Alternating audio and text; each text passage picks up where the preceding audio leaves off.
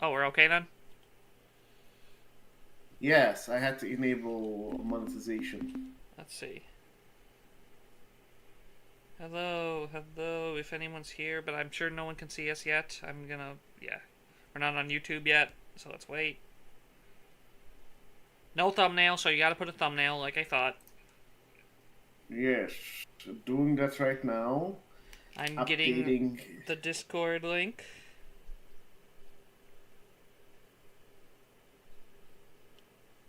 I'm excited. I love this game. Yep. I'm sorry, but I do. Yes. Do you like this game? I do, and I'm tired of pretending that I don't. Okay, No, hold on, yes. hold on. Yeah, remember, we're live already. We're already live on YouTube. Check Yes, the I know. audio. Star. Oh, hey, Sorry. there's a hashtag for Star Control. Yes, and Free Stars is like the alternate name. Or Ur-Quan Masters.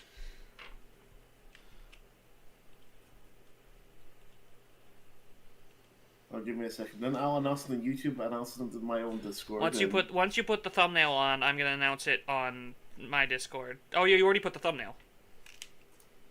I did. Yes, it worked. All right. Now to content. Star Control, Ur-Quan Masters. 3 stars. Star Control 2. Very well.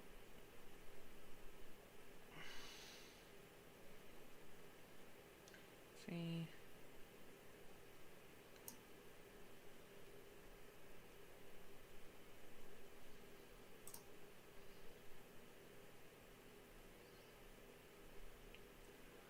Hello, hello, everyone. If anyone's here, welcome. Oh man, there's so many like hashtags that I can use for this. So this is Yes, you good. just throw a bunch of hashtags. Yeah, I've used them a bunch on my videos. Let's see. Where's the other? No, there's no speedrun. Obviously not a speedrun. All right. One of my friends is in class, but that's all right.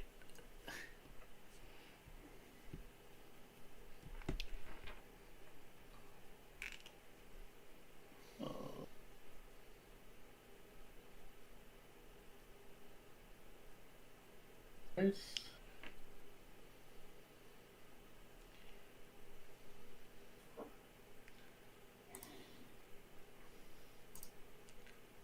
Hello, hello. Okay, everything has been updated. Stream is it is monetized. Good, good. Last time it was not. We didn't have any ads.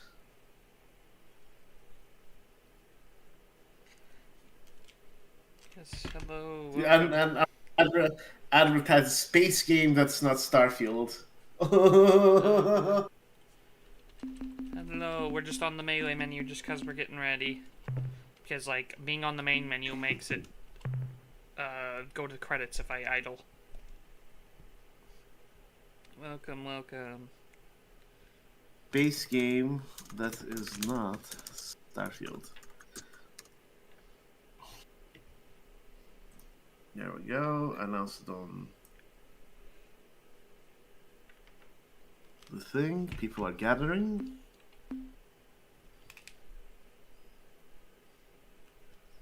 Hello, hello, hello. Hello. I'm announcing it on Discord now.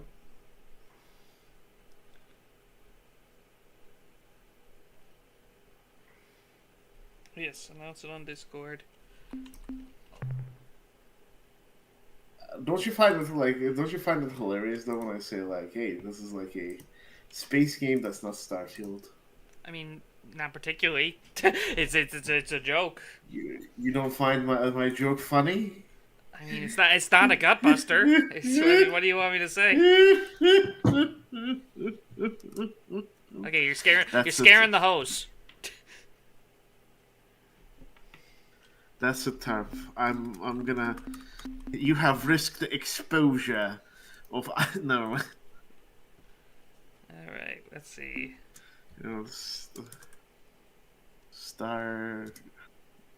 Star game that is not Starfield.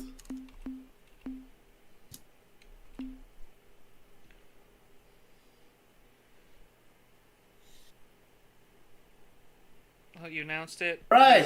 It's announced everywhere, yes. Alright. I kind of want to wait for at least one person to show up and chat. I want to see. How many people are watching? You already got 5 likes.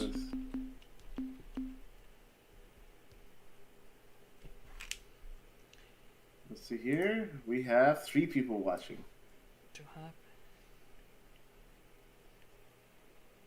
Welcome, welcome, welcome. Please don't be afraid to say something in chat.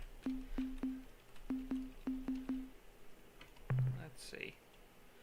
So we're continuing where we left off last time.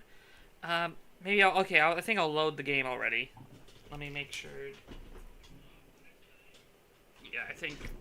Should we just start then, if no one's saying anything? Or should we? Yes. Go ahead. I think people might be turned off by the main menu. That's why they're not saying anything. No, I don't think it's that. I think it's just... Alright, let's see. Where's my proper saves? Your password expires in 30 days. Update your password. Oh, I forget. What was the last save? Hang on. June 17. Okay, let's all wrapping up. Here we go. We just finished refilling our ship. And we got an ore ship now. So yeah, here's the map. We met the... How powerful are the ores ship? They're pretty good. They're pretty good. We got the Spathy here. We still gotta meet with the Spathy. We gotta meet with the Zokfot, but there's a big risk here in that they're right in Ur-Quan space. And we also are told that there's some other thing they're fighting. We know the Shofixti, that... Hang on, let me go. That race that blew themselves up. We know the males are here if you want to look for the males. We still gotta find out... Let's look for the... We gotta find out what that hint was about Lynch Nas Plo, the long, thin creature that swallowed the thin beast. And we gotta find the creature that Zex wants for the females. So should we just go right here? Yes. Let's go check out the male. So the hint we got with the male Shofixti, I'll go to a few stars on the way. The hint we got was that these are old and they might not recognize you, but if they attack you, don't fight back, run away. And we need to, he recommends talking to them on their own level. That was at the Melnorme, the hint merchant said. Makes sense. Oh, hello, Ralph. Oh, hello. Ralphie May. No Ilraf Adventure in your lineup? There's no, you can't... Oh, sorry, you were looking at Melee. Uh-oh. There's 2 of the probes. Just like hanging out. Are they gonna probe us now? Are we getting probed? Alright. Yes, I'm gonna try and see if we can find some treasure. While we do that, I'm also gonna be... If I'm doing stuff in I the think this background- is our first certain kind of... This is a ruby world. Look, yeah, look at these. They are the pinks. Well, so here's what I'm thinking. While we do resources and stuff, let me... I know, you're do some work multitasking. in the background and stuff, yes. And then, when let me know when you need my full attention. So, Okay. I mean, as long as you're listening and stuff, and you have it on another tab. Oh, yeah. This is why I like, what's it called? Me playing it. By the way, did I tell you? So, kind of like an interesting thing. But you know what's going to happen? What's gonna happen? I might actually, what's the thing called? I might go to the city of Chicago on March 18th because our lawyer said that like you can just like ask for a continuance and go by yourself because our like the thing doesn't have money. Anyway, I guess who has to go? Like actually to the court place. Me by myself. Oh. So that's exciting. Nah, at this point, so here's the thing. I treat this almost like a game at this point because I'm not gonna be personally liable for anything. Just Alright, I just don't know. I still just don't know how much you want to talk about this on stream still. No one's gonna. Well, I know, but I just don't know how much people want to hear this either. Anyway, yeah. That's life right now. So. Yeah.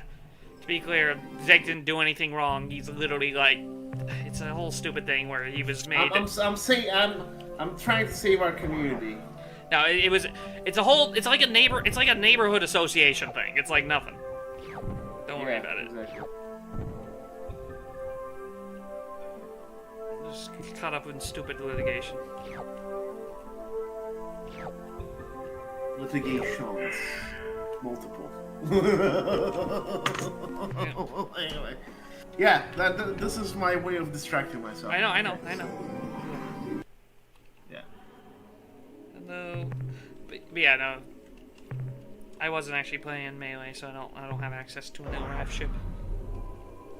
So what's going on with Melee? What do you mean? Melee is like, you know, the ship fighting mode, where you can use any of the ships. By the way, guys, the more you like, and again, I told Tarp, I'm already sold on this game and the series, but like, if this like becomes like very popular, or like we have like a very dedicated fan base here, I'm gonna integrate this stuff in. I know you keep. I know, yeah. Just enjoy it. Like I said.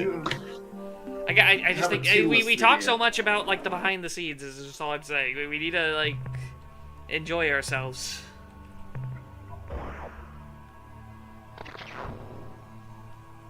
I know, I'm kind of a behind the scenes kind of a guy. Sometimes. Anyway, I'm gonna start doing stuff. Alright. Let's keep going. I'm doing some stuff, and I'm probably gonna try and fight one of those probes at least. Rare time I've seen them like in a system. Usually they're always like attacking us in hyperspace. Hyperspace.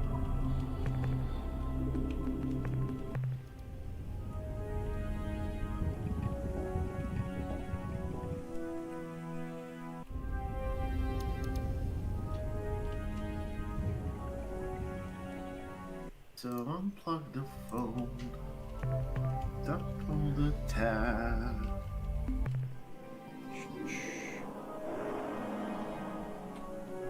Oh, that one guy! Thank you so much!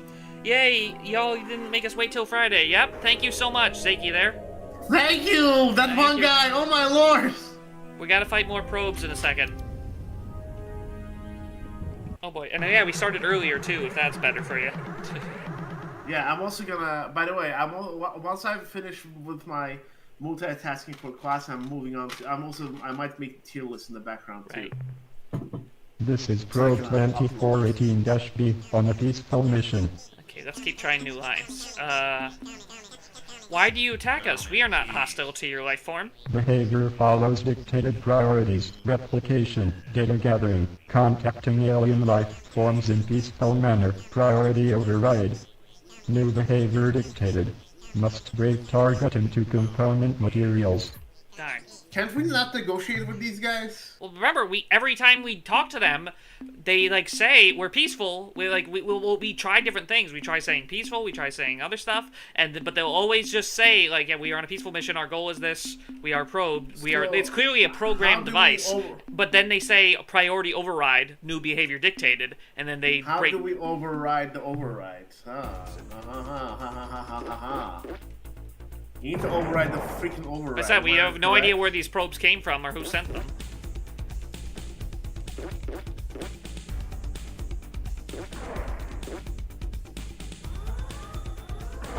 Thank you again so much, that one guy. Seriously, though.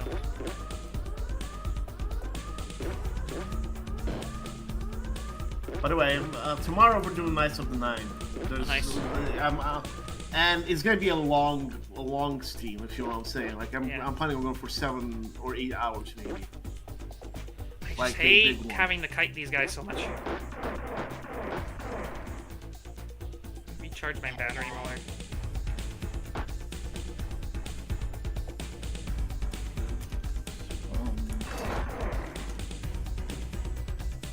That's one guy. How are you enjoying this game, by the way? Have you like ever played it before, or? No, he hasn't. He said already he hasn't. It seems like his cup of tea, though. So. Yeah.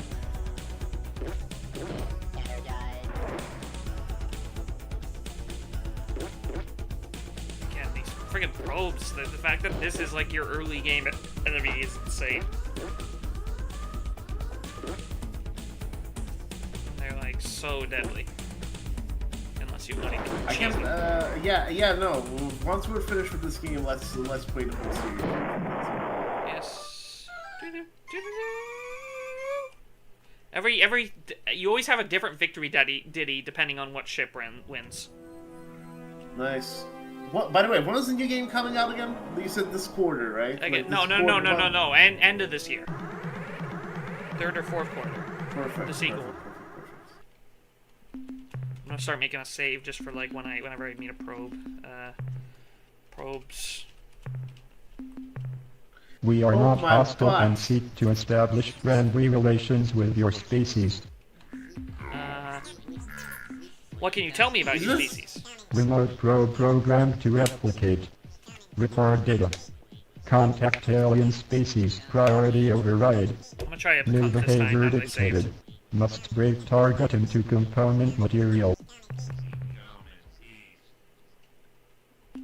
Oh, and unhinge their theme sounds. Please, res.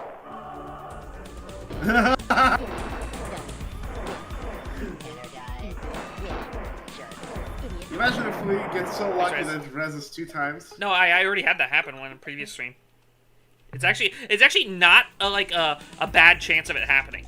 It is like either like That one guy 25 or says, even like I 50%. certainly see losing hours to Yes. of the Sun King. By the way, thank you, that one guy. Thank you for like the dedication to our channel. I'm Yes, really, thank you so much. We really appreciate it. Remote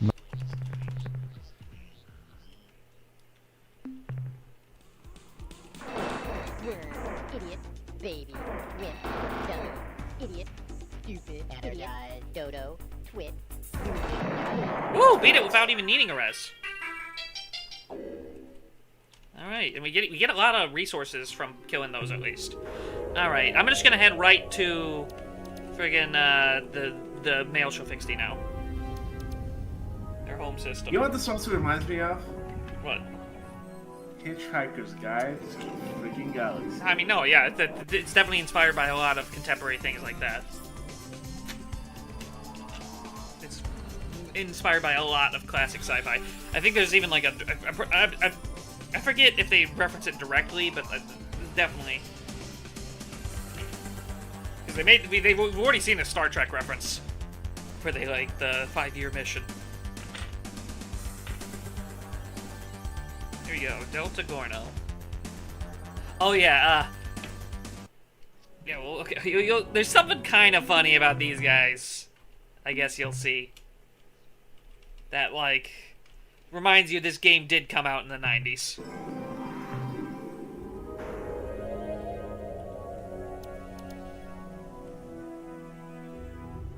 I think this is their homeworld. Yeah, Kaibetsu, apparently. This is their homeworld.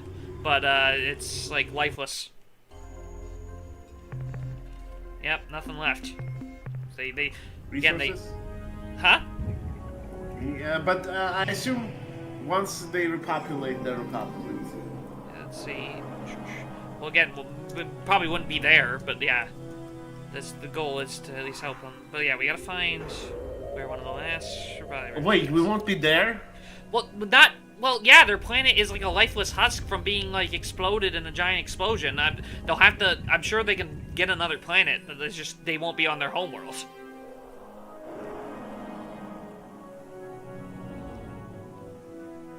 We can resuscitate their species. Maybe we can bring them back to the starbase. Wow, so that one guy is like a super fan. God, that's fun to watch as the main stream as it is to throw on as reruns in the background while working back. Oh wow, you actually watch the VODs too. That's great.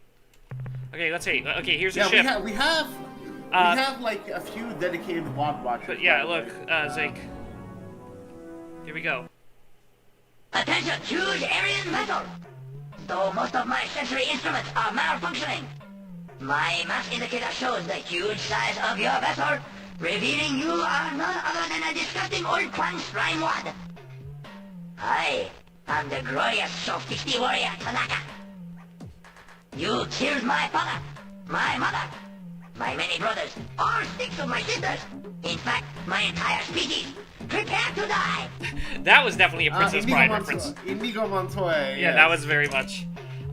Don't attack, we're not the Ur-Quan, we're your allies. No one insults us like that, you toothless, piebald, impotent roof rabbit. Don't you know the war is over? Gee, if that's the way you feel, I guess I'll be on my way. What should we say to them? Wants to be on their level.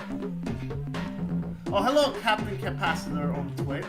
Oh, hello, yeah. My name is Inigo Montoya. Yes. By the way, if you're on Twitch... Oh, Captain Capacitor, I think I know them. But yeah, if you want both of us to be able to see your comments, you should hop over to YouTube stream. You just go over to Zake and Zach on YouTube, and you'll be able to find the stream on YouTube. But also follow us on Twitch, because we're trying to build up Twitch. But yeah, thank you. So what should we say to him, Zake? Zake hasn't played the game, so like...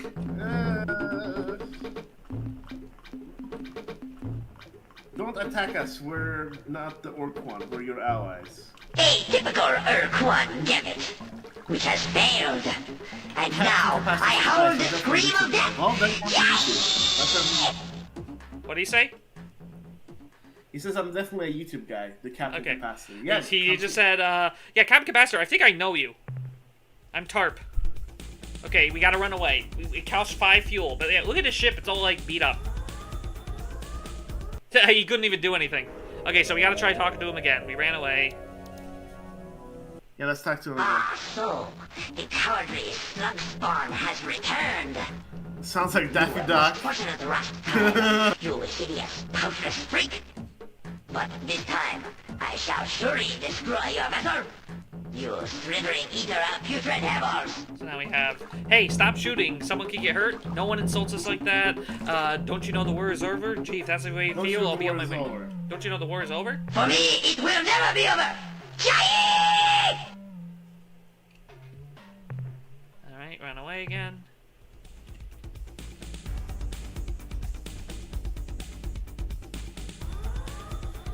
What? Hello, Captain Capacitor. Yes, the Target Troll Lore Master himself, thank you. I see you back for even more I see you back for even more humiliation. You flatulent Ur-Quan puss cup. Pus Cup.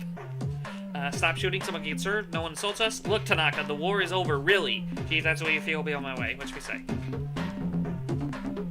Look, Tanaka, the war is over, really. For you, perhaps. Fat, cowardly Lord Lug.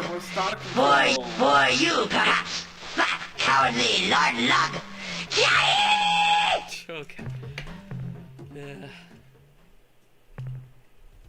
Run away. Oh, he's gonna get a few shots off on us. Ah, we lost a few crew there. That's alright. Imagine if he just kills us. Alright. Okay, he's gonna find a broken ship. I'll kill you this time! You pitiful, weakling fancier of herd animal excrement! Oh god. Stop shooting, someone gets hurt, no one insults us. Look, now we're getting you really pissed off. Stop attacking and talk. Gee, if that's the way you feel, I'll be on my way. What should we say?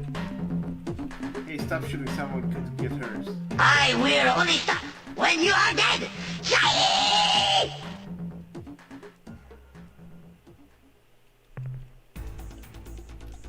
Man, are these guys dense?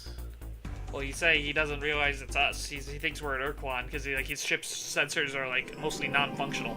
So he just sees like a big blip on his radar, basically. I'll kill you this time! You pitiful, weakling fancier of herd animal excrement! Okay, this is Monty Python.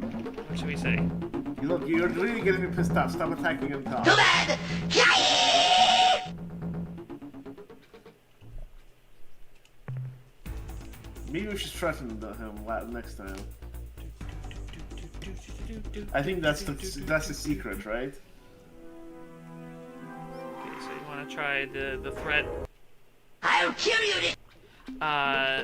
Oh, see, like, now that option's completely gone. So now we just have no one insults us like that. You toothless, piebald, infinite roof rabbit. Look, you really getting me pissed off. Stop attacking. Gee, if that's what you feel, I'll be on my way. No one insults.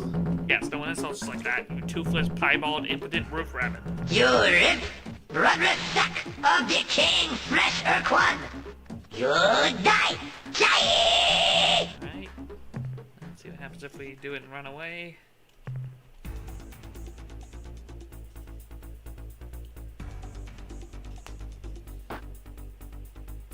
Imagine if the asteroid hits him. Okay.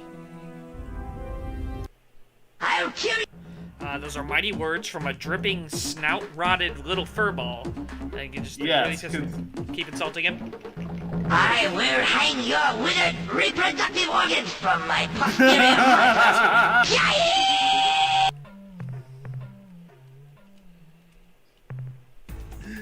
Oh,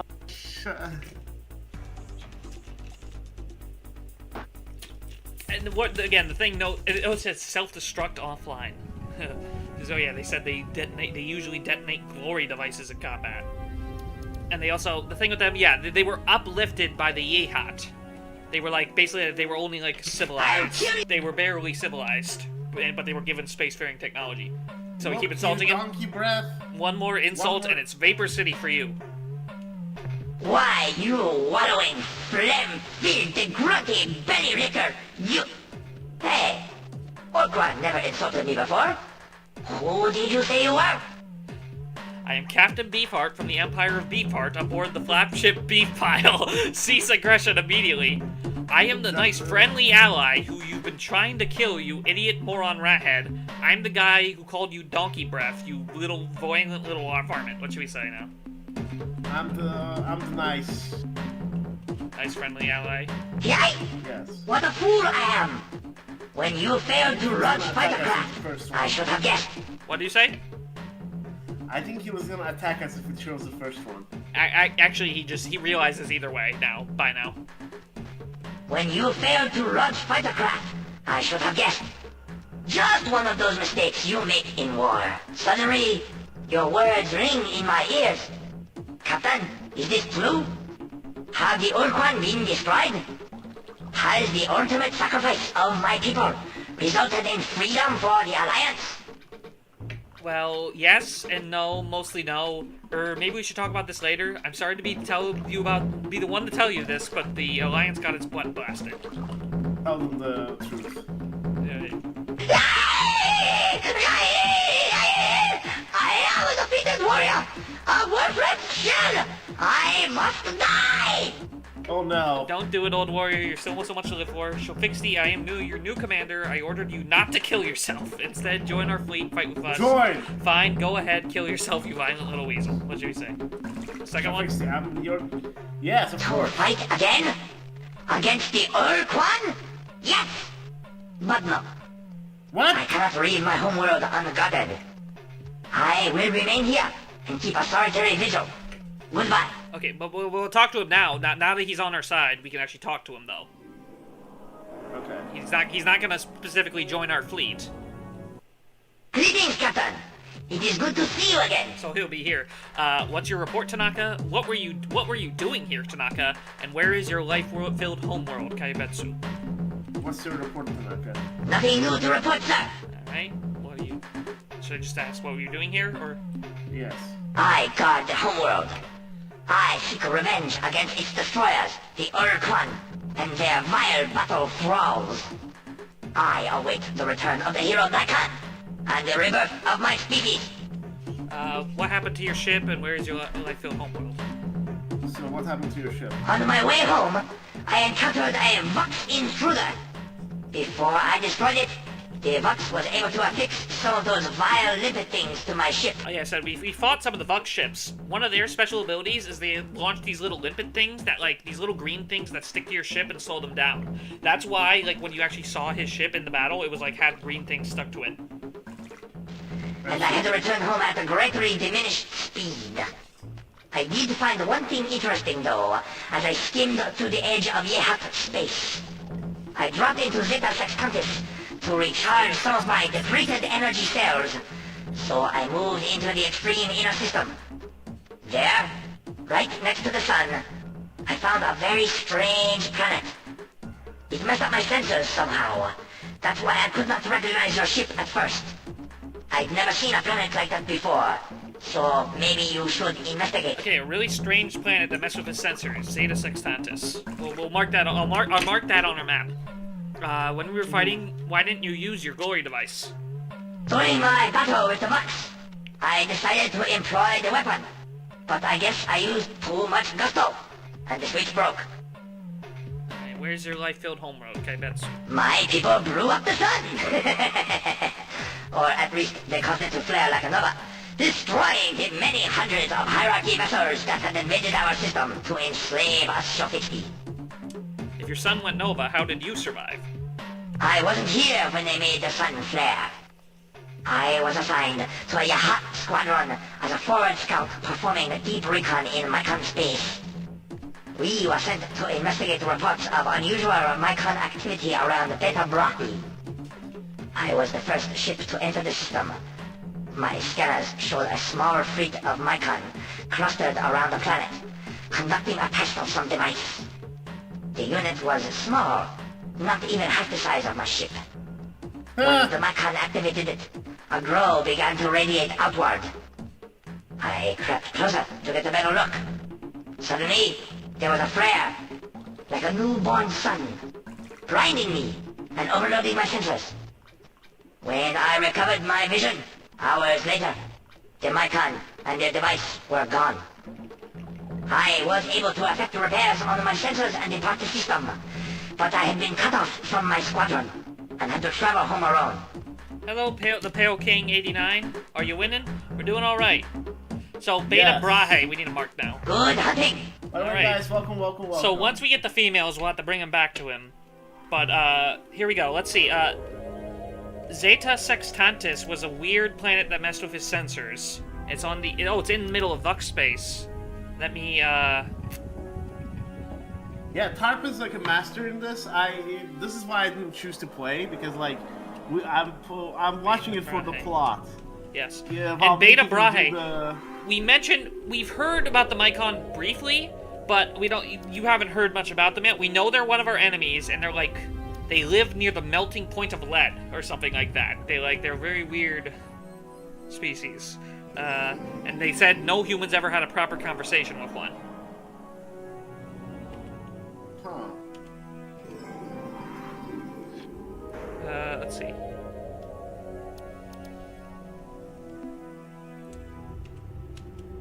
There we go. Beta Brahe. The Mycon tested a strange device that caused a big flare.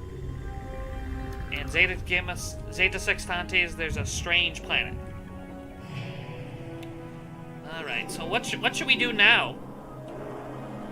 Should we mine some more? Should we investigate some of those things? Should we try and contact the Spathy? What should we do? Should we try to meet an Ilrath? What should we do? We should probably find that creature.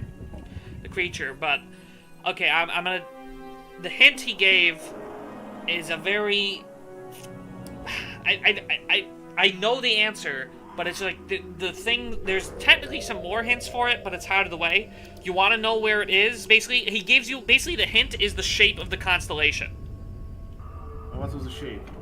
A long, thin creature that swallowed a big beast. And it also was supposed to have a yellow star. Yeah, oh, I see. It's the one way over there on the right side. I'm not good with that kind of stuff. This? No. Well, this. I'll tell you the answer here. Just because I can't spot it. It's actually this. See, look, let me zoom in. It's actually a reference to a book or something where there's a snake that swallowed an elephant, and it basically looks like this, there's a big lump in its stomach. You kind of see it. And the other hint was that it was called Lynch Nas Plo, and this is called the Lyncis constellation. So, yeah, we can't get that for a while. It looks like. I see. By the way, guys, the Discord link is in the. So we can't help the Shofixi for a little bit. Join. So yeah, what should we do now? Should we? In that case, we should meet the Ilrath. Yes. All right, let's go try and meet the Ilrath. I'll try and go to another planet. Let me go to. I'll go to Alpha Centauri. Hopefully we can negotiate with the Ilrath, but we'll see. Okay, we'll try and meet an Ilrath. Roster. First, let me.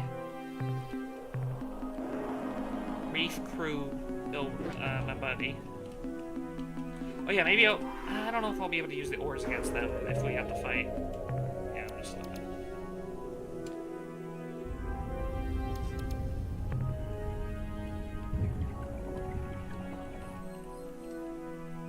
First, I'm gonna first like mine some like worlds on the way there though, just because like I need we need resources.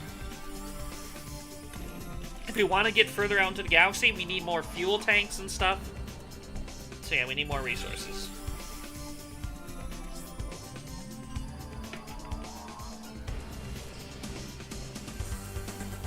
Don't forget to like the stream if anyone's enjoying.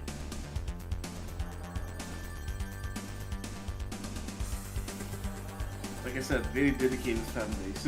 Yeah.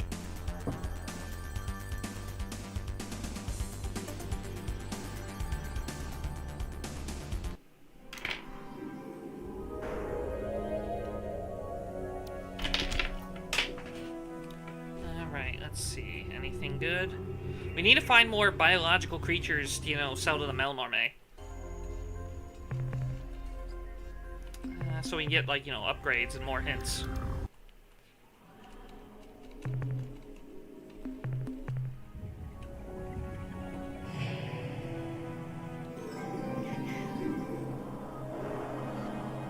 Oh, is this another Ruby world? I think this is a Ruby world. Ah, no, it's another one. Ruby world. This is Magma world, and it's, like, really deadly, so let's avoid that one. Really deadly and not enough good resources. Eventually, we're going to be able to upgrade our landers. Remember, oh yeah, like, the next upgrade the Melnorme offer is faster lane. Fearful better survive. Plithol better survive. Yeah, we're going to keep Plithol alive. Yeah, he uses Flithol crazily. Ultramarine. Now there's some greens. I see things green. Red roses too.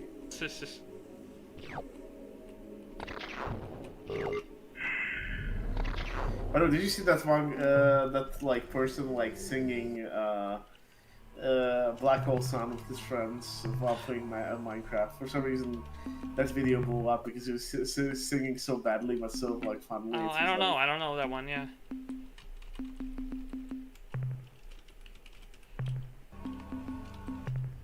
Oops. I want to go that. There were some biologicals on that, but the tectonics were pretty bad, so I'm just gonna try.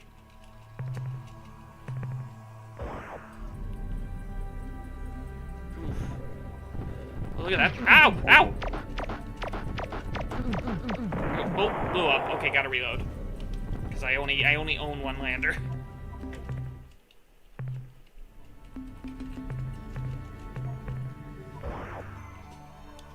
Let's see. Yeah, this planet seems problematic. What seems? This planet? Yes. Yeah, okay. Problem is, those things take a lot of shots, and I can't really stay still. Because of the, all the hazards. Okay, I'm gonna try one more time.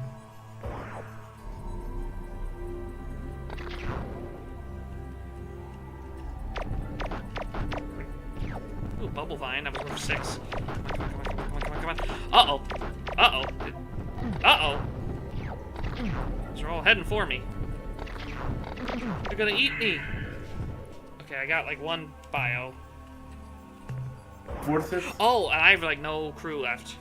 No. Okay, nope. It's not worth it.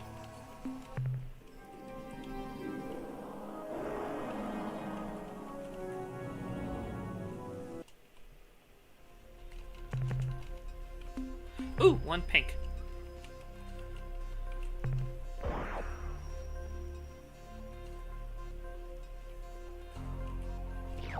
Do you like have resource management as well with that? To a degree, because remember, you have like storage tanks, so you can only carry so much. So like that's why I'm always going for like higher value resources to like make our trips more worthwhile, while like not filling our stuff with like the less valuable.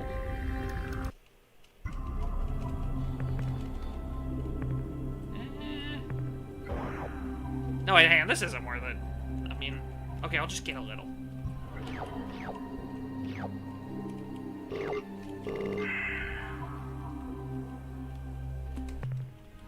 Let's see. I guess we'll peek a little into the ORAF and see if we can do anything with them. You know, I might make a few like crappy cover videos because for some reason, to counter AI music, they have become like really popular. If you know what I'm saying? Yeah. And I just like singing karaoke, so I might like do Oblivion or Minecraft gameplay or something and like put to like me singing songs. If you know what I'm saying? Yeah. Like that are like kind of like popular, like memeable or stuff like that. I get what you mean.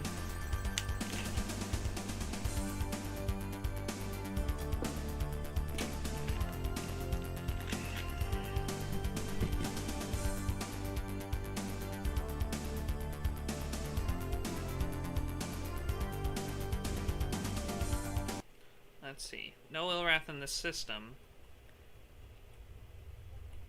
No intelligent life has been detected. Let's see any.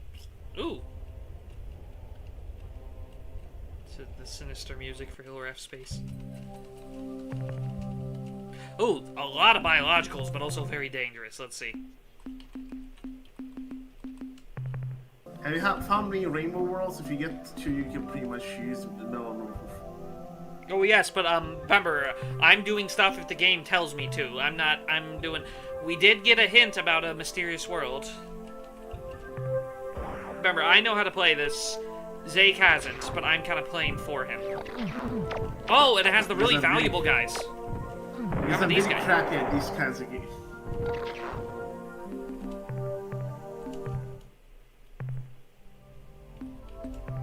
So, can you have more than one lander, by the way? Yes.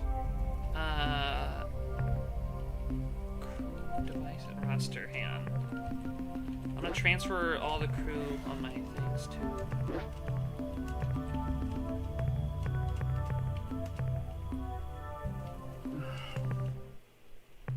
I'm trying to see if I can get any. These are the really valuable ones. Goo burger. Come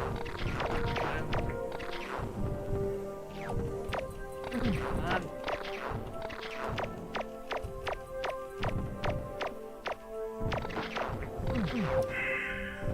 Yeah, these are really valuable.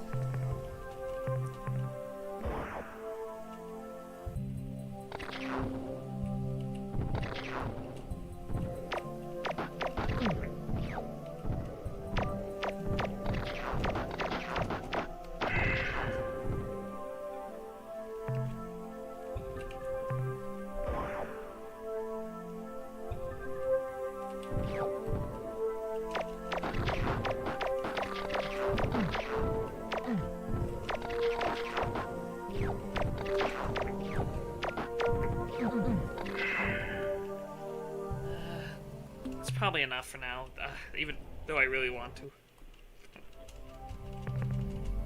Urea world.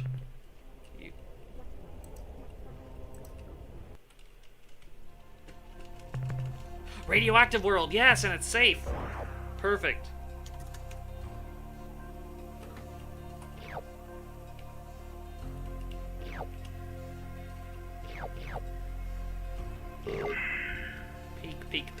Peek.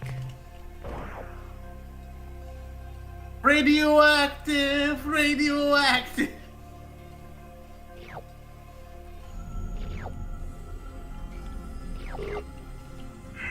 I got an extra cargo bay.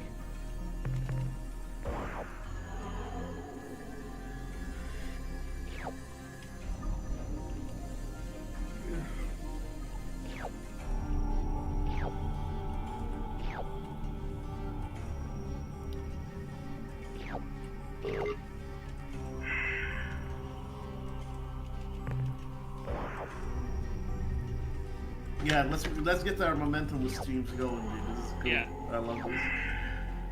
It's fun. Yeah, I'm sorry, when you do resource management, it's just like I also like do other stuff in the background. It's like I like resources and stuff. It's just they're, you know, Yeah. it's like a gameplay mechanic. All right. Okay, so how is it a little less repetitive in the other games with the resource collecting? I mean, it's some of them. There's a lot more like kind of stuff to find, I guess. I mean, the only Star Control 3 cuts it out completely. Star Control Origins, it's like 3D planets, and there's a lot more like little objects of interest. So it's definitely less repetitive. Here we go. Let's see. Is this Ilrath? So would you say the other games have more fans than this one, or how? No, no, not at all. This is the most popular one. By far. Here we go. Let's talk to the Ilrath. What? Can I believe my sensory cluster? I sense humans. I dance with joy for our good fortune. The human dies with such agony that it cannot help but please Dogar and Kazan. Oh yeah, remember, like, the one thing we've heard about these guys is, according to the Pakunk, Dogar and Kazan are actually, like, a hoax, and, like, someone, like, used them to, like, command them to attack the Pakunk. There was someone, like, giggling on the other end of a message. Ilrath Vessel, state now the nature of your mission. We take pity on you, weakling Ilrath. Go now before we change our mind. Your greed for lives seals your doom. We will slay you by the thousands. We mean you no harm, relax. So I love the chat. I have to go. So how do we approach them? It's just like, well, we tried being nice once, and they immediately laughed us off last time. Remember, like just we tried like being like cutesy about it. I mean, I don't know how much success we'll have even talking to these guys, but I would probably go with the first option if you want my personal. All right, let's do that. Yeah, Captain Capacitor. This one is so popular, I continue to watch people play it 34 years after it originally released. Yeah. Ha! Puny human. You make me chitter with amusement. By the will of Hello, the Cat's mighty Business. How's it Dogar going? and Kazan, I am here to make you die, die, die. So that didn't go well either.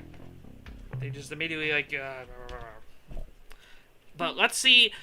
Before we only fought a damaged one, let's go see what it takes to fight a Ilrath.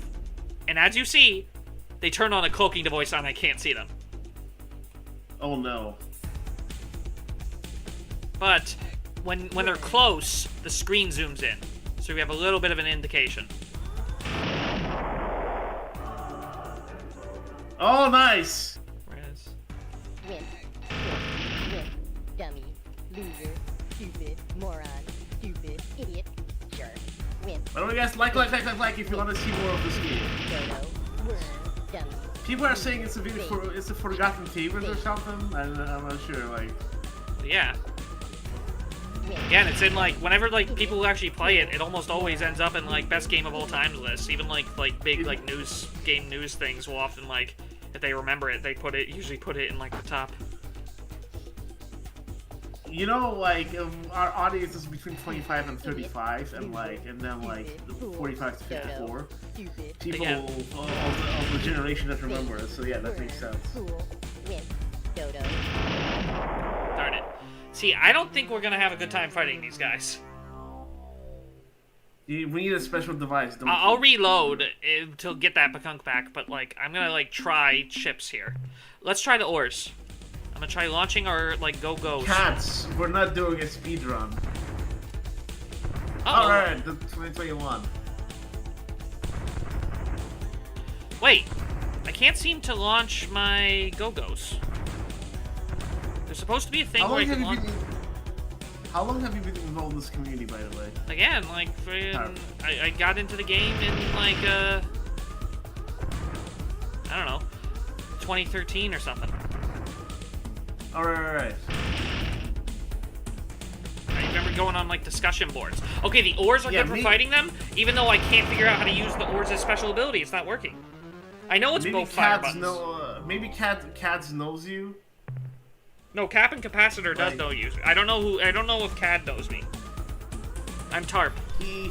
Tarp is the lore master or whatever. Well, no, but it's not. No, don't be like It's kind of like a joking thing. Don't. It's. I'm on like the Discords and I have a YouTube channel. Yeah. I was. YouTube channels. This is technically. Oh, I can't launch the Go-Go's when they have the cloak up. I see now. Okay, I'm gonna reload, switch to ores, and I think I actually can fight them with the ores because the ores kind of have 3 abilities. They have their fire, they have these little crew launch things they can do, but also they can turn their gun, so I can like turn the gun around backwards and let the Ilrath like try to chase me and shoot at them. No, he doesn't know you. Yeah, I didn't think he'd know me. Know me? Do you know me? That was from Cartoon Network. Know me? Do you know me? Yeah. I don't remember where that was from. Alright, come on, Ilrath, chase me. Like. Oh yeah, the ores seem really good for finding the Ilrath. Because look, I can't see them, but I'm just shooting behind me. Oops, oh, I hit the planet.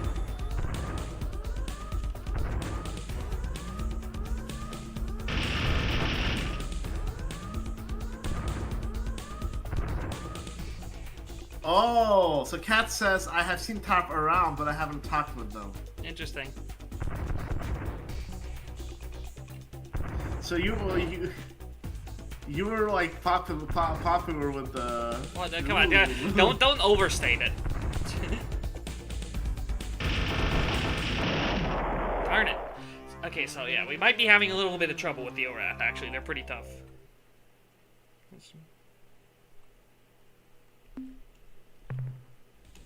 Captain Capacitor is also singing your praises. Well, no, I know, but the Captain Master, I know that.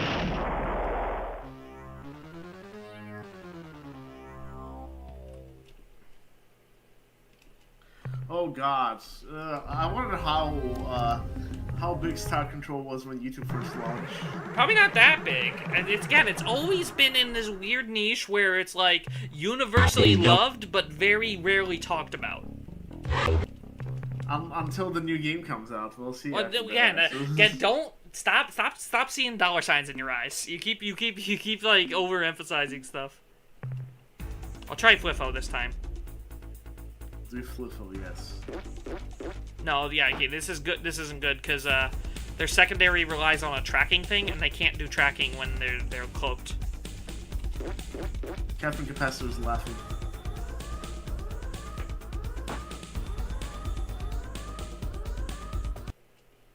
Alright. I might actually have to, like, run away. Because, like, I'm actually, like, having trouble with these guys. Yeah, you know what? Let's run away. I don't think I can deal with the Ilrath right now. Oh, that's Cave Story Cat's business. What? There's another game called Cave Story. Yeah, it's just a completely unrelated game. It's just a popular... I've heard of that game. It's a popular indie game.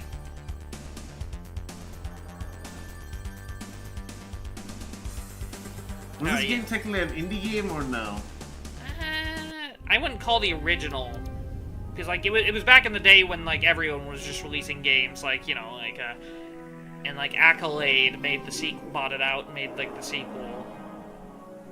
It's like, and technically Atari owned that, and it was a whole thing. The new game is gonna technically be, the sequel is gonna technically be an indie game. Despite having industry veterans.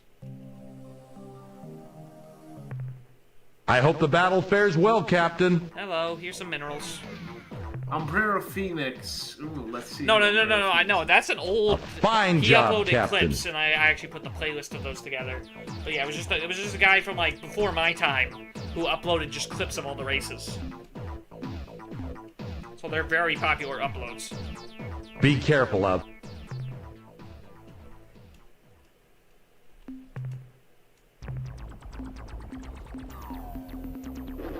Alright. I like the Smiling Friends one. Oh yeah, that's my meme. That's unrelated.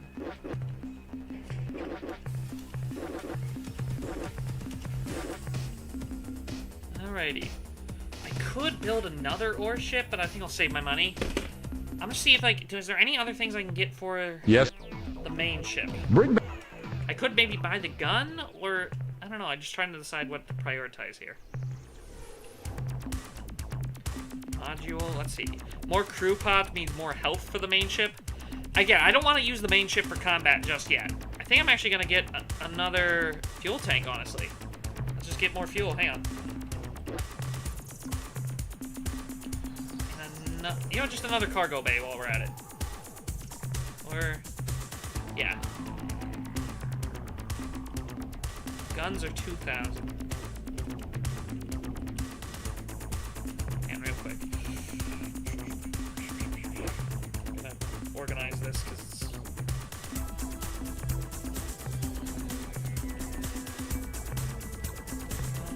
Like Kerbal Space Program, this part, by the way. Yeah. You know what, maybe I I'll tried get... streaming Kerbal Space Program and didn't work out that well. I could get another, like, Earthling. Let's see. Now, I'll save my money. I'll save my money. Those are simpler times, man, when we Yeah. played Kerbal Space Program. And people weren't as crazy. Let's see, where should we go? See, look, now we have a much bigger, like, travel range. Should we meet the Spathy now? Should we investigate Ore Space more? Should we investigate one of those other worlds? Let's investigate the Ore Space. Yeah, we want to keep looking around there, because remember, we heard about how there's, like, an ancient civilization, an ancient race, rock-like race that once lived there. But, like, no one's been able to investigate because the Androsynths were there. But now the Androsynths aren't there, because the ores are there. Let's see. What stars haven't we explored yet? I could technically check out one of the extended mod stuff, but, like, that's not, like, canon. Where there's, like, you can actually go to where the Androsynths were investigating something. Let's go Beta Vulpeculae. Nah, let's just stick with canon for now. Yeah.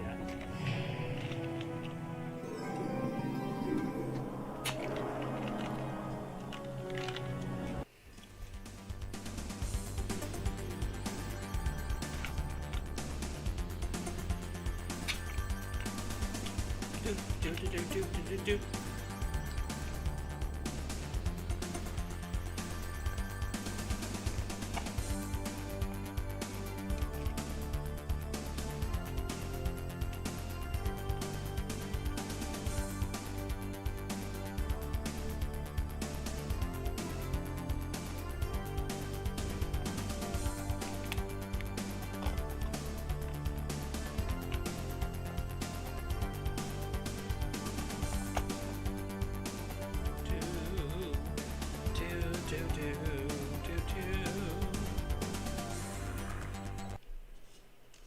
Oh, there's a bunch of ores in this system. Chilling. Talk to them. You want to talk to them? They're actually, you're right, they're very memeable. They're very memeable. I am expanding. It is so much squishy to smell you. Campers are the best. I have anticipation. And then what? Better parties in the middle for sure. Hi there, it's good to see you again, I think. I forget if this is going to be the same line as before. Perhaps, Oh, this is a new line. perhaps you have not been to the playground. The playground is for Taelo and for ores, but campers can go. Ooh, new It's race. more fun than several. The playground is 372.1, 261.9. Your silly numbers. You can go there for too much fun. Oh, okay, well, that's a good hint. That might... I'm... The Taelo, they're probably that, like... race. That ancient... Let's see, hang on, but where they... Okay, let me check what those... That location is. That is... You know, the most, I think they're the most disturbing ones because of this, Delta Vulpeculae. Delta Vulpeculae. We gotta check out that system. This isn't this one, but nice. We're not exactly clear on who you are and where you're from. I will tell again the many Oh, this is new pieces. dialogue. You do not know special things. Here is some. Time is not one, but many. Space is many. Colors are many. You are so sticky. You cannot slide like oars from outside to inside and in between. It is sad. But oars can pull the campers after being connected. This is soon. Oars are trying to pull the Androsynth, but they are so silly they do not want. Arilu can slide. Also Taelo. Many can slide, but oars are better, of course. Interdimensional travel. Yeah, and they mentioned we've heard the Arilu. The Arilu, remember, are the guys that look like little green men that, like, you know, experimented, like, on humans or whatever. Yes. But they said the Arilu are from above, oars are from below, but they're both from outside. And then we mentioned the Arilu also supposedly have, like, weird, like, fast portal travel. Yes, we do. I wonder if there's like a Goodbye start control is race the game. game. Hello. There is. I am only joke. It is funny enough. Do not forget to enjoy the sauce. Alright. Well, we gotta check out Delta Volpaculae now. Let's see, star map. F7. Okay, I'll remember it. It's like in the same sphere. But first I want to investigate this system just a little. Ooh, some life forms. Ah, these things.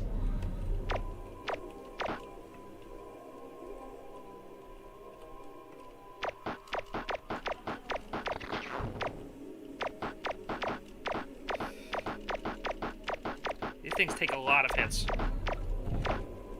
Oh, and they bite. They hurt you.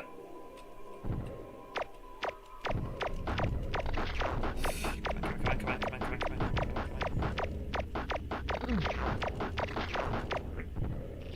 They're worth like 10 each. So... Ah! Did I save? Did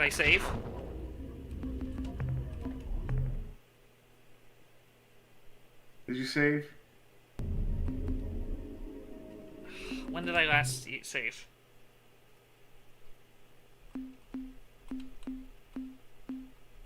I don't recall. I don't say. I don't have any landers. That means I have to, like, go back.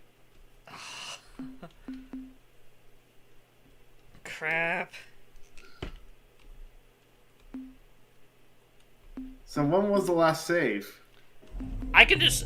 Honestly, like, it might be better to just, like, go home. Because, like... Because I need a lander, but, like, also, like, I don't want to reload. Because, like, I can't remember when the last save was. Oh, wait, oh, no, okay. This was right after I recruited. This was right after I went... Okay, I'm just gonna go right back to where I was. There we go. It's just before we went to ore space, I need to just re-trigger those lines with the ores.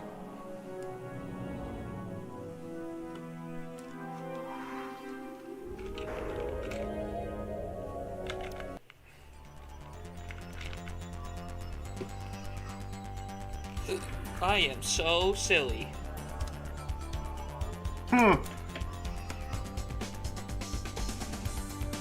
They sound like Hillary Clinton, by the way. What? I don't even get that one. Oh, I am so silly. Why don't we Pokemon go to the pole? Ugh. I think you've listened enough to speeches. I don't think I've listened to her enough, I guess. Come on, do you guys agree with me? Ha ha ha.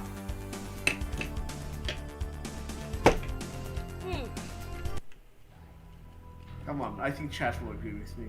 I don't know. It's not our usuals.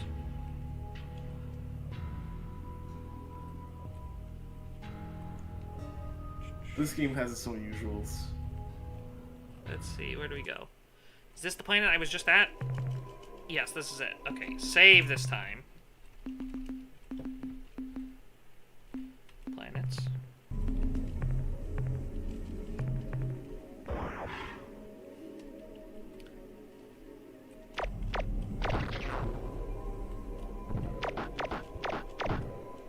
Aliens! Ha ha ha ha. Aliens!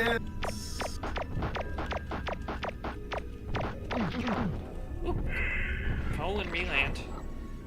I am Professor Psychotic, Professor Psycho. and this is my evil laboratory. What made you say that? I remember it, but It reminds me of like these creatures remind me of the creatures that like what's his name? Charlie ate in the weird like in flying the things. restaurant. Yes, yes. You just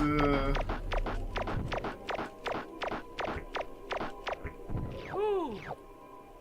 10 carousel beasts. Ow! I am Professor Psychotic, and this is my evil. I'm gonna inject my DNA into an egg. It's like, oh, look at this girl. She's beautiful. Like, like he grabs her. Like, I am Professor Psychotic. I'm trying to make something in my laboratory with an egg in my DNA. I'm trying to make homunculus in my evil laboratory by injecting my DNA into the egg. I think that's what it's called. Something like that, yeah. No, I mean, it was called a homunculus, but I just forget if he said it in that scene. We gotta come together and raise this homunculus.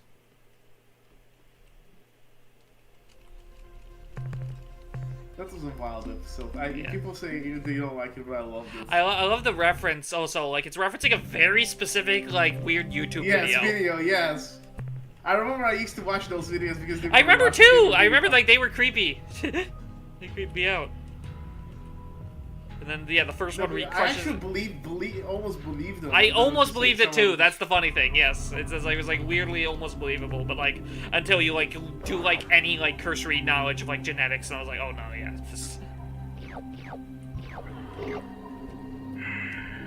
Oh, we're on a treasure world. Look at all this. Look at all this gold.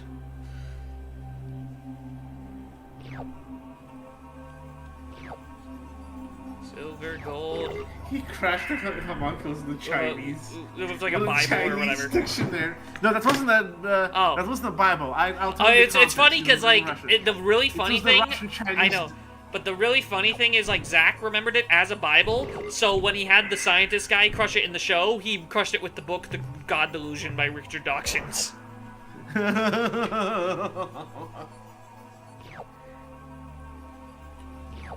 Because like he talked about it on Oni Plays that video, and he talked about how he crushes it with a Bible, but then like literally like you could tell that's how he remembered it because that he put that gag into the episode.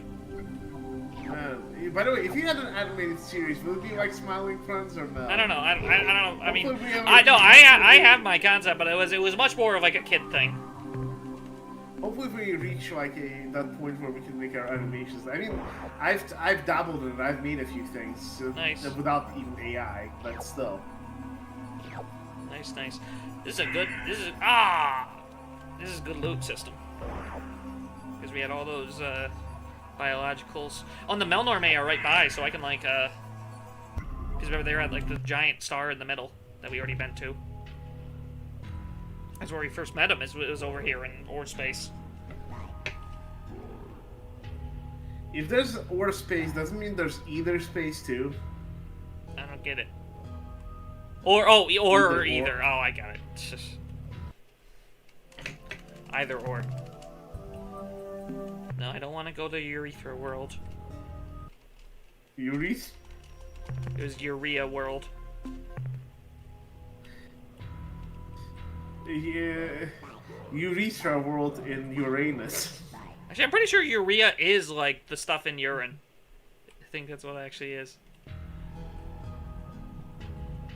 That makes it yellow.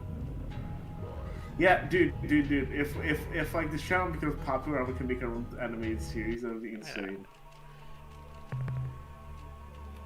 If. Hey, people say if, but you know what? Like I had like thousands of peers saying they wanted to be influencers.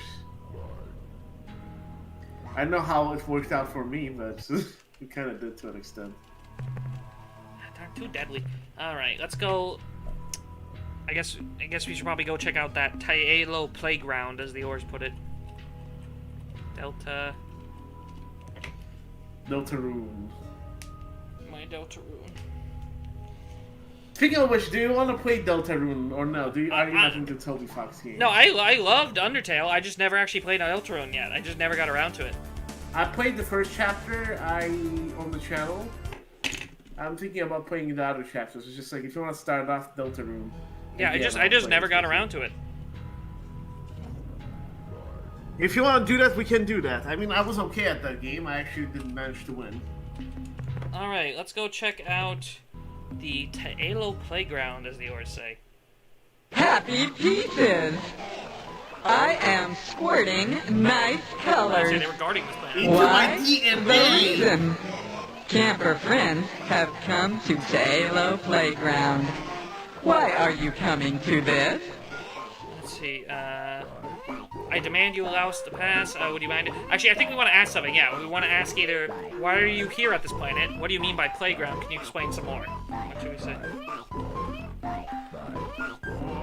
What do you mean by playground? Can you explain some? Yes, yes. You say words, then I say. It is fun in between. More fun than dancing. Many gravity centers in heavy space make good party places. This is why we like the new town.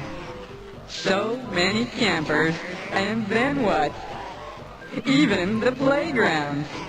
Such a surprise. At this playground, Taelo are making time jokes. It is too funny for the Ors. Taelo are in heavy space, and next what? They spread to pretty space because Denari are chasing them. Now, Denari are sleeping, so Ors can chase them. Then we can have a party. They are even better campers than you. Do not feeling bad. You are good enough campers, but not yet. Huh. Oh, so we're not evolved yet. We're not yet. They said something about the Taelo, yeah. They were running from something called the Denari and spread to pity space. And they mentioned earlier that the Taelo can slide like them. Why are you here at this planet? I will tell. This is Taelo Playground. Do you know? Taelo is not anymore the heavy space. They are not here. To play with Taelo, Ors must spread into pretty space. There are so many good places for this here. Ors are happy. Of course, you do not know Taelo. You are campers. You cannot go into pretty space. Too bad. Would you mind if we did a bit of exploring on the planet's surface? You are asked if Ors are upset. Ors are not upset. You are happy campers. Certainly, you are only slow-time walkers. It is not fun on the surface in slow time. If you want to go, that is okay. Alright, so we can go check out this planet. What's here? Oh, there's an energy scan. Hang on. Yep, right there. There's a lot of valuable resources, too.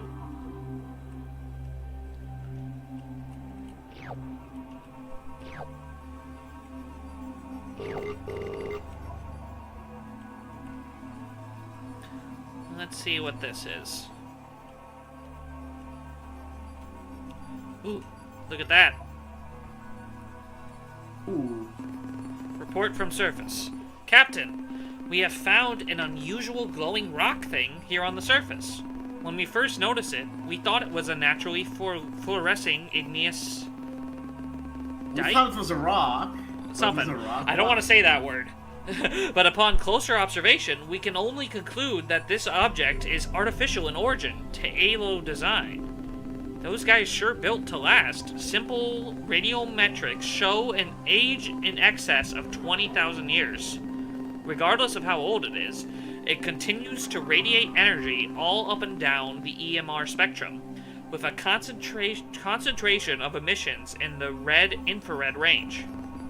Even though it weighs a ton, we will definitely lug this puppy up to the ship. One last comment before I sign off. Ensign Hodgkins and Witherspoon have been reported extreme headaches and mental disarray whenever they approach this Talo device.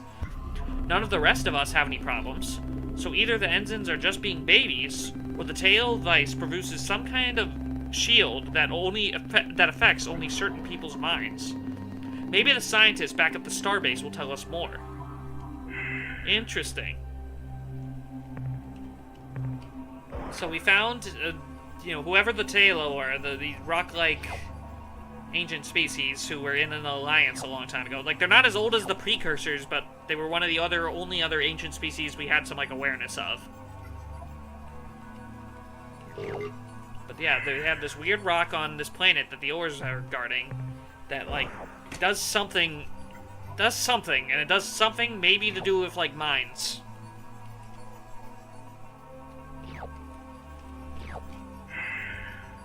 You still here? Yes, yes. Let's see. Manifest devices. So now we have the clear spindle, that weird, like, useless piece of something that the precursor piece of something that the Kunk gave us, and the Talo shield it's called. Interesting. Alright.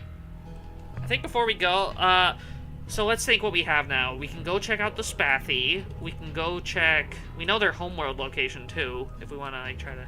Yeah, let's go talk to the Spathy. Alright, I'm just trying to think if there was anything else in the area we wanted to see. There's that... I marked that plan. I guess, yeah, there's nothing... We gotta eventually make contact with the Zokfot pit, but they're in pretty dangerous space. They're on the edge of dangerous space, so... Yeah.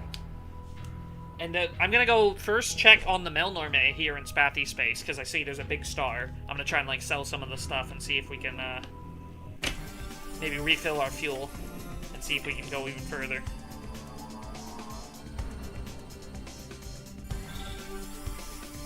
Oh yeah, cat's business. Rocks on the planet. I was gonna talk to one more Urs, but it's fine. We'll be able to visit another time. You take the big rocks and you turn them into little rocks. And then you take the big little rocks and turn them into big rocks.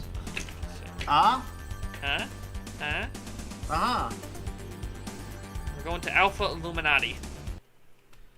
Oh, God. Oh. You didn't have enough Illuminati stuff in the past few weeks. Mm-hmm. Alright. Oh, the Spathy music. Hello, Melnorme. What a coincidence. I was just talking about you to the Keel Varese captain. They expressed great interest in your explorations and struggles against the Ur-Quan. But, like all of Varese, I'm afraid they were hesitant to introduce themselves for fear of, well, frightening you. In any event, it is our pleasure to meet you once again. Now, what can we do for you today? Let's sell some of our junk. The 100. 282. Well, first we fill on fuel. Fill my fuel tanks. Yes, sir. Fill her up right away. Fuel. Should we buy information or buy an upgrade? Or should we save our money? What do you think? I'm not sure about this one. The upgrade was for, like, increasing lander speed. And, yeah, information could be about... No, not an upgrade. Unless you Alright. don't want it. Well, again, the one thing to note about upgrades is to get upgrades, you need to, like, buy the current one to unlock the next one. But again, we won't have enough money to buy the next one. I wish my information. Information? How? Remember, the information's only 75 apiece. We have 388. Buy current events, useful data on alien races, or historical information. Useful data on alien races, maybe? Let's see. The Zokfot pick are a friendly co-op We know who they are. 3 alien Well, yeah, he's species, starting. all native to the same world.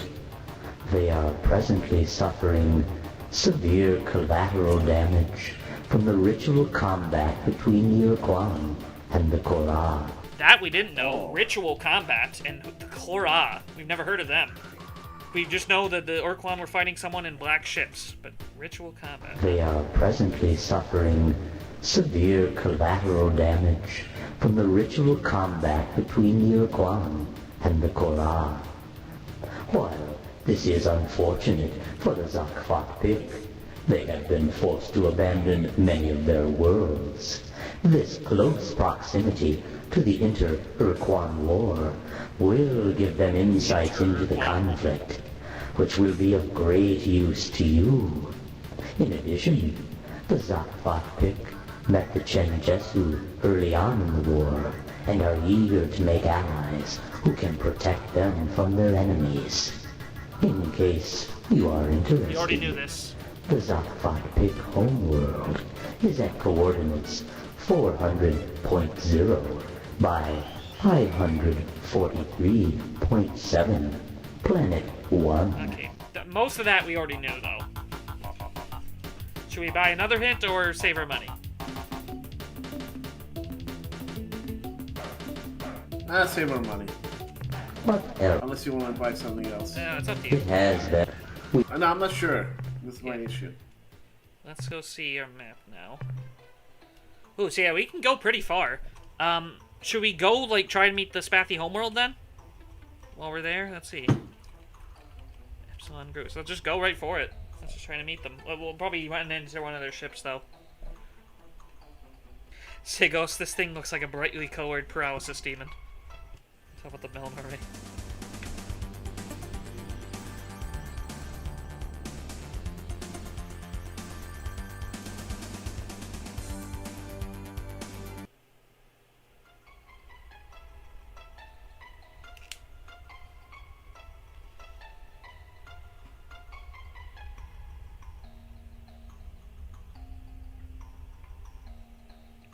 Huh. Do do do do do do.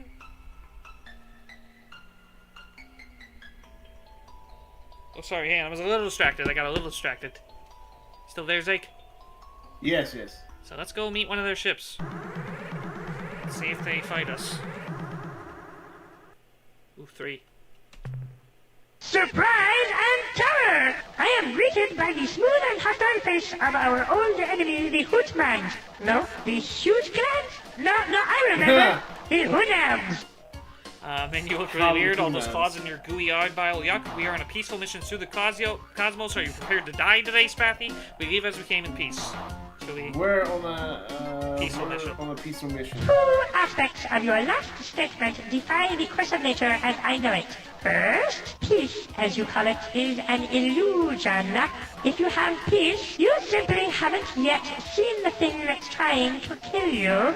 Second, peaceful missions through the cosmos rarely require weapons large enough to punch holes through a small moon. Let me be frank, we seek allies. What can you tell me about your species? Under the circumstances, I would think it'd be best if you allied with her immediately. What can you tell me about your species? We can best be described as metamollusks, possessing the best qualities of both the clam and the dravat, which is not native to your world. We are intelligent and clever, though you would never call us cunning. Each day when we awaken, we call forth the traditional Spathy prayer. Oh God, please don't let me die today! Tomorrow would be so much better! What do you really want out of this great mystery called life? Let me be frank, we seek allies. Yes. What should we say? What do you want? I want to live forever, with no pain whatsoever, owning vast personal property, plus a company of nubiles. If this is in your power to give, I beg of you to do so. Someone in chat said, I love the aliens, they should have been on Math Blaster. Let me be frank, we seek allies? It's Saigots. Hello, Saigots. Hello. How's it What going? Wait, Sygas was also like in Oblivion as well. Yeah, oh my god, there's an overlap. Yeah. Okay. What should we say? Well, but he's never seen this. It sounds like, but he's just enjoying it. Hi, kids. What should we say? On the circumstance, I think. Sure, consider it done. Allies to the bitter end. Not. Let me be frank, we seek allies. In case you have not forgotten, we are bonded to the Ur-Quan as slaves. The punishment for the plan you propose can be described as death. Oh, that brings up a good point. If you're such cowards, why do you fight for the Ur-Quan? Because remember, when someone's enslaved by the Ur-Quan, they have a choice. Remember? That's the whole slave shield thing. This is a sad tale, so do not even try to contain your tears. After the Ur-Quan demolished the Illa, they turned the force of their armada against us Spathi. The term rapidly subjugated would best describe what happened next. When the Ur-Quan arrived at Spathiwa, there was a great ceremony. Part of that ceremony involved blasting portions of our planet's surface into radioactive dust, and this part we did not enjoy. But the worst was yet to come. Our leaders were called into the command chamber of Ur-Quan Lord One's dreadnought, where they were read a long and complicated document explaining the choices given new slaves. When our leaders heard the term forever encased and impenetrable shield, they grew overexcited, I'm afraid, and made a fatal error. The decision was to be transmitted to the Ur-Quan via one of two rods, one colored black, the other white. Our leader handed the white rod to one of the Ur-Quan's servants, signifying fallow slavery. But the servant somehow exchanged rods and handed the Ur-Quan lord a black rod, indicating our desire to become fighting slaves.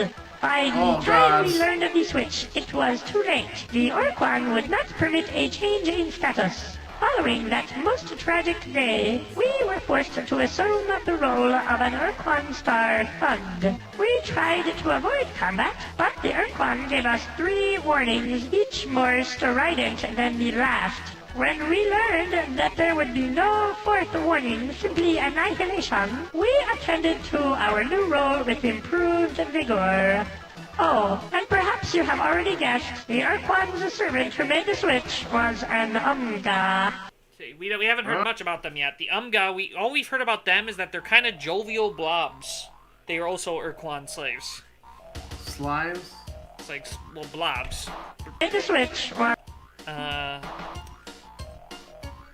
So, should we be mean, or should we just leave? Matt, you look weird, what do you recommend? What do you think? I mean, we should make, like, allies with them. So, should we leave? I am prepared to die today, Spaffy.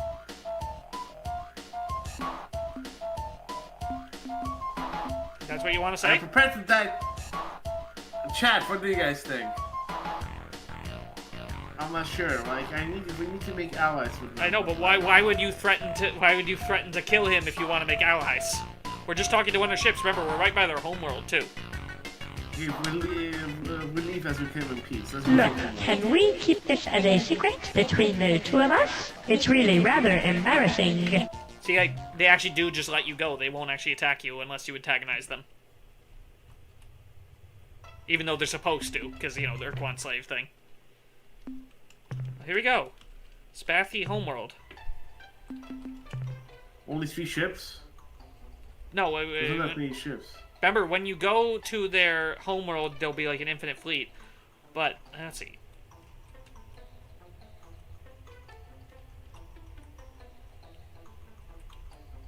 Huh. Spathi. But there's no one talking to us. There's a bunch of biologicals.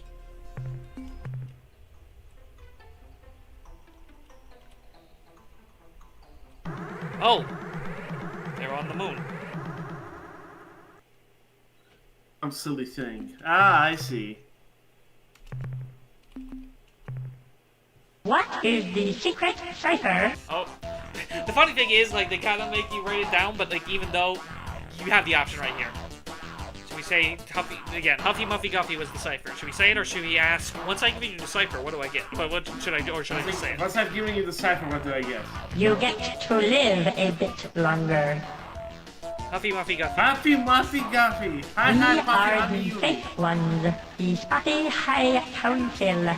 You have given us the correct cipher, and so you will not be destroyed immediately. Now, if you please, tell us how you acquired our most secret Spotty cipher, which every Spotty swears never, never to reveal, even when threatened with considerable pain. Wait, guys, like. We met a Spathy on Pluto and we became good friends. And just where is this Spotty friend now? Never mind. The answer is all too obvious in your tiny, dry eyes. Nope, we got him with him. We have Flippo on board. He can vouch for our good intentions. If you held a weapon to Whipple's head, he would say anything you wanted him to say. In fact, if you held a vegetable to his head, he would probably say anything you wanted him to say. Should we just say come in peace? Come in peace, yes. And goodwill. No doubt. Okay, these guys are a little more like... I don't know how to describe it. We offer a kind of friendship. Join us. Okay, actually, yes. The first one? Yes. We are too afraid of the Ur-Quan to consider such an alliance. They would most certainly punish us with extreme tortures. We're stronger than the Ur-Quan. You better off without us. Would you be Yes. willing to share some information? Oh yeah, just the first one? Yes. Yes. Hello! Awaken from your dreamy state, you them! Now is the time for realism, not wild fancy. Yes, we Yes, are. we are strong. We're gonna look at our precursor vessel. Is it not unique? Yes, your vessel is unique. And here is the crux of the problem. A unique, meaning singular, starship is not equal to the task of destroying the entire Ur-Quan armada. If you had, say, 10,000 similar starships, we could take your boasts more seriously. Look, what do I have to do to prove this to you? Destroy your entire star fleet? If you had... Well, that would probably work, but I have a better idea. A test. One of those questy kind of things. What kind of test do you have in mind? Okay, I love this. Is funny. Okay, to prove our strength and bravery, we will perform this test without even knowing what it is. Why don't you do it? Okay, should we just say the first thing? Yes. You must wipe the evil ones from the face of Spatiwa. Evil ones. Sounds dangerous. Tell me more. Why don't you do it? Tell me more about these evil ones. Let us explain the sad history of our species. Once upon a time, many thousands of years ago, we inhabited the warm, safe surface of our home planet, Spatiwa. We were happy and content. During those golden centuries, we evolved from a primitive nomadic culture into a complex agrarian society. We learned to write on clay tablets, and we were well on to being able to read those tablets when the darkness fell upon us, when the evil ones came. Creatures from the darkest pits of hell they were. They hunted our people, devoured them. No, that's different. That's the ultimate evil. Yeah, that was like their supposed long-range threats that like seemingly doesn't exist. Like creatures from the darkest pits of hell they were. But the evil ones are just something on their planet. They hunted our people, devoured them like tasty nodules, and we had no defense against them. Suddenly, our culture became once more nomadic. We fled across the oceans, from continent to continent, but the evil ones always followed. Spurred by our great need, we advanced from bronze to atomic technology in less than one of your centuries. Wow. But none of our innovations was a match for the evil one's natural cunning and ferocity. Finally, with no other option available, we fled our world and took up residence here on our own moon, where we have resided most uncomfortably for the last 300 years. So, Interesting. so they evolved super quick simply because they were so afraid of these guys. It kind of explains a lot about them. Okay, I accept. Start packing your bags, Dudes. eyeball dudes. You'll be in home. Home in no time. We will await your return with great anticipation. Simultaneously, we will prepare a short, poignant eulogy to mourn your demise. Alrighty. So that's why they're, yeah. Do we have enough resources to? No, we could try. First, actually, I want to ask again just if there's anything else. How go your foolishly courageous and noble efforts to rid the evil ones from our beloved Spatiwa? Oh, Sigo says, Hunam. I love when people come up with new spellings for a word. And oh, Dr. Surgeon Guy. Oh, Dr. Surgeon Guy is a good friend. They are. Shout out to the random Spathy peeking out on the door to the right. Oh yeah, look at the little animation. There's always a little Spathy like just peeking. Talk about the They are creatures. You must wipe the evil ones from the face of Spatiwa. They are creatures from the darkest pits of hell, whose relentless passion for our fleshy parts forced us to abandon our otherwise wonderful homeworld and take up unhappy residence on this cold, airless moon. Alright, no return. Unless you are killed and eaten, which is fairly likely. It's funny you could try to lie. But first, real quick, I need a real quick bathroom break. I'll be right back. So, how's everyone doing? While Tarp's not here, he's waiting on... leave a like, join our Discord, and we'll be doing more of, what's it called? Of this game and the series. And with the new game coming out... Yeah, it'd be cool. And tomorrow, I'm planning on doing Oblivion Remastered.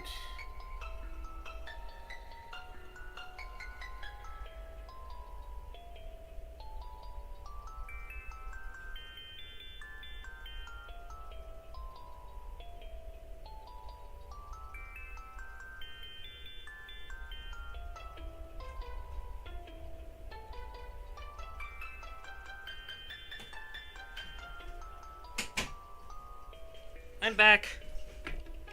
Welcome back. That's a really quick bathroom break. Yes, number one. Dr. Surgeon Guy asks you, Zake, what's your favorite alien so far? Oh, the jury's still out on that one.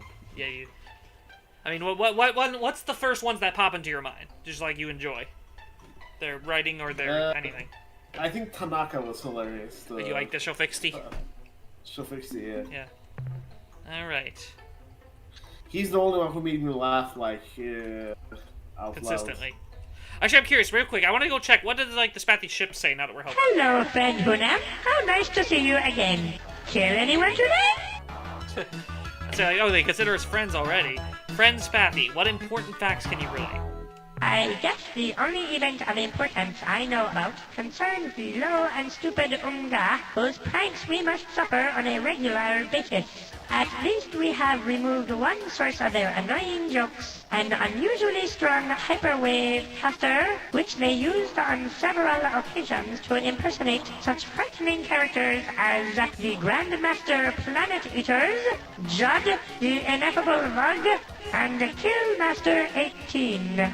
Needless to say, we did not fall for any of their hijinks. In fact, we succeeded in taking from the Unga their precious caster, thus ending their attempts at sick levity. So the Umga were pranking the Spathy a bit, like recently. Interesting. Since you're now friends, it's customary for you to give it a Certainly. Perhaps beginning with some advice. Don't presume we are stupid. Goodbye, Hunam. I hope you aren't eaten by monsters. Well, we'll see about that. We're Goodbye. about to try and get rid of the evil ones.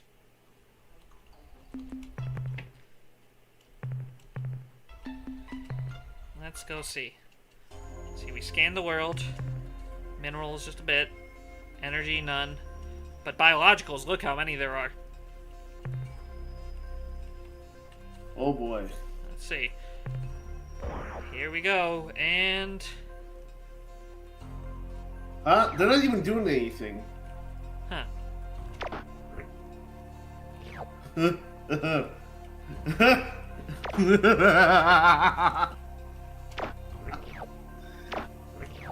Poor dudes!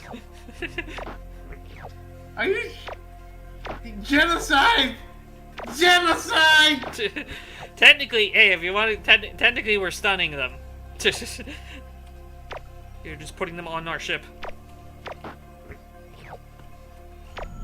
Uh-huh, that's the way you describe genocide, I see. We're gonna sell them all to the Melnorme. You're a genocide apologist? How dare you! How dare you! How dare you! Ow! Oh, okay. Hey, they actually do hurt. I touched them and he killed 2 people. They just don't. Never mind. I take it back. I love how they're only worth 1 as well.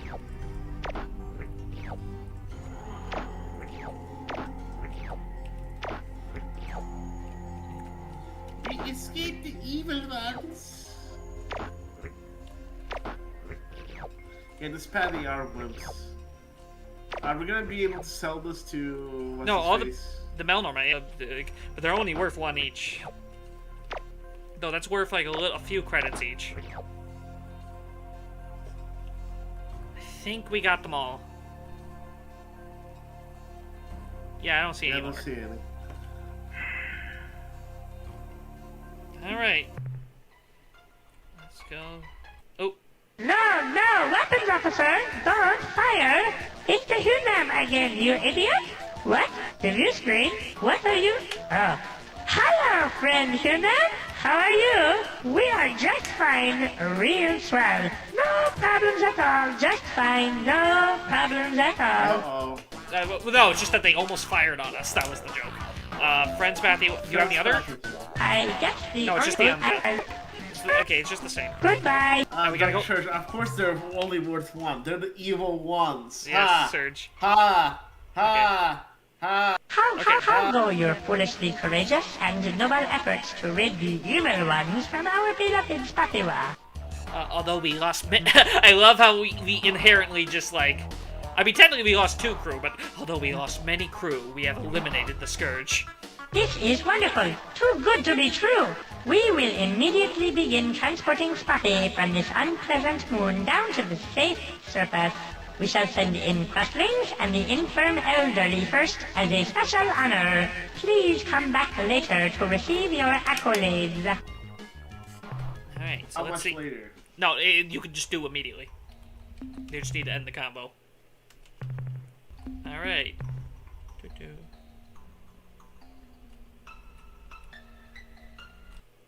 Oh, joy! Oh, happiness!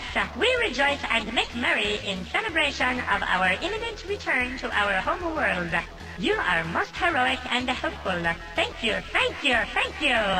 But now I must return to our festivities. Please feel free to come back any time. Hey, a deal's a deal. What about our alliance? Why don't you just wait a while until after we are resettled on our home world? We can discuss details at that time. Right, so how long do you expect that to take? 10, 15 years tops. Am I correct in understanding that you refuse to live up to your end of the bargain? No. We are simply taking a more adult, welcome to the real world view of the situation. We cannot simply say, hurrah! And form an alliance with you this very moment. Surely you see that.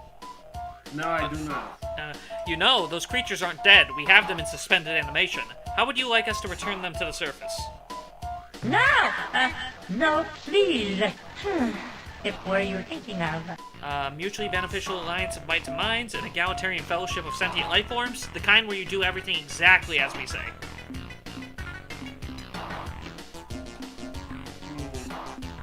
An egalitarian fellowship of sentient life forms.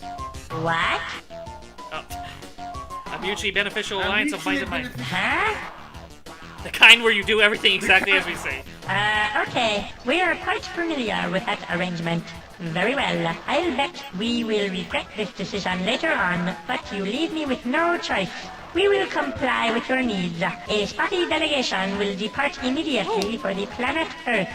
Now we'll be able to actually build their ships. Build more besides Whiffo. Alright. Oh, nice. So we'll talk to them more, but I want to actually... Let's ask what a ship says now. Hello, Captain Ally Hunam. We are here in this place at this time, just like you. How Yeah, we actually wonderful. turned them from enemies to friends. Hi folks, what's new? Allies grant us the boon of your wisdom. We share mineral wealth. What do you guys do out here for fun? Yes, first. Grant a boon of your wisdom. Stuck as we are here out in deep space, we learn little of interest. I suggest you consult the more interesting folk at You Spahiwa. can have one friend. Yeah. What's new? Yes. Very little, I'm afraid. We've just been watching the stars. You know, actually, there was something that happened the last month on the 17th. We saw a new star appear between the Sursini and Chandrasekhar star clusters. We watched it and watched it for 3 days. We just watched it. Then it went away, vanished just like that. I hope it comes back.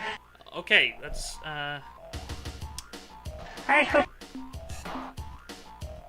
make a note of that. Okay, on the 17th, we saw a new star appear between the Sursini. Okay, I'll remember Sursini, and I'll go mark that.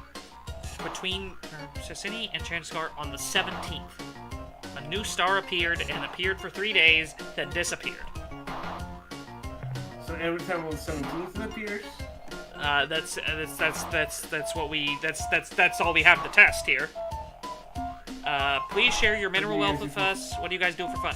Please share your mineral wealth. As you wish. Our waste recycling unit is at your disposal. There you will find quantities of methane, sulfurous gas, and some interesting organic compounds. Feel free, take all you want. We don't actually, they just offered to give us their crap.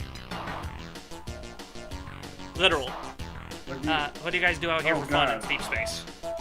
We used to be bored, but then we bought this cool entertainment product. It simulated a grand adventure through 1,000 parsecs of hostile space, where it simulated... Serbius Tullius says, this creature's voice sounds like Tarp from Helium. We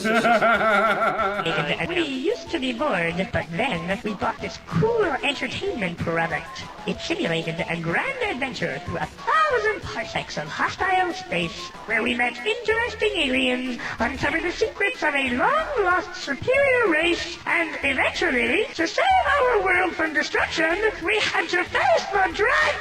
Never mind, I can tell you aren't really interested. Four-fall joke. You got that right, Zake?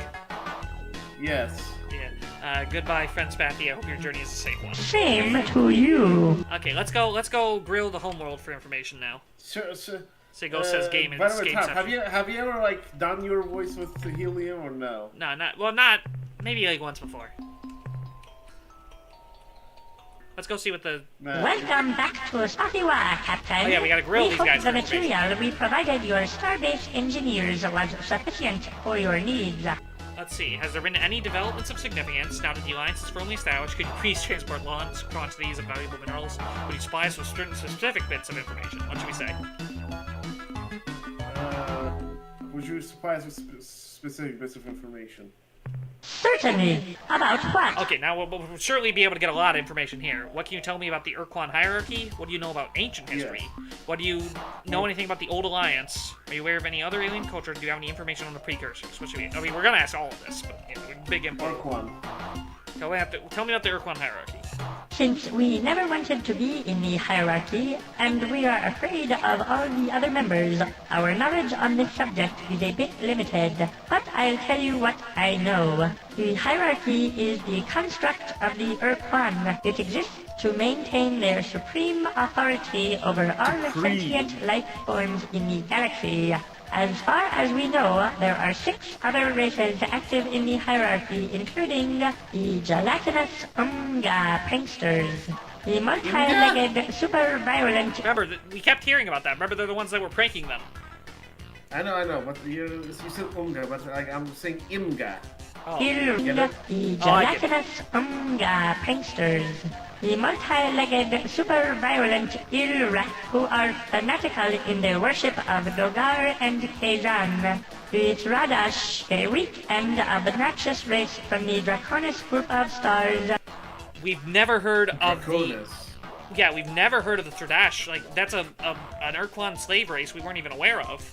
And, but we did hear about Draconis, how there was supposedly a race the Arielu had met there. So, okay, so there was a Ur-Quan slave battle race that didn't fight in the war. So we'll have to see and meet them. We'll see what their deal is. Draconis.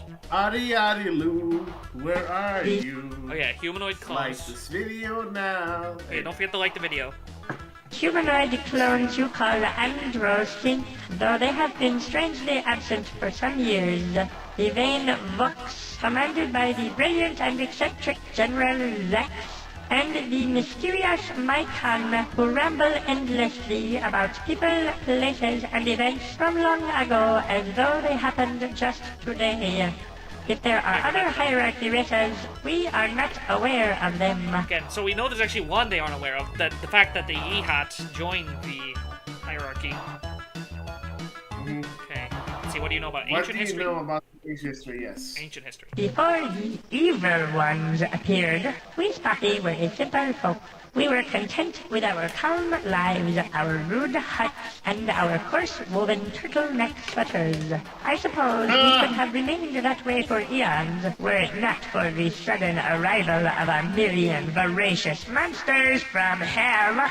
We have never quite figured out where they, the evil ones, came from. The few specimens we collected, who had mostly died of tooth decay from eating sweet, spicy flesh, were physiologically unlike any other species from Spottywa. It was as though they had arrived suddenly on the surface of our planet, transported there by some unknown agency. But that is nonsense. Who could be so cruel? So they were specific. That's why they weren't like attacking us. It sounds like they very specifically ate Spathy, but like someone put them there. They think. Weird. So we gotta find that. Yeah. Do you know anything about Old Alliance? Do you know anything aware of any other alien cultures? Do you have any information on the precursors? Do you know anything about Old Alliance? You mean? What do you say? Just go in order. Yeah. The one we helped demolish? That one? Well, we had some contact with Alliance members before the Ur-Quan showed up. Mostly with the Chenjasu, who stopped off here occasionally when they were on their way to explore the galactic core. Actually, their last visit was interesting.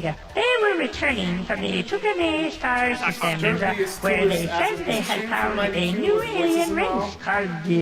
Yes, actually, the voiced version came out a little after the original DOS version, but the voice version was just from the 3DO. It was but it was in the same year, I think so. But the graphics. What? That's actually impressive. Yeah, but the graphics here are a little touched up. It was more pixely in the original game. This is the Fan HD mod. Actually, their last visit was interesting. They were returning from the Tukane star systems, where they said they had found a new alien race called the Dick or something like that. The only other race we ever dealt with was the Mernherm, who once tried to colonize Beta Hercules, which we considered within our sphere of influence. When we explained this to the Mernherm, they politely withdrew from the contested star system and never bothered us again. Yeah, well, again, the Chinjesu and the Mernherm were our friends in the Alliance, but we don't know what's happened to them after the war yet. Are you aware of any other alien cultures? Since we tend to stay close to home, preferably in the living room, we know little about other races beyond our neighbors, such as the Unga. Before being subjugated by the Ur-Quan, the Unga were a contented and peaceable race who inhabited the region of stars which you call Orionis. They spent their time happily exploring and mining the nearby planetary systems and engaging in elaborate and, to our way of thinking, cruel practical jokes. One particularly nasty prank was the time they broadcast a trick message through space declaring the arrival of the Grandmaster Planet Eaters or some such nonsense.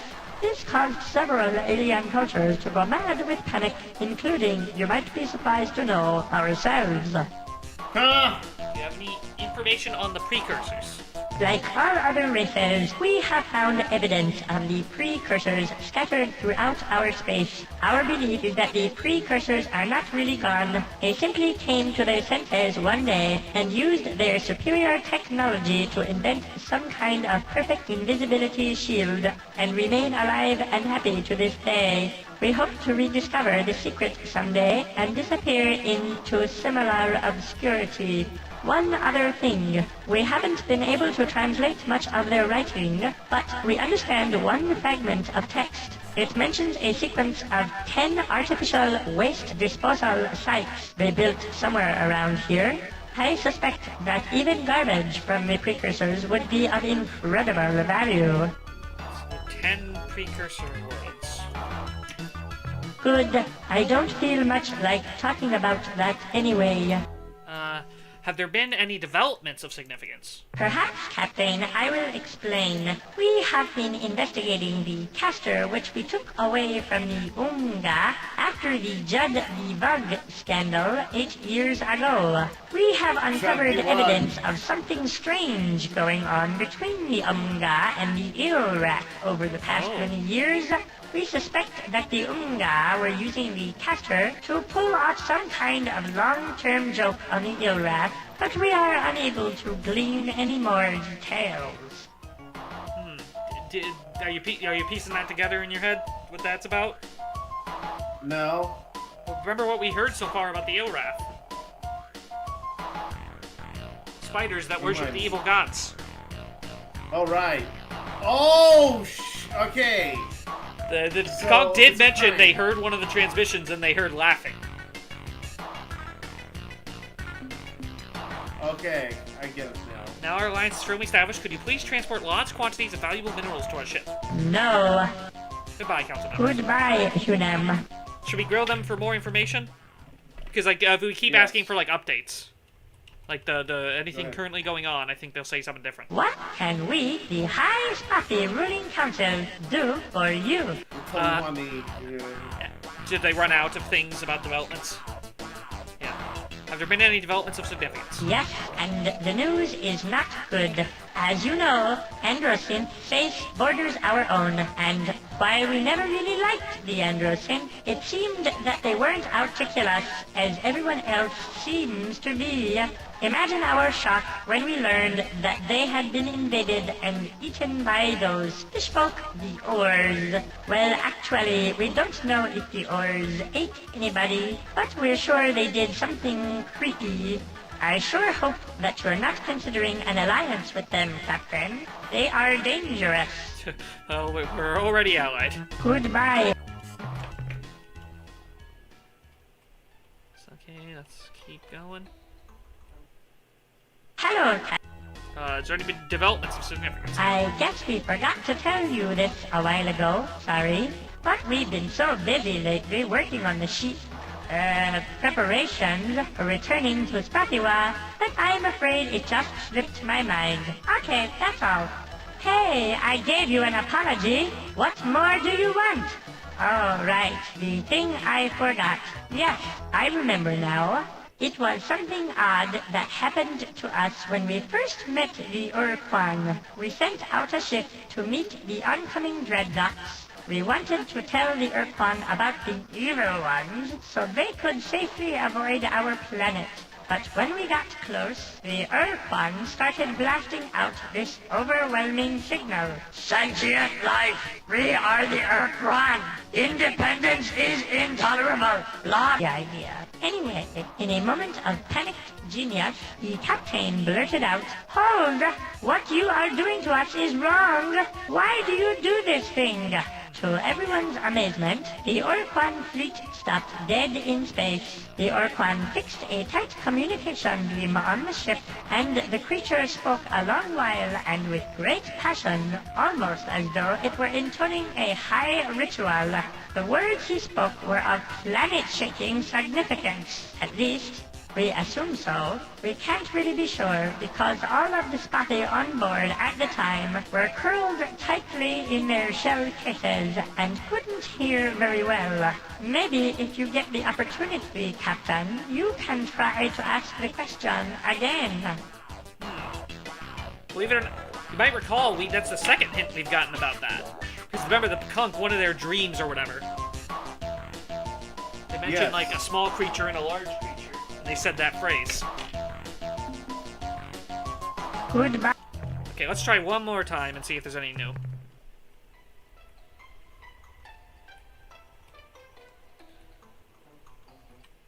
Hello, development? What development? Whatever are you talking about, Captain? Are you implying we are up to something? That we have some kind of secret plan? How wrong you are, Captain! Our feelings are injured by your unwarranted accusation! Apologies would be appropriate at this time. Hey, are you up to something fishy? Fishy? Fishy? What is this, fishy? No, nothing fishy here. Totally fishless. There. Now that that's resolved, is there anything else you would like to talk about, Captain? What are they doing? Goodbye, Hunem. I think that's all we can ask right now. So yeah, let's look at the map. You know, I don't trust any of these guys. Dude, I don't trust any of these guys. I feel like they're gonna turn on every single one was gonna turn on us. Hang on. Oh, here's where the star appeared. It was between the Circini and... Let's see. This is Circini.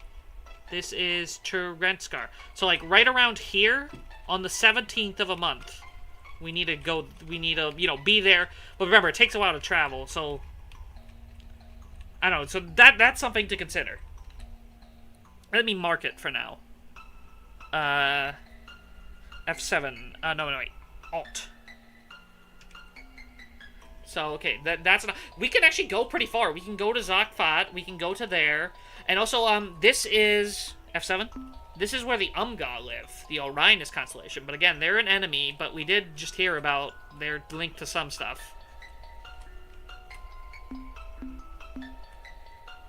Yeah, where should we go? Should we head back? Should we, like, collect some resources and head home? Should we,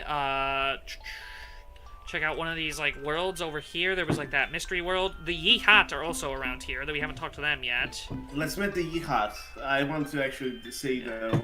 Or would you rather, again, do you want to go there, or do we want to, like, investigate something out here? I'm just trying to think of what's... The Yihat. Yihat? Okay, we want to head back. Unless, okay, chat. Hold on. Well, I don't want, but the chat. I don't want chat to say spoilers for you, because remember, Zake hasn't played before, and I'm just trying to like let him call the shot. So no, we can go to the Yeehaw now if you want. Sure, I call Yeehaw. All right.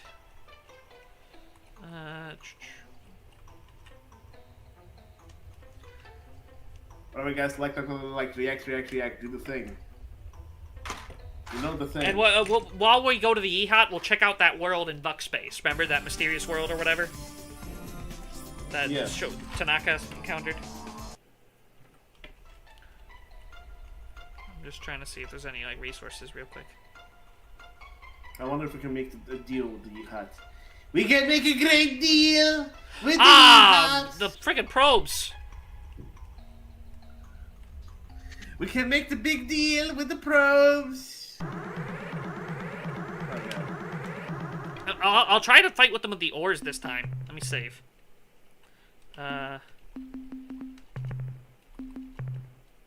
We wish to learn more about you. Please transmit data. Goodbye. Ending alien contact subroutine. Priority override. New behavior dictated. Must break target into component materials. Let's try the ores this time. Go. Yes, I can launch my Go-Go's. This time. Unlike with the Ilrath. Go. Come on, get in them. Go.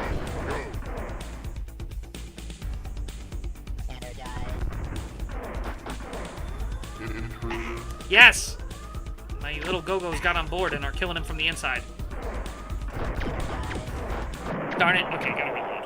Oh, we almost killed him. Gotta reload.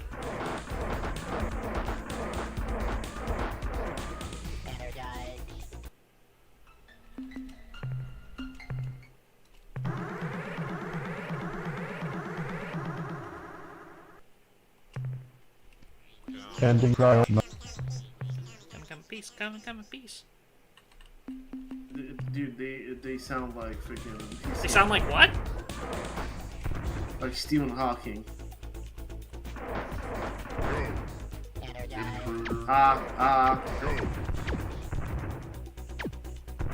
Especially the voice he had in the 90s. Well, yeah, it is a computer voice. Alright. Okay, come on, run. I don't want to face another one. Darn it, it's already gonna catch me.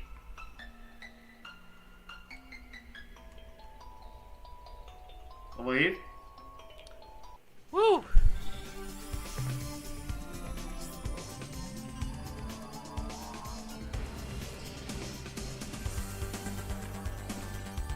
Do we stop by Earth before going to the hoo-hots? I think so, yeah, because I want to refill on fuel. And also, like, oh yeah, I could probably find a Melnorme nearby, too. But no, I'll wait. I'll probably go after. I'll go to the Melnorme after we go to the and check out that planet.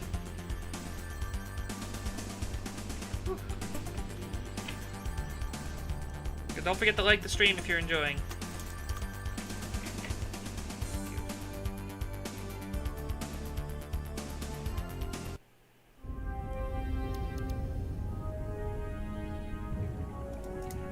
Let's see.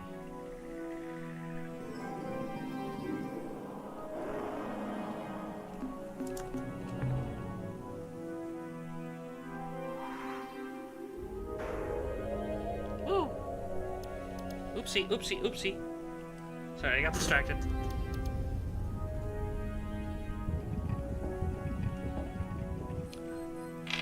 So yeah, we're so fast now that we got all max speed and everything. So is Tarp, Zake, or Zach? I'm neither. Zake is the guy who's my friend here. I'm neither. Zach, he plays Morrowind. He appears occasionally. He's a co-host, but like he has a full-time job. Yeah, lately I've been on the channel. Zake Zake is the guy who's like, this is his channel. He's on pretty much every single stream. And like lately we also have Zach, Connor, and me. But like I'm the most like frequent guy lately. So ever since I joined. And we've had some funny moments because we like interact so much. One of our most viral short is us, and they got if you know what I'm saying. Talking. Yeah, they got their. That's how people recognize us, by the way. No, I don't think that's how people recognize us. Sometimes. You always overstate everything. Ooh, life forms. Look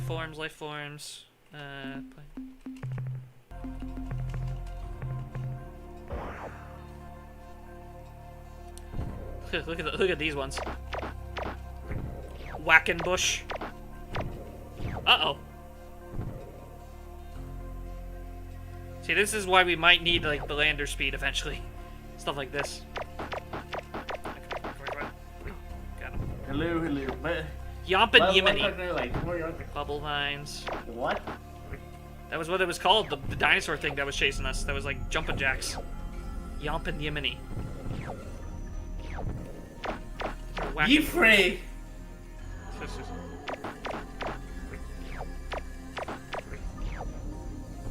So, would you say, okay, if you had to, like, if like your life depended on it, and like some aliens show up and say you gotta pick Elder Scrolls lore or Star Control lore, quiz time, or you die. Quiz time. What do you think? Star Control, because there's less to know, and I know more of... Simply, quantity, Elder Scrolls, there's a lot of things you could ask me that I would know nothing about. There legitimately are. So, like, Star Control, I'd feel more confident in. But, like, but the thing is, it depends. Like, if it was something like, well, how many resources are in this system, in this thing, then I would die immediately, because I don't remember that at all.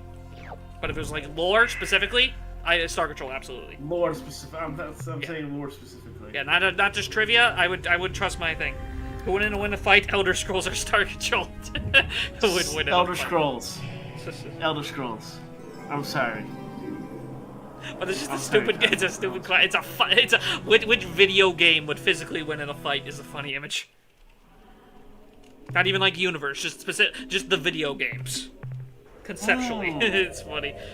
Have put the disc in Star the. Control. I assume this was on a cartridge. Yeah, in the original it was on a cartridge. Yeah, and like on the 3DO it was on a A disc. cartridge would break. I'm sorry, a cartridge would break a CD. Just-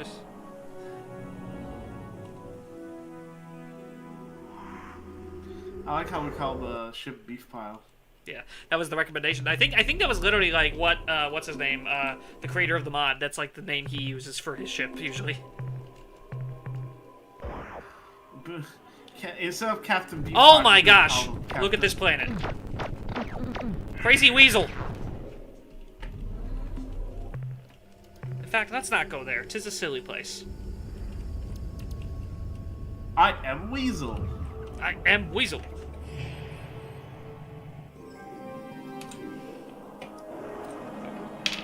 Remember the main thing about that show that was always funny to me, because like it was like paired with like cow and chicken, right?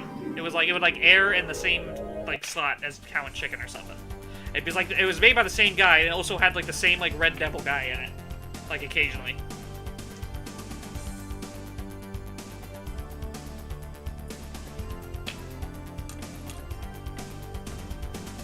I like how he's just called the Red Guy. Yes, who appeared also in Cow and Chicken. Yeah. No, he was like more prominent in Cow and Chicken, I'm pretty sure. That was his show. Like I said, apparently he originally was just going to be called the Devil, but apparently it was just funnier that he just... Like they called him from the Powerpuff Girls. Yeah. Now. Hello, Captain. I've been waiting to inform you of a new situation. Captain, a delegation of Spathi has just arrived here under orders from their High Council to form an alliance and assist you against the hierarchy. They have provided fabricator blueprint data for their eluder spacecraft and promise a steady supply of captains for as many ships as we build. Excellent work, Captain. Whew. I have minerals to offload. You know, my favorite episodes of Powerpuff Girls were... Wow, you really hit the ones mother where load the this time. The villains Villain worked focus. with them occasionally. Alright, yeah. No, yeah, the villains are always the best part of some of those shows. Whenever there's a SpongeBob episode focusing on plankton and stuff like that, it was always, like, fun. Can your scientist... Oh, yeah, we got the Tailo shield. Can your scientists analyze what I've acquired since my last visit? The analysis reads as follows. Subject to Tailo device. Data, whoever the Tailo were, they were clever, way past us, probably even beyond the Shenjesu. As far as I can tell, with all our equipment, this thing is a rock. Just a rock. Nothing but a rock. However, if you feed a current into it, anywhere along its surface, everyone on board this starbase who has Esper potential gets a bad headache. So, Well, we checked a bit more into that, and when the Tailo thing is active, all evidence of Psychon interaction is flatlined. Nothing gets through. Summary, if you keep this Tailo rock device thing on board your vessel, I'll bet you're immune to any form of psychic attack, or at least mostly immune. That's the end of our scientist's report. That sounds really useful. I mean, we haven't encountered a situation where that's useful yet, but that seems like a useful ability. Right, Zake? Yes. So we have a psychic shield. Farewell, Cap. Okay, I'm gonna build one of those Spathi ships now. Outfit Starbase. Fuel. Shipyard. Fill on crew again. Refill this. Let's build a new Spathi ship. See, like, oh, look, they're a little more expensive than the Earthling cruisers, but not as expensive as the ores. So yeah, Nice. here, another Spathi. Let's see. How many ships can... We can fill out however many you see here. This is why I might need to, like, sell one of these Pekunk, just to make room for, like, other ships. But, like, remember, we can't build more. You have way too many. Yeah. But, like, right now we don't have a full fleet, so, like, but once we get more, I'm gonna start, like, selling some of the Pekunk off. Is there a way to increase the number of... No, not slots, no. We're just replace stuff. And we're never getting rid of FIFO, but yeah, we got an extra... Try another Earthling. I'm just trying to think. Should we get another ship, or should we save our money now? I'd say get another ship. What should we get? An Earthling Yeah, Cruiser, well, Spathia Looter? We haven't tried the Earthling that much. Or the Or's Nemesis. What should we get? What's the best? I mean, they all have different uses for different situations, right? I'm not gonna be using them, so. Okay, just tell me what you think. Yeah, Or's most expensive, Earthling least expensive, Spathia in the middle.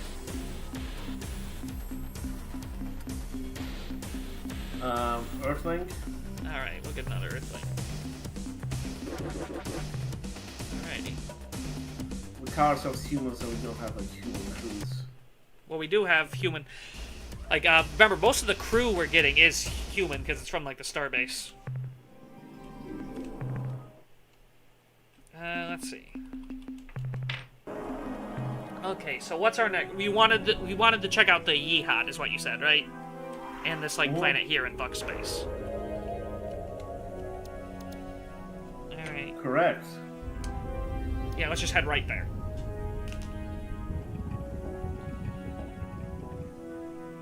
Yeah, our other leads, we have the disappearing star, we have the Umga. Let me just look at the overall map again, like where we know things are. We haven't figured out what's up with the, you know, Chinjesu or Murnaherm, but like the Ilrath is in their, what their space used to be. Yeah, we don't know where the Cyrene are. They were like the women. They were in, apparently in a star that Whiffle remembered as Bug Squirt, but there's no star called Bug Squirt.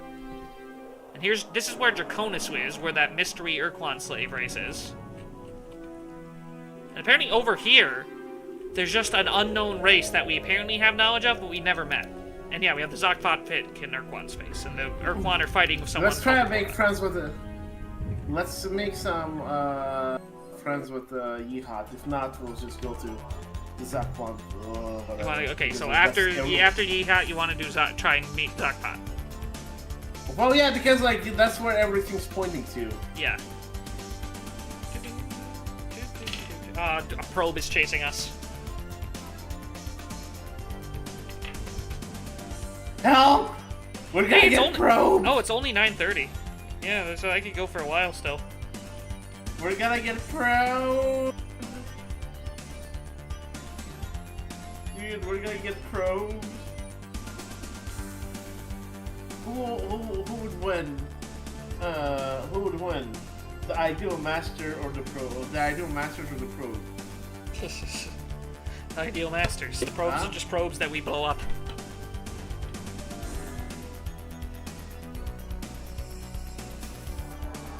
Oh, but we're gonna start running into Vux. We could just keep trying to apologize to the Vux. And then make friends with them? I mean, no. We wanna try to apologize for the insult, but they really, really hate us, though. But like every time we apologize, there was like a new, different variation of the apology. Oh, but look what this is. Oh, not this one. Okay, I'll go closer. The planet that defied scanners.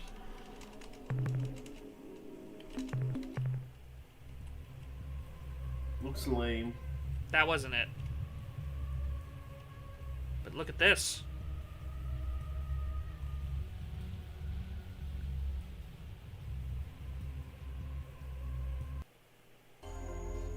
Okay, look, it doesn't look. Rainbow World. Oh, nice. Oh, and it has really good resources. Nice. So, if you'll recall, the Melnor May said they'd pay for the locations of worlds who defy all scanners. Tanaka said he came to this planet and it messed with his scanner systems. So it's the Rainbow Worlds that are something we can sell to the Melnor May. And they pay a lot for these, you're gonna see. Now that we've discovered one. They're gonna give us a lot of money. How are the tectonics on these? No tectonics. There's only a little bit of weather. It's class 3 weather, which is like avoidable, but it's just... Weather's annoying because there's like no real way to avoid it completely, because it just randomly hits. Tectonics, you have more of a warning. Flames kind of follow a certain pattern.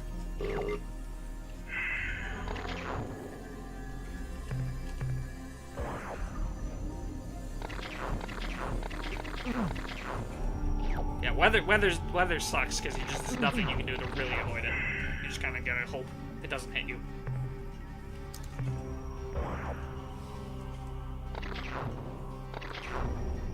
All right, plenty of radioactives. Sweet. But now, actually, look, there's a fun thing on the map. I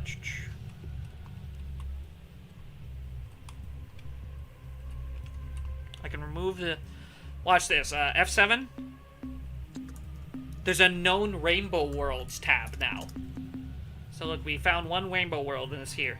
So that the game... Nice. That's a feature from Megamod. So it actually marks where you found Rainbow Worlds. Yeah, Megamod. You know what Megamod is adding next? Is planning for next release? A quest What? log.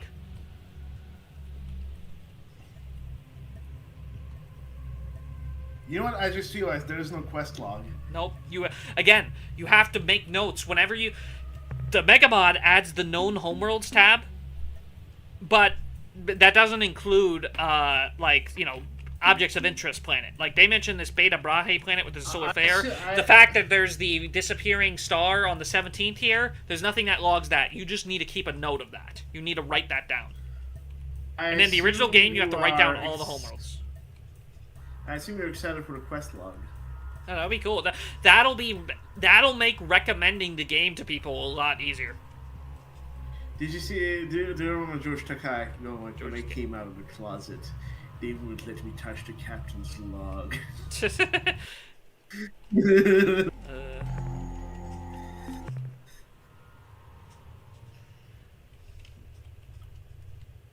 But yeah, that's Origins has a quest log. Though honestly, to a certain extent, I feel like that's the Origins' detriment because like there's a lot less like puzzly bits. Because you just kind of told exactly where to go every time. Like at least in this game, like you're also told like, oh, they're in this constellation, so you need to look in that area. Like there's a lot of that where you at least need to you have a vague idea of where to look. But they don't tell you like, oh, go to this specific star a lot.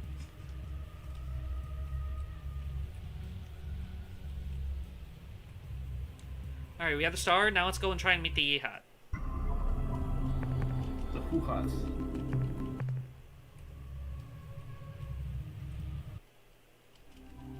Yeah, the Yehat, the warrior clans, they uplifted the Chofixti, they supposedly joined the Ur-Quan. Yeah, after the war, bunch of thing. What we know. Oh, and the Pakunk are their offshoot.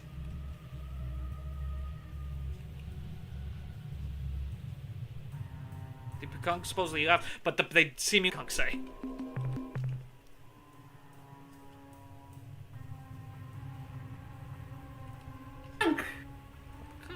Yeah, I know the Pakanks are their offshoots. That's the reason I wanted to meet them. Yeah, let's go meet them.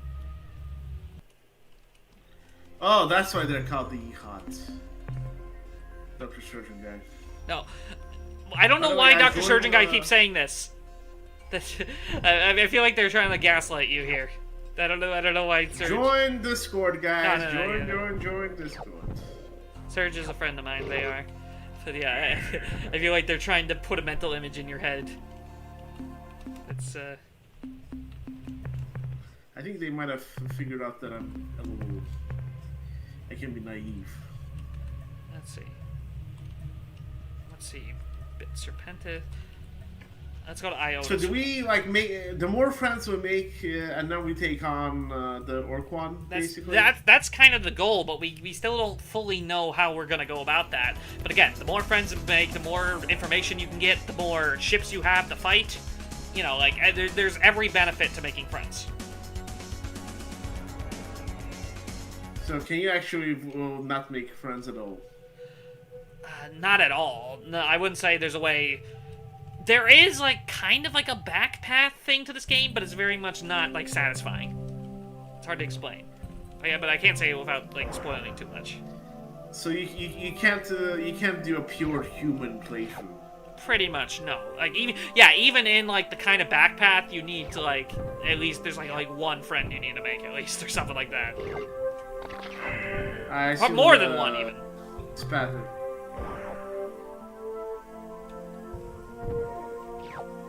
Let's see. Hey guys, Star Control 3 human supremacist playthrough. Star Control 3, you definitely can't do it. Like, Star Control 3 is, like, even more punishing in that, like, this game, you could piss people off and still, like, continue. Star Control 3, you, like, cut someone off, you get a game over, basically. Star Control 3 is, like, much less open of a game. Oh, so you're telling me they're promoting forced diversity? To be clear, Chad, he's doing a bit. Yeah, I'm joking. Ooh, Sapphire World. Oh, I have to go. Say hi to E-Hat. Boy. Ooh, Sapphire World. Yes! Look at all the pink. Yeah, I'm doing a big bit. That's why I was making an accent so people know. Yeah. Because like, you know what? There was like this whole like thing like where like we were like obviously like I'm for like okay, my political view, not too controversial, but I'm for universal healthcare, right? That's just how I see the world. And sometimes like me and my friend were like just joking around with people. Just like taking the extreme position. Yeah, we should take away everyone's healthcare. We don't need any healthcare. Ha ha ha ha. Yeah, no, I get it. Yeah. That's like a sarcastic way. And some people took us serious. And we're like, oh, people thought you were like weren't joking. They just. Yes.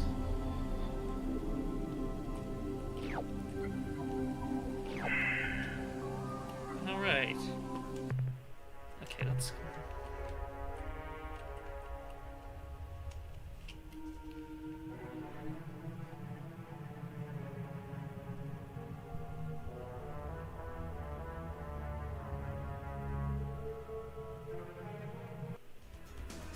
Uh-oh, probe.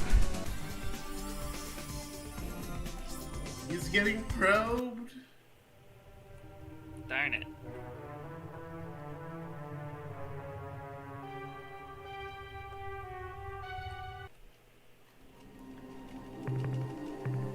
Ooh. Oh, but hang on, there's one dangerous tectonics.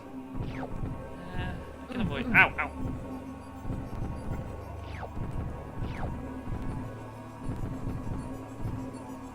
Yeah, that's good enough.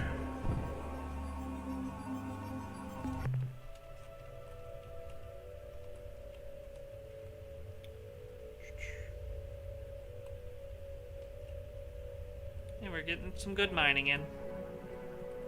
Ooh, we're having. Hello, Twitch people. Hello, the Some people are on Twitch. following us on Twitch. Thank you. Hello, They're following everyone. the We're channel, about. yeah. I was mostly reading YouTube chat, so I apologize if I'm missing people. And they're not. No, there's no chat. They're just following.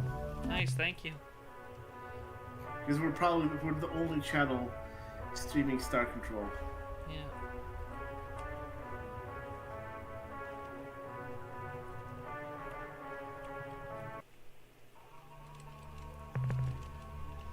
Alright.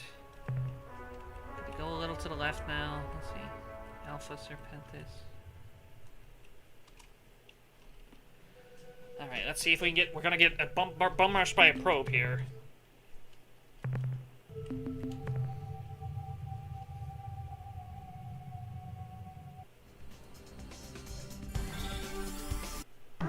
Star Control 2. So, you know what's insane? This game has 1.1k followers. Yeah. On Twitch, and we're the only streamer. Yeah. This probe is not okay, hostile. that's why no one's like Do watching. not attack this probe. This probe is Oh, not hello, hostile. Jatsa. How's it going? Where's that, Jarsa? He's on Twitch. I'm surprised. Oh, What do they say? He said, "I'm the only one here, but we come in peace." You can come on YouTube. Hold on, let me switch this from. Okay, put the YouTube link in the Twitch chat or something. Is there something wrong? We seem to be miscommunicating. According to internal monitors, there are no malfunctions. Priority override. New behavior dictated. There's new dialogue Must option? break target into There's been new component dialogue materials. options every time we come. I just keep trying to pick something new every time. Let's see. I'll try the ores. Go, go, go, go.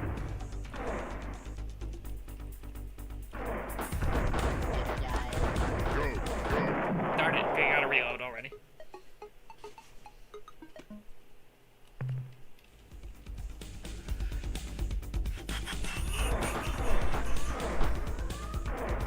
I guess I'll do Spathy again, but it's just so annoying to...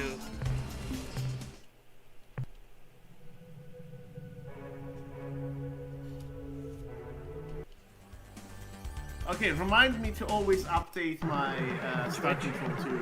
All right. Yeah, because there's like 1,000 fans of this game that are.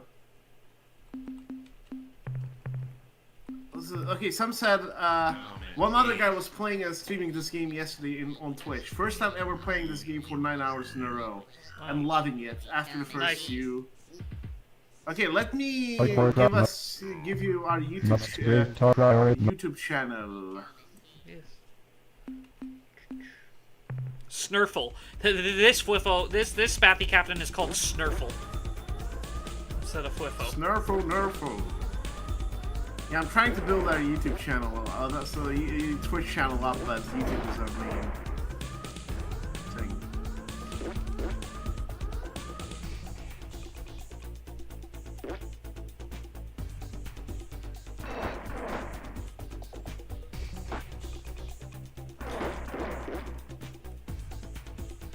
Here's our YouTube. Yes.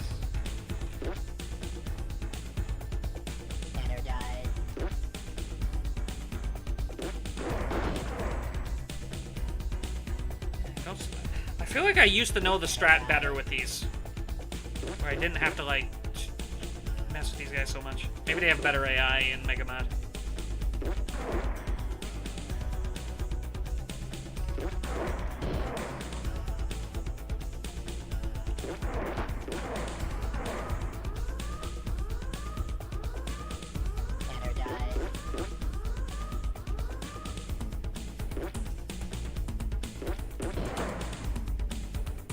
I'm doing better.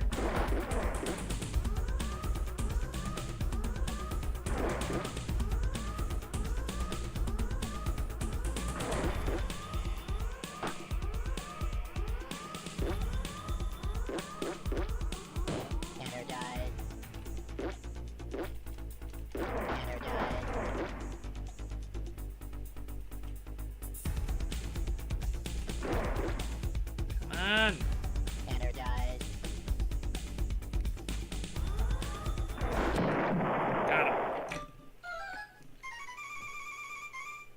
Let's go meet the hats now.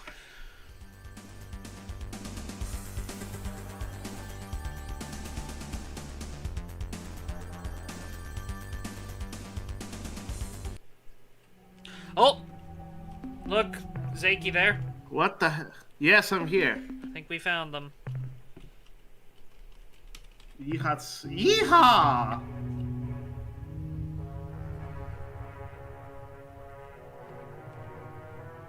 So,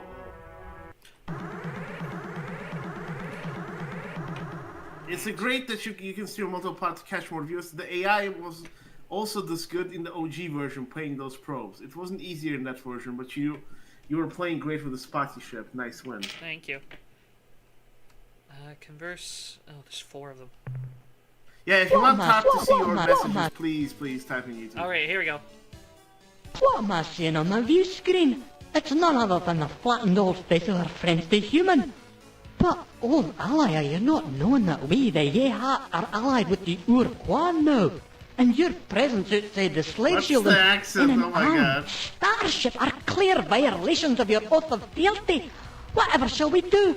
It just isn't a right thing to kill you, human, but as a loyal member of my clan, I must obey the wishes of our queen.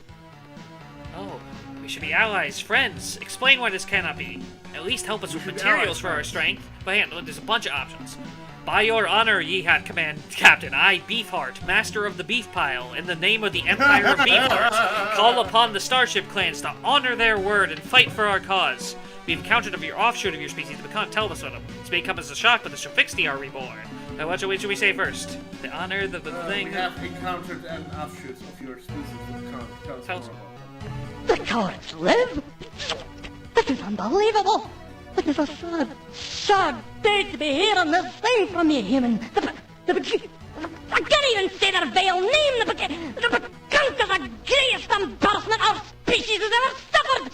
Do not be calling these wretched creatures an offshoot of our species. Better is to be calling them garbage or droppings.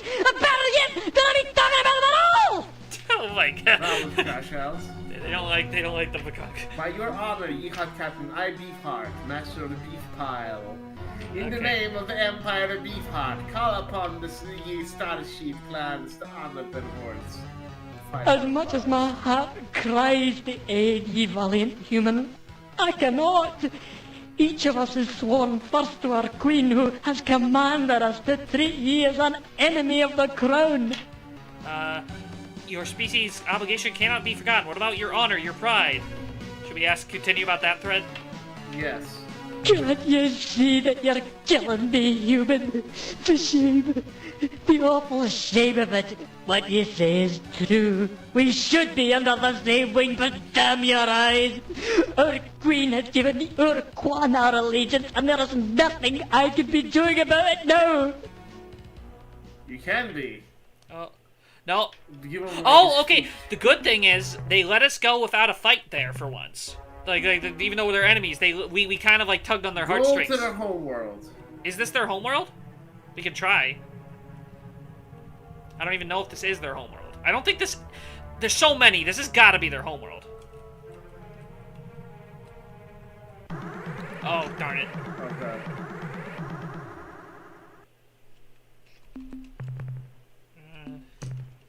Gotcha.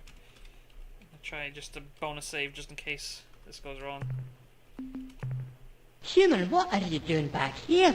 Are you totally off your perch? We have sympathies for your cause, 'tis true, but we must obey the orders of our queen, however much we may disagree with them.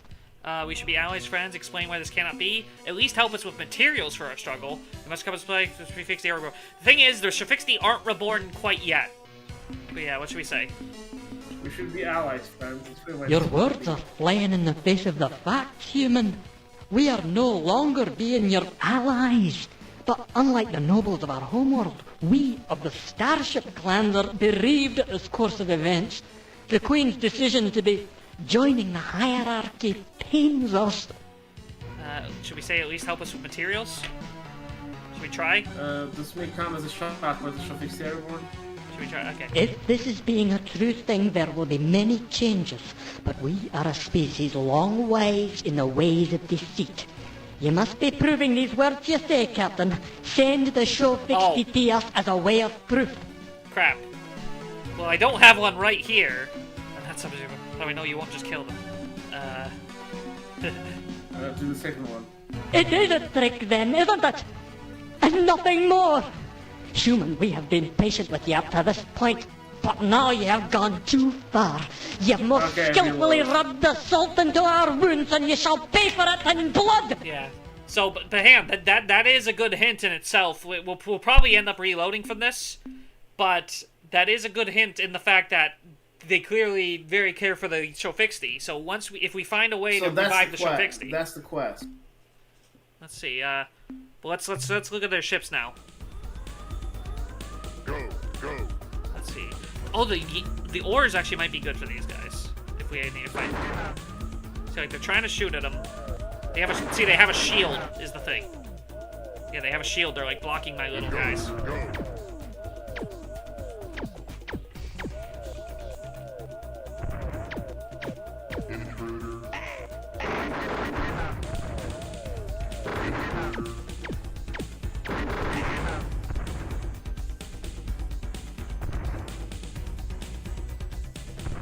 If I lose the ship, I'm gonna reload, and we'll try that again without the Shofixi thing.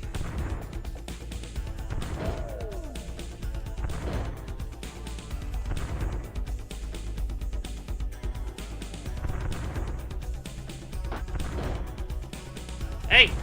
Okay, we can fight them at least. Their ships are pretty tough, though.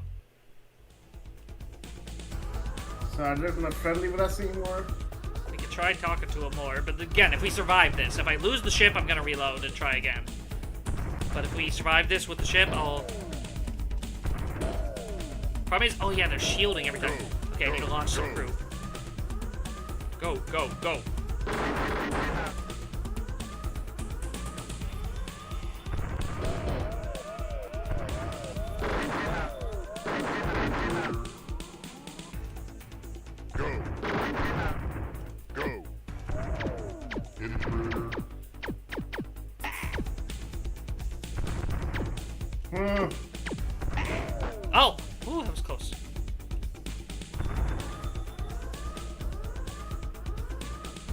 Are the battles flashier in the newer games? I mean, a bit in Origins, but like it's a, I don't know, it's a little less satisfying, honestly. Woo. Like, well, it's good. It's nice, but it's like it's a lot floatier. That's hard to explain. Like these are like kind of tight control-wise. Come on. Yeah, this probably is really gold at 492 though. Oh darn it! He shot the little crew. Go. Come on, get inside.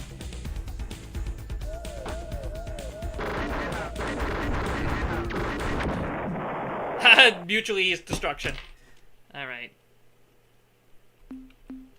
I just want to try ships against them and just see how well they do against these ships. Okay. Earthling cruiser, not a good call.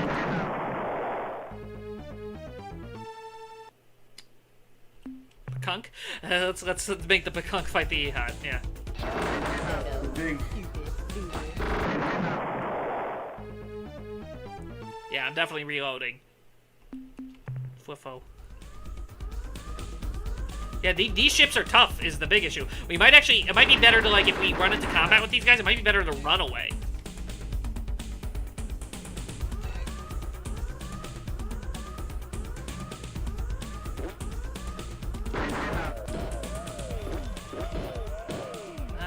Fliffo can get a few hits, but the problem is, yeah, their shields are too, they, like, shield themselves when it happens.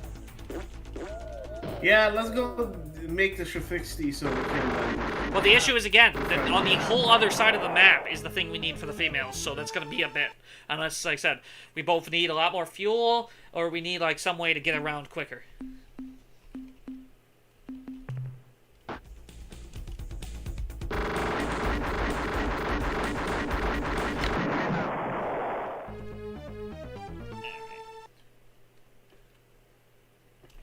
Eventually, we gotta, like, equip our main ship with, like, good guns and stuff. But, like, yeah, we need to make sure we have enough resources for that. Alright, let's talk again. Human, what? We must have... We should be friends, allies, tell me what this can't be. At least help... See, we can't do the Shafixty. At least help us with materials. We cannot! To be doing so would be a direct violation of our Royal Queen's commands! Think, Ehad, the sheer dishonor of it all. We cannot be given you material aid, Captain. But perhaps you can make use of this information, Captain. Ooh. When we were fighting the Great War against the Mycons, we encountered a number of odd worlds which seemed to be having their crust shattered. Molten lava ran across the surface in huge rivers, and dense metallic elements were abundant. But the strangest world we found was the first planet at the star at coordinate 639.5 231.2. The Mycon's strangest world we found was the first planet at the star at coordinate 639.5 231.2. The Mycons were guarding the strangest world we found actually with making the a note of first this one, planet at the star at coordinate 639. Mycons were guarding this planet with an almost limitless number of their pod ships as though there was something of great value there. We could never break through their forces though we destroyed scores of their ships. Perhaps if you fare better than us, or can somehow trick the Mycons to let you land, you may discover the secret and it may help you in your quest. Oh, I just looked at it, what it is. That's the same planet Tanaka told me where there was the big solar flare. Remember he mentioned, like, I was doing deep recon in Mycon space or whatever. Mm-hmm. Yeah, interesting. Okay, let's see what happens if you say goodbye. Goodbye, our allies and friends? Though honouring our past commitment, we are not. We will be letting you go in peace. Hey, okay, so they're not gonna attack us, though. As long as we don't, nice. As long as we don't, like, seem to trick them about the Shafixty. Let's see, is this their homeworld? This isn't even their homeworld. Why are they guarding it so much?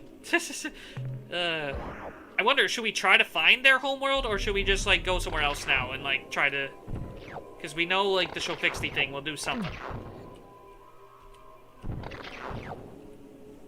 Because they mentioned, like, some of the difference between, like, yeah, our homeworld is where our queen told us it would be the Starship clans, or the nicer ones. So maybe we don't want to go to the homeworld, because those would definitely be hostile, probably. Yeah, what do you think? Should we go to the homeworld, or should we just go investigate other stuff now? Let's go investigate other stuff. Yeah. Because I don't even know which planet is their homeworld, so I'd have to look around and risk, like, combat. Okay, let's see. I think their whole thing is like literally if they get the show 60, so we don't even have to talk to the Queen. Let's see. Okay. I might reload. Let me see if they let us go here. Human, I'm beginning to think that you're touched for sure. You tempt fate and our sympathy too much, I think. This time, perhaps, we cannot be as much your friends as you would like. Oh, we can ask a little more, though. How did the Ur-Quan defeat you? What happened? We were not defeated, human. Never, never in the 2,000 years of the Deep-Neat Queens have they had ever suffered a defeat. It is this fact alone that is making our loyalty to the Queen so strong. This is the unbreakable bond that keeps the clans together. When the Ur-Quan were entering our home star system at Gabon Serpentis, we had 1,000 starships prepared to defend our home. And then the Queen, she allied with the Ur-Quan, and the fight is over before it even began. Oh, that explains a little bit about their loyalty, though. Is she technically? Oh, she didn't break their streak of being defeated, but she immediately surrendered, basically. So they're very torn. Yeah. Let's see if this works. You are causing us sorrow, human. Oh, they have to fight us sorrow indeed, because now we must obey the commands of our Queen and destroy you. Let's see if I can run away this time. Come on, come on. Don't get a hit. Don't get a hit. Don't get a hit. He might get a hit off, but I think we can get away. Yes, no hit, even. Hey, let me see if that actually marked the homeworld. I'm curious. Okay, it did actually mark it. I don't know if it's worth going to the homeworld, because, again, we wish combat. We have to fix the show 60 before doing that, correct? Yes, that sounds Hello, like... 21 people. Welcome. There might be some unique dialogue there, but, like... They're okay. Like, given that the starship clans are already like saying, okay, you've tested our patience too much, we have to fight you now. Like, I don't think we'd have much more luck at the homeworld in terms of peace, at least. But like, there might be unique dialogue. Okay, you know what? I'm at the homeworld. I'll reload. Like, if we get stuck in combat, you know what I mean? Okay. It's just because it's right here. I'm like, okay, I should do it. But let's see if it's much different. That's not the whole world, is it? I think it is. Because watch, there's gonna be an infinite fleet. Yep.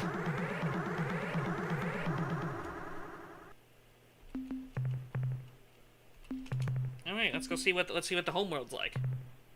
It is a sure and a true thing that the alien interloper has now been warned not to approach Ker Zeep Reap, the Queen's high perch, lest it be blasted without further warning. Okay, so we don't get to talk to the Queen herself. So look, we have a bunch more dialogue though, with the homeworld guards. What happened in 20 years since our species? Alright. You must help us. Surely you owe us this much. Surely you give us some scraps of information. I be Fart, commander of the command that you uphold your duty. Should we ask that first? Yes. Are you daft, human? Have you not heard our words? You and your kind are slaves, just as we, but you humans have been confined within a shield of slaves. To be found outside this self-same shield is surely your own doom. It is not a permitted thing for you to be traveling through space, and now we must be conforming to our Queen's oath to the Ur-Quan. We must be getting about the business of killing you. Yeah. I always want to see if let me see if I can run away and like get some more. Come on. Oh, they're gonna get a hit off though. They actually killed. They actually just killed me. Yeah, okay. I'm gonna reload still, but I just want to get the dialogue. Let's see if there's more dialogue. It is a shocking thing to see the return of the human renegade. One knows this will not be boding well with Her Majesty today. What happened in 20 years since we last met? It is a wondering thought that crosses my mind, human starship captain. Are you not knowing that the cause of Ur-Quan and Empire is now allied with the fortunes of the mighty Ur-Quan? And that your presence here is being only the end of your life? Haven't you got the sense, human, to know this simple thing? Let's help us. Sure, you give some scraps of information. Let me ask you. It is an unbelievable thing. You speak the words that ruffle our feathers and cause our blood to boil. We, the loyal servants of our queen, bless her beak, will not be helping the likes of you or any of the traitor ye-hat bastards you may have found among the ranks of the Starship clans. Oh, so yeah, there is like some, what's the word? Tension there between like the Starship clans. Sure, you give me some scrap of information. Our queen has spoken the commands to us, and we are obeying her words. No assistance of any kind at all shall be given to you, human, so do not be making assumptions that you know a right thing from a wrong. Are you smarter than the queen? Is that why you're saying, human? We shall not be giving you a scrap of meat, much less our secrets. You disappoint us. We expected more from you. Goodbye. So, human, now you be thinking that you shall slink away to commit some vile treason and dirty our queen's good name. Isn't this true? Do not be answering. We know the truth. We will not let you pass. Alrighty. You shall not pass. We're probably gonna die here.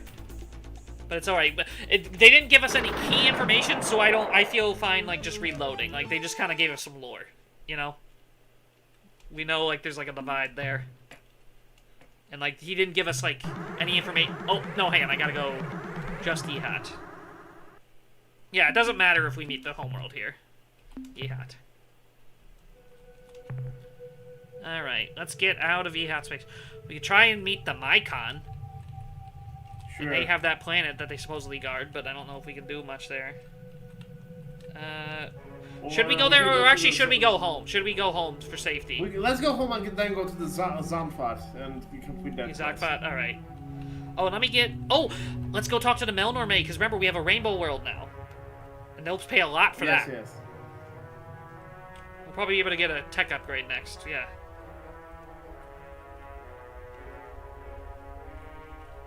The problem is we're already probably going to run into one of these ships in hyperspace. Let's go see. Darn it, that's probably a probe, isn't it? Or a E-Hat ship. Oh boy. Okay, we gotta try and run away. E-Hat ship. Oh, hang on. Oh no, I can't do anything. Okay. Human, you try our souls with your return. What is it you be wanting now? What did you say? I literally thought they had like a thing. Yeah. What about your... What do you mean a thing? How can I explain this? I literally thought like they had cowboy hats. Oh, you thought... Yeah, Serge was just making that up. What was your legendary... Honor your courage. What was the Shofixi thing? We have fallen so far. We're not being the same great birds of prey your people were once knowing and trusting. We have each betrayed the honor of our clan. Just as our queen is betraying each of us with her association with the Ur-Quan. If the valiant child species, the Shofixi were being here today, the shame. Oh, the shame. It would be unbearable. So yeah, we got a lot of reason to forget the Shofixi now. Yes. You are causing us no. Okay, let's try and see if I can get away without like killing him. Yes. Okay. Please, please, please. I think I'll just barely be able to manage. So what do you have to do to escape? You gotta press escape, and it costs 5 fuel every time. Okay. Human, what? Oh, see, we keep getting new lines. Aren't you just slaves to the Ur-Quan? No, we are not slaves. We are battle thralls. Ha! No honor. Come on. Oh! Those ones let us go! I wonder why. I skipped their line because I didn't think, though we are honored, we will let you go. I wonder if it's like either a random chance or if it's because we've expended all their like lines that make them upset. Maybe it's a random chance. Yeah. So you just want to head home? Yes, and then let's go to do the Zan Font. Yeah, let's and go. And then, like, do the Shafixity. Yeah. Well, again, the Shafixity we gotta figure out. This would be a golden animation or, like, a Netflix series or something, dude. I'm just trying to think. I'm going up there. There's the Disappearing Star, which we probably want to check out eventually.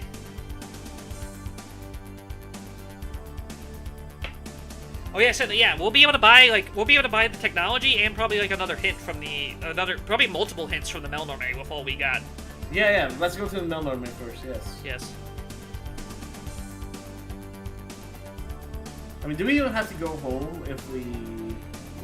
I want to go because remember resources. We can drop off resources at home, and like the Melnorme that we're going to is right by.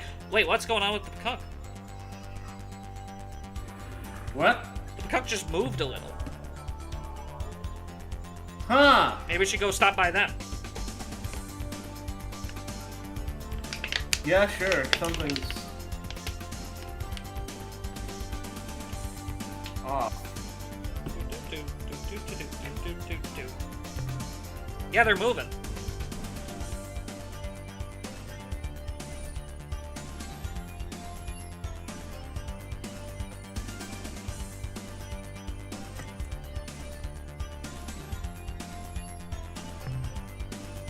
That's very 80s vibe, by the way.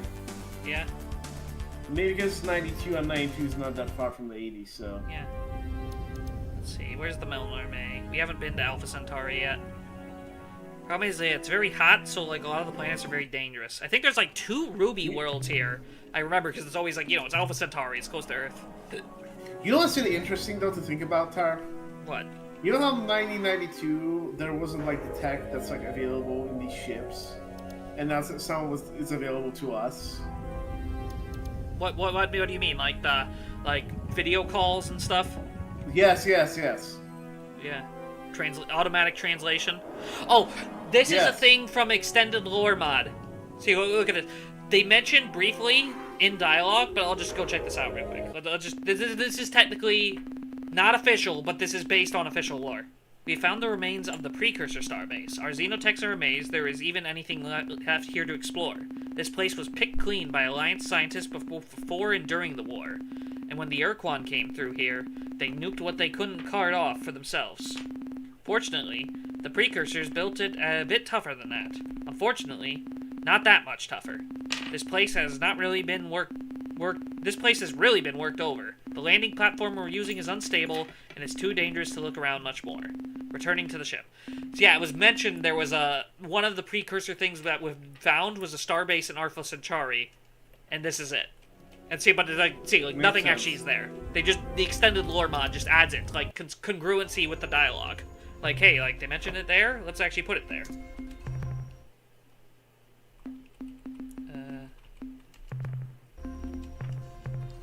Oh, but look how big these are, these big chunks of resources. But look at the temperature.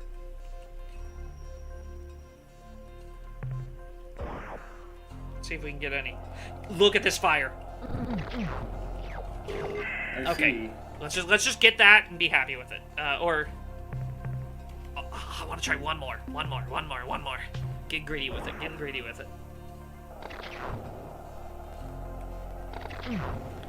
Okay, that's enough. Nice. Yeah, like each one of those is worth 30, and those big chunks are 28 individual ones or something like that. Ooh. Oh, Melnorme, yay!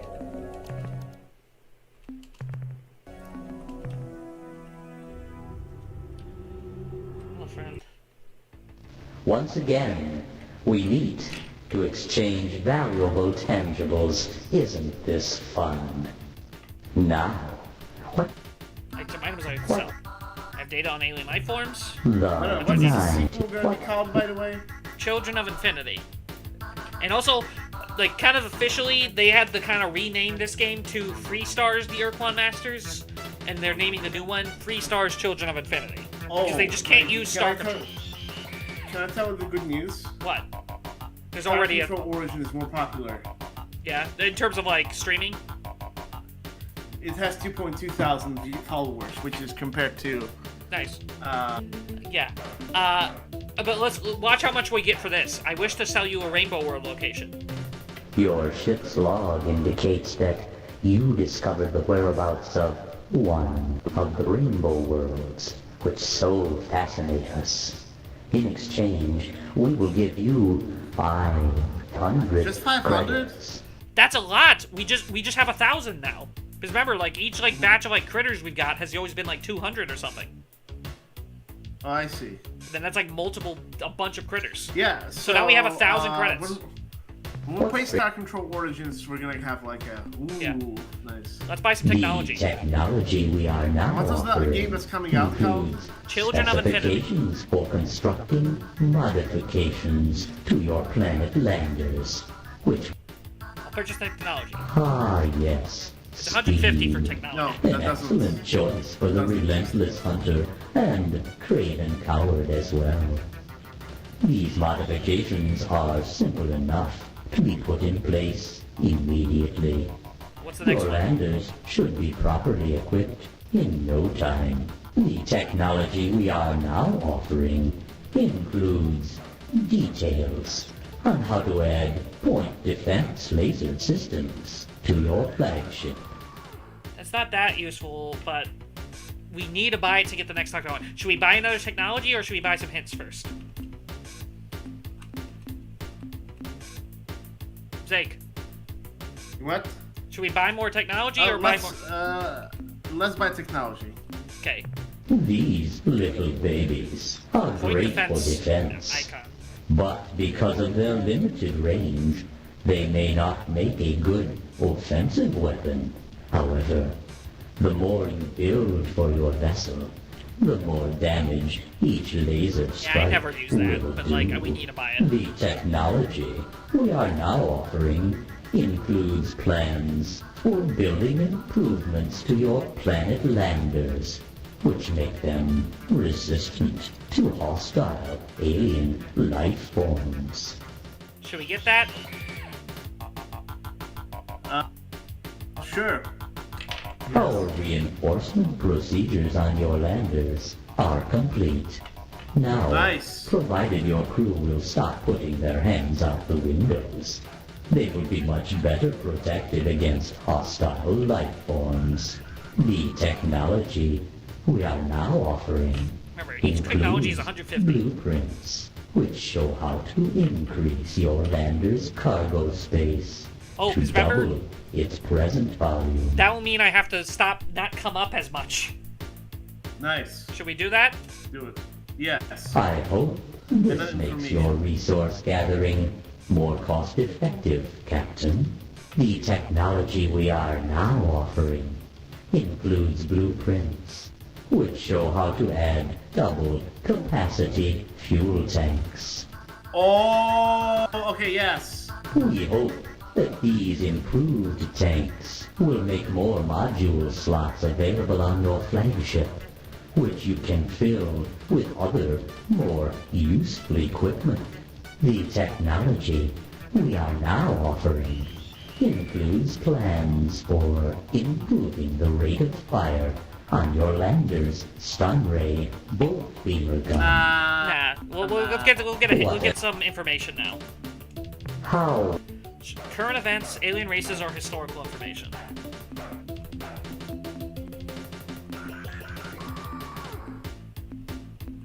Current events. the Ur-Quan are presently at war with a race called the Korra. They are fighting within a large spherical region of space centered around the craterous star group. Although it is probably too early to tell, it would appear that the Korra are winning. Can we help the Korra? Yeah, well, let's see. We'll have to see, check that out. Maybe when you visit the Zogfot. I think we should buy one more hint. Yeah, like I said, current events, alien races, or historical information. They alien races, unless you think something else. The By the way, guys, like, are presently attacking the Pekunk in the Latalian Another thing we already know. constellations. These beings have slavish devotion to their dark gods Dogar and Kazan, which in the past few years has they been confirmed used the Unga are against behind them it. by the Unga. If you need to manipulate the Ur-Rat, we suggest you discover the Unga's technique and duplicate it. Interesting. Alright, we'll save. But Nah, I'll go buy fuel. Wait. I'll buy like 25. fuel trap. Who would you? It has. Alright, very productive, even though the hints were a little repeaty. Oh, Pekunk, we gotta go check on what the heck is going on with the Pekunk, right? Real quick, before we head home? yes.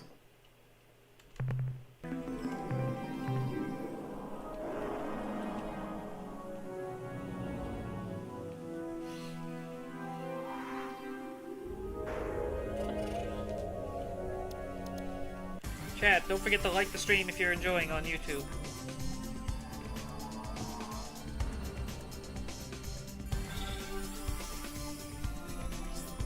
So is this the Pekunk? Or is this a probe? We have decided that our Yearhut siblings are in need of our love and good counsel. We have waited far too long to return home and heal the wound that has kept our race apart these many centuries. When we arrive in the Serpentis constellation, we will greet our Yearhut brethren with warm hugs of affection, which, I am sure, shall be returned in kind. Huh. Is that a good idea? Turn back. Our most mystical vice, the Ouija board, gave a definitive no when we asked about your trip. Your trip is What fruitless. did they say? I'm sorry, I kind of missed that. What Okay, did we'll they say? reload. We have decided that our Yearhut siblings are in need of our love and good counsel. We have waited far too long to return home and heal the wound that has kept our race apart these many centuries. When we arrive in the Serpentis constellation, we will greet our Yearhut brethren with warm hugs of affection. No, that's a horrible I am idea. sure shall be returned in kind. So yeah, our turn back now. Our most mystical device, the Ouija board, gave a definite no when the aspect check. Your trip is fruitless. The year how below you. Then you know that the year of the swollen moon, bad time to travel. You have left your home system unguarded. What if they are invaded? What should suit yourself? What should we say to the Turn back, our Ouija. Yes, let's see. This is an ominous portent. We must consult our spirit guides before proceeding. Unfortunately, we will have to return home to do this properly. Thank you So for your this is consent. temporary. Yes. So okay, good. We've dissuaded them for now, at least. For now. Alright, let's head home. And then we want to meet with the you said we want to head to the Zokfot, right? Yes. I'm seeing what else we have. There's, again, up here, we'll refill fuel. Maybe, oh yeah, because look, we'd be able to, I'm just trying to think about here. We'd be able to, we just got to make sure we get some, like, stuff to sell the Melnorme. Because, like, then we'd be able to, like, refuel here, and maybe after checking the Zokfot, we can go and meet either, like, the Unga, or check out, like, the disappearing star. You know? Because we want to make the most of a trip. But the issue is, yeah, we need to make sure because we don't have too much money with the Melnorme right now, so we need to get some critters or find another rainbow world. I just don't know. Yeah, but do we want to risk it? I guess we'll have to see. All right, Commander Hayes, do you have any updates for us?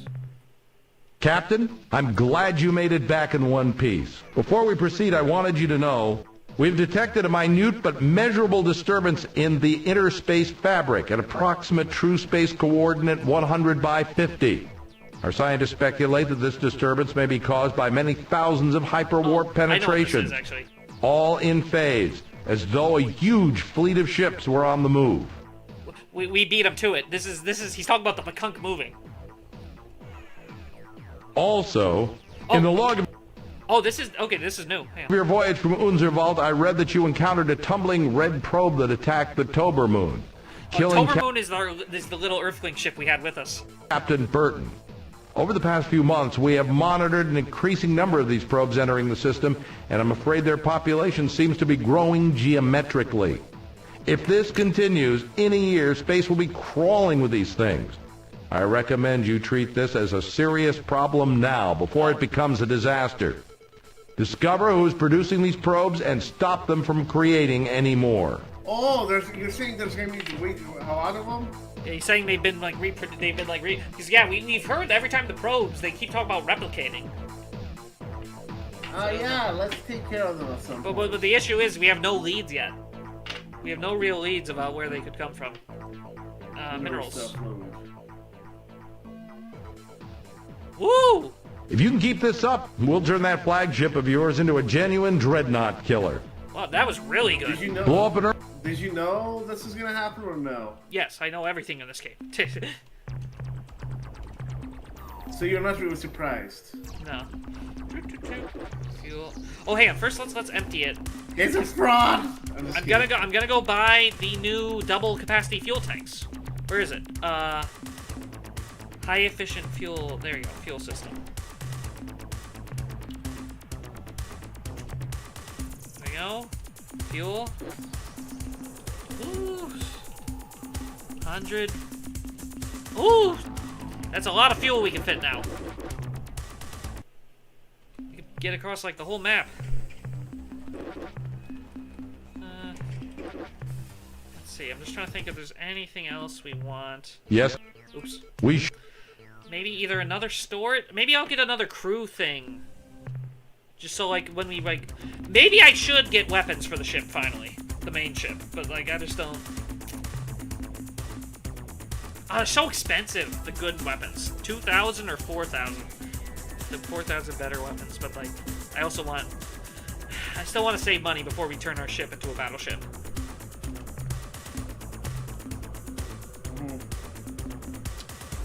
Maybe...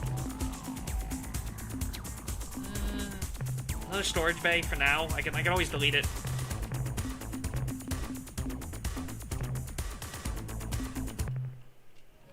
Shipyard. Are all our ships fully crewed? Yes. I almost want to. I see. Can I buy another Spathy maybe? Like just in case, like another. Yeah, that's worth it. Yeah, okay, I'll save the rest of our money. I haven't looked at chat in a while. Let me go check if has anything been saying anything. No one. No, has. there's nothing. Oh, 22 people watching. Hello, welcome. Hope you're enjoying the stream. Doing pretty good. Oh, we can go the entire map now with all those fuel tanks. We can pretty much go anywhere, nice. But again, the main difference is like time. So let's see. There's the. Okay, let's look at our maps. Umgar here. We still haven't found about the. Rectus is here. What? Mr. Rectus is here from the Oblivion stream last. Oh, hello, yo. We got Umga here. Those are the lobbies. We're pranking the Orath. The Zakfod are here, in the middle of Ur-Quan space. But we have a lot of ships now. The disappearing star is over here. So yeah, what should we just head right to Zakfod? You think? Or should we go with these few stars on the way, or should we just like let our autopilot take us all the way? Let's just go to Zakfod. All right, let's just try. Autopilot. Let's just try to make it just a big autopilot here.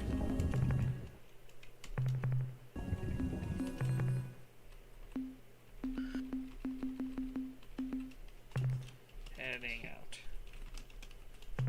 So do we play 3 or Origins after this? If there's enough interest, I'd actually put it to a vote and also like send the like YouTube vote and also like send that link both to our server and to my Star Control friends. Sure. I just hope I can stream Star Control 3 good, because like that game's a little more finicky to set up because it's actually on like DOSBox emulator.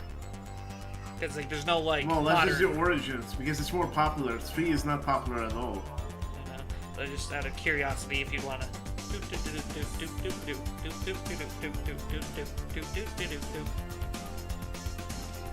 Has sound and everything been fine on the stream? I haven't checked the stream itself, but I think it should be fine. Yes, people were commenting on the music and stuff. If the sound was bad, they would have told you. Yeah. Let's see, where are we in space yet? We're in Spathy space now. The Pecanque are moving back.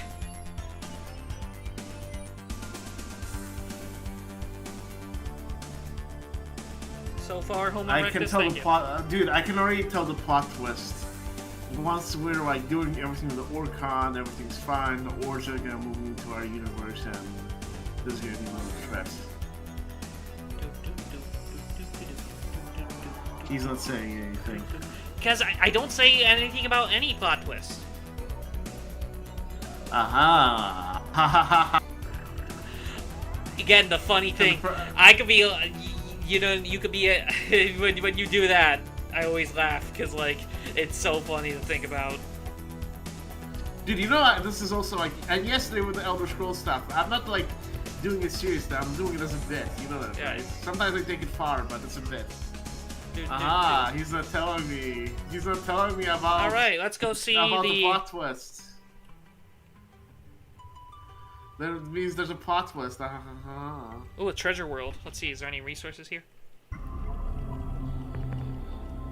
Yes. By the way, guys, keep liking. Gold. Memorial.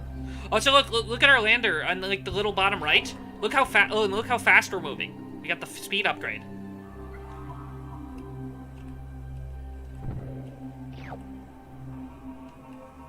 And we have more storage capacity, so look, we can get more on a single trip without having to go up.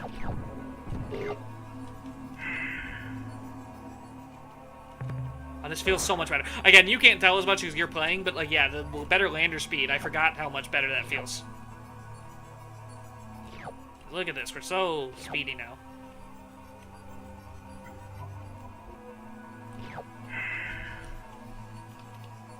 Let's see. Do.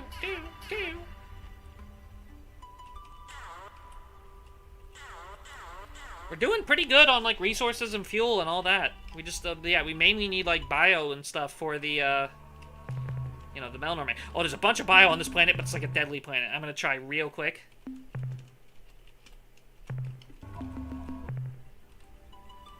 Oops.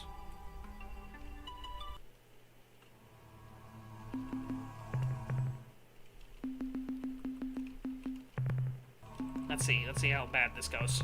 It's gonna, watch, we're gonna annihilate it. Oh my gosh. Yeah, okay, I'm reloaded. Did you see that planet, Zeke? Yes. That's death. So yeah, for those who weren't following, who aren't familiar, the Zakvat pit we're about to meet are a race that reach out to us for help because they're caught in the middle of a big giant space war between like our main villains and like these guys we've heard about called the Korra and Black Ships. We're apparently actually doing pretty good against the Ur-Quan.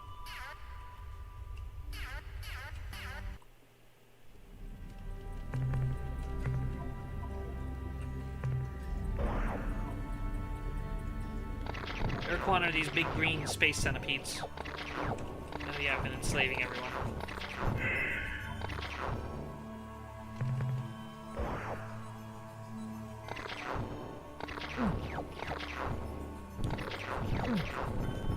We've only met them once where they like slave shielded the one world that didn't know. Again, it's interesting that they did just like shield it instead of just like destroying the colony. I wonder if they were lenient because they didn't know that they like about the Ur-Quan even winning.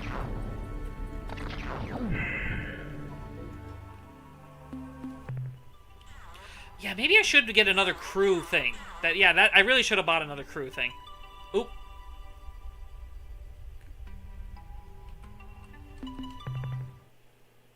So where are the Zafa pick? We're about to beat them right now. I think this is their homeworld.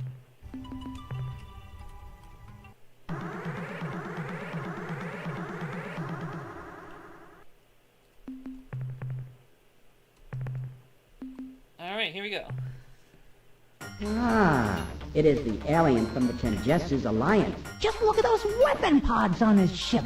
We hope that during this visit, we can make clear to your species the benefits of a mutual assistance pact. But we're also armed to the teeth.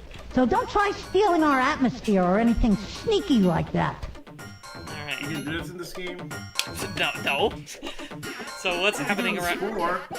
What? I know, but you can't. There's no, like, terraforming. So what's happening around here? Any news about the war between the two alien races? I have traveled here to seek an alliance between our peoples. What should we say first? So what's happening around here? We had a close call last week. One of those black ships was snooping around the system. But before it got to our world, some of the green ships warped in, destroyed the black vessel, and then left immediately. We got lucky. Any news between Any them? news about the war? What? Yes, any news about the No, war? we have nothing new to report. Nope. Not a thing. Alright. I have traveled here to seek an alliance with our peoples. How wonderful! We accept!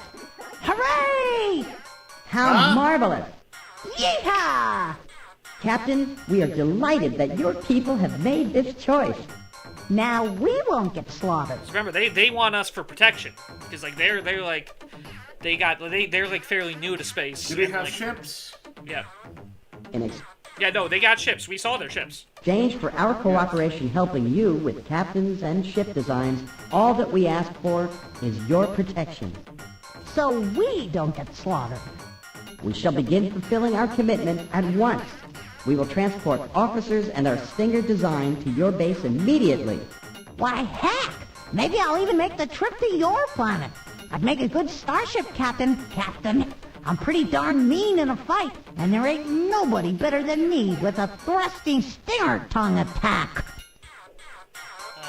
I would like some specific information. Sure. What do you want to know? Just ask away. What do you know about other alien races? Tell me more about your people. Can you describe... which one? What do you know more about the other alien races? Let's go. Not much, to tell the truth. This space exploration stuff is kind of new to us. Besides the green alien ships, which have only tried to kill us, and the black alien ships, which have actually been quite successful at killing us. The only other starships we have encountered are strange tumbling red probes, which profess to be on a peaceful mission. But then attack like slavering Zabrankis. We believe that the probes are actually robotic scouts, which have suffered some kind of malfunction resulting in their aberrant... Well, we can already figure that out. We already know they were, like, robotic. Yeah, behavior. they're gonna see where... And what's worse, they are multiplying. Yes, that's true. The probes seem to be replicating at a geometric rate. Hey! That means if there was only one last week, then next month... wait a minute. Let me calculate. That means next month there'll be a whole mess of those things. By backtracing the probe's course path, we have been able to calculate that the source of the probes is somewhere on a direct line that includes our star and Epsilon Muscae. Go get 'em, Captain. That's a very non-precise hint. You'll see Epsilon Muscae, but like that's not where they are. They saying they're on somewhere on the direct line between this star and there, and you'll see that's a very big area though. What that could be. Okay.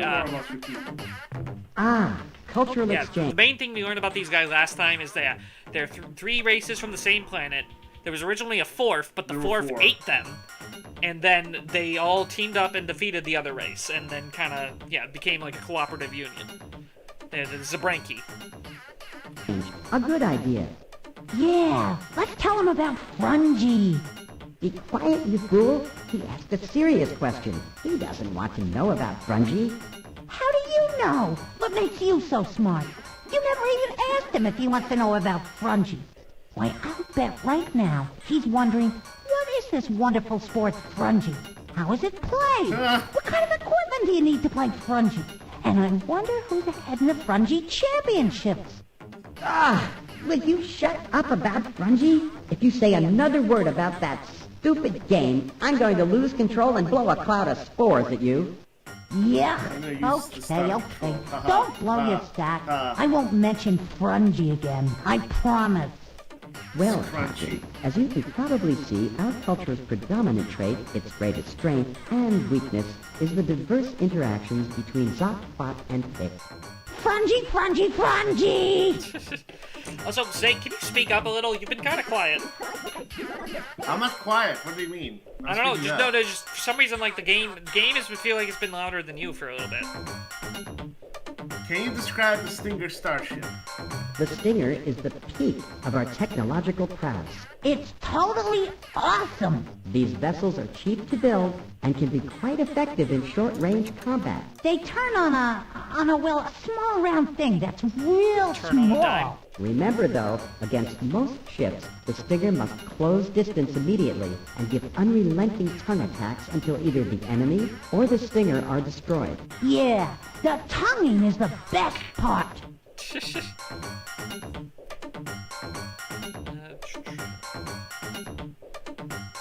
I'm gonna try and Alt-Tab real quick, hoping this isn't messing up the stream real quick. 'Cause I'm gonna turn down the game audio slightly on my end. Okay, is the stream fine? Let me double check. Let me check. Okay, stream is fine. Hey, Zake, say something real quick. I'm saying something. Can you hear me?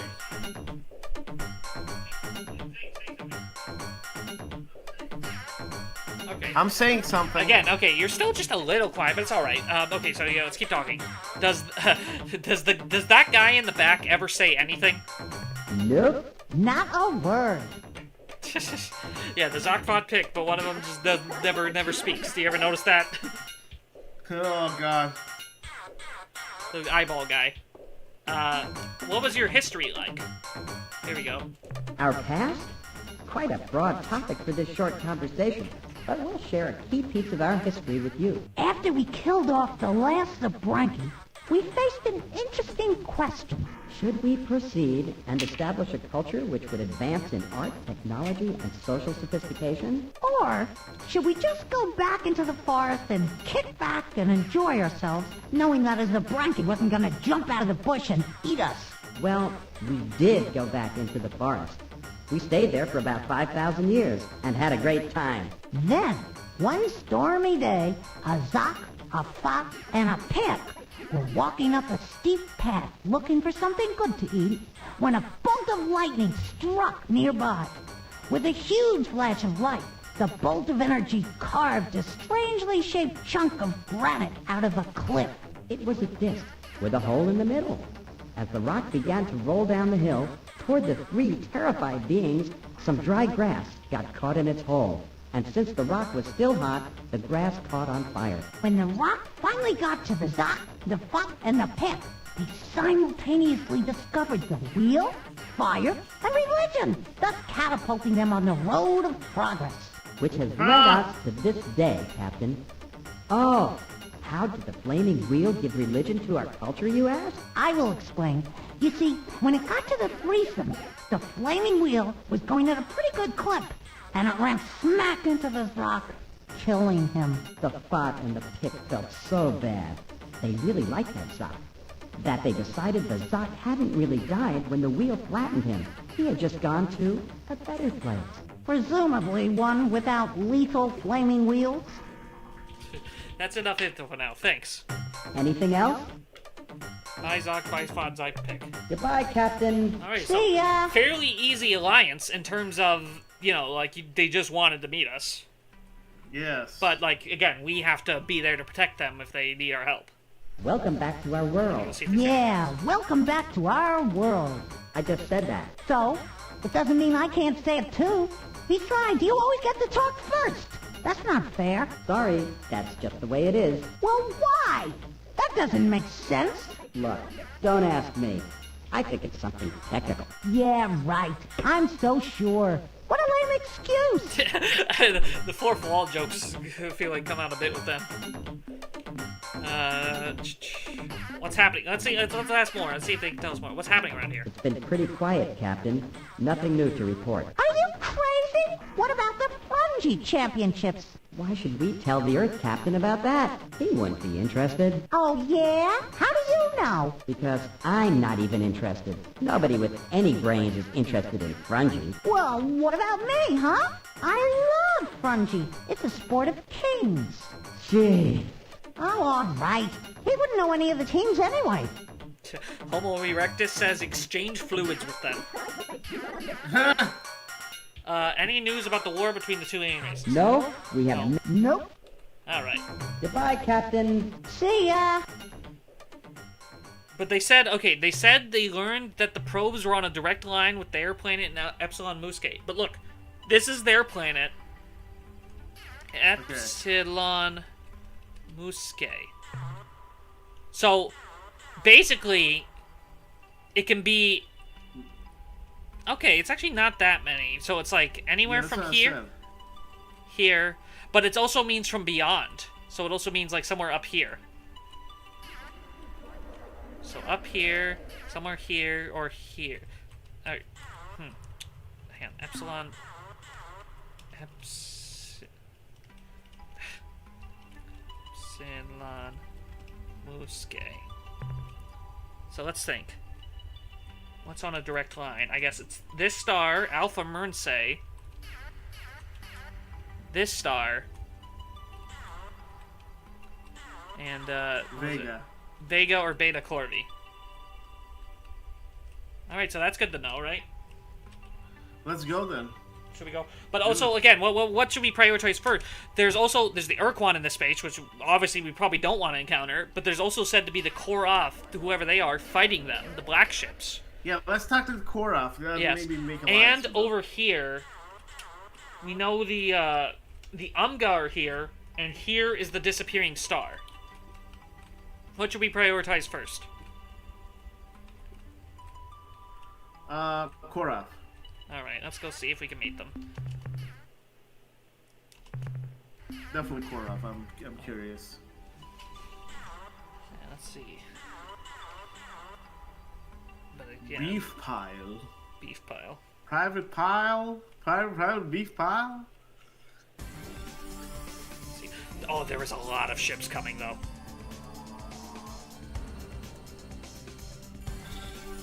Okay, what's this one? Can you avoid them? Oh. Good thing they're not that fast moving, but I deliberately went into that one. But let's see. It's the Ur-Quan.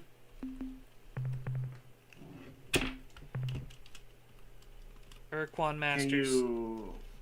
Well, we can talk to him. Let's go see. What?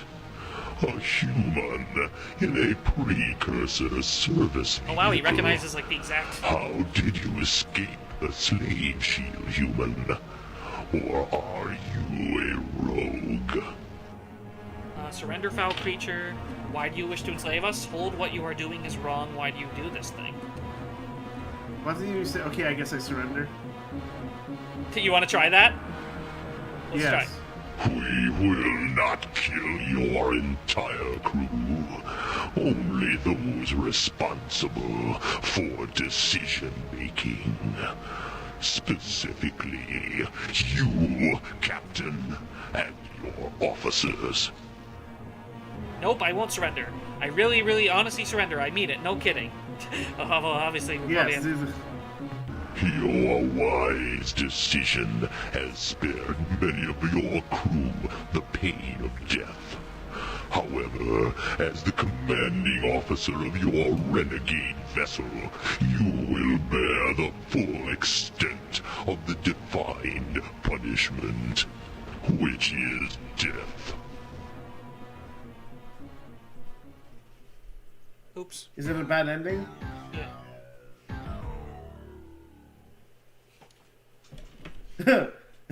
That funny thing, that's added by Megamod as a fun thing. Like there's like special game over messages. But you get a game over there already.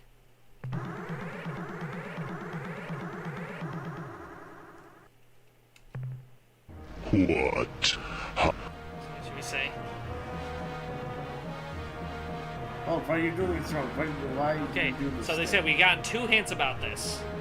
Let's go see.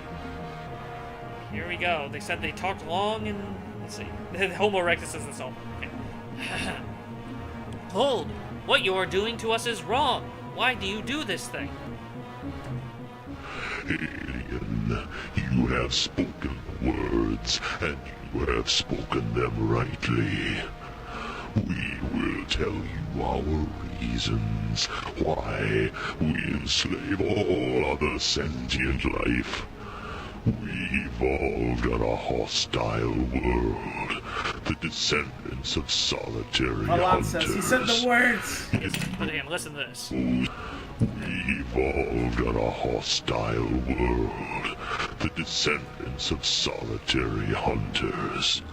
In those ancient days, there was no Korra or Kazertsa, only the Ur-Quan.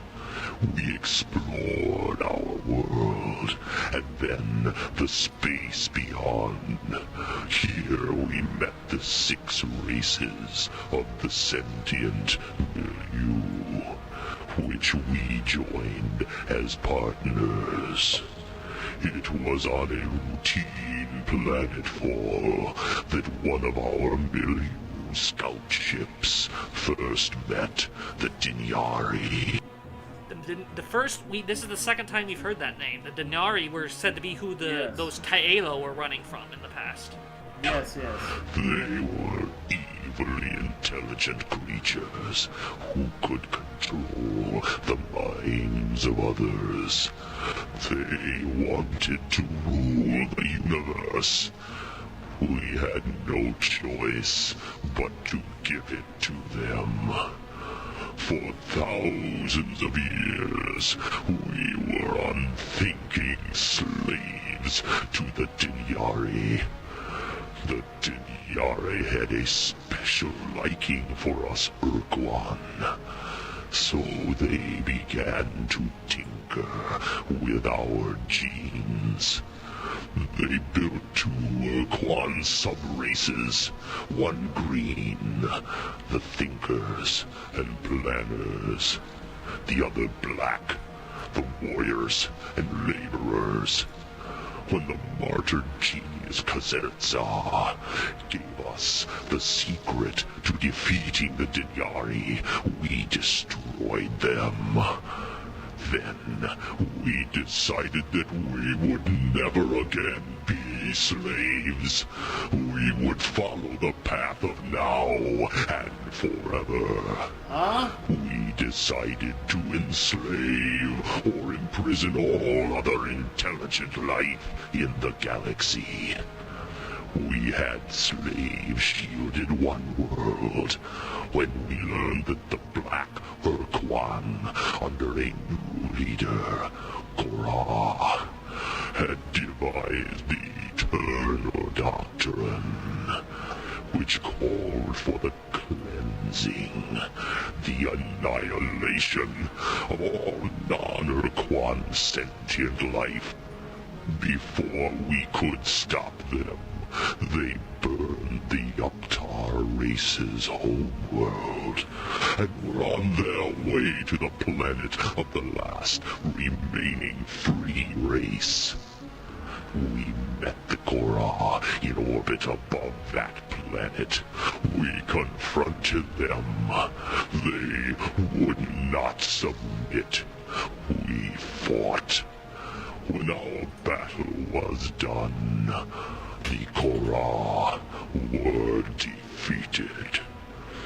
We exiled them, sent the remnant of the Korra fleet into the unknown reaches of the galaxy.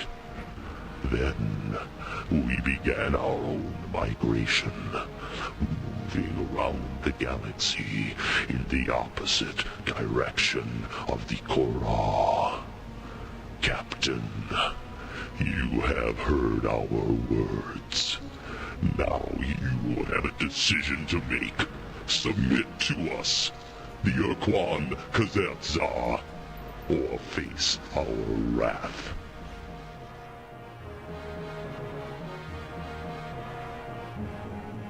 Why do you wish to enslave us? Yeah.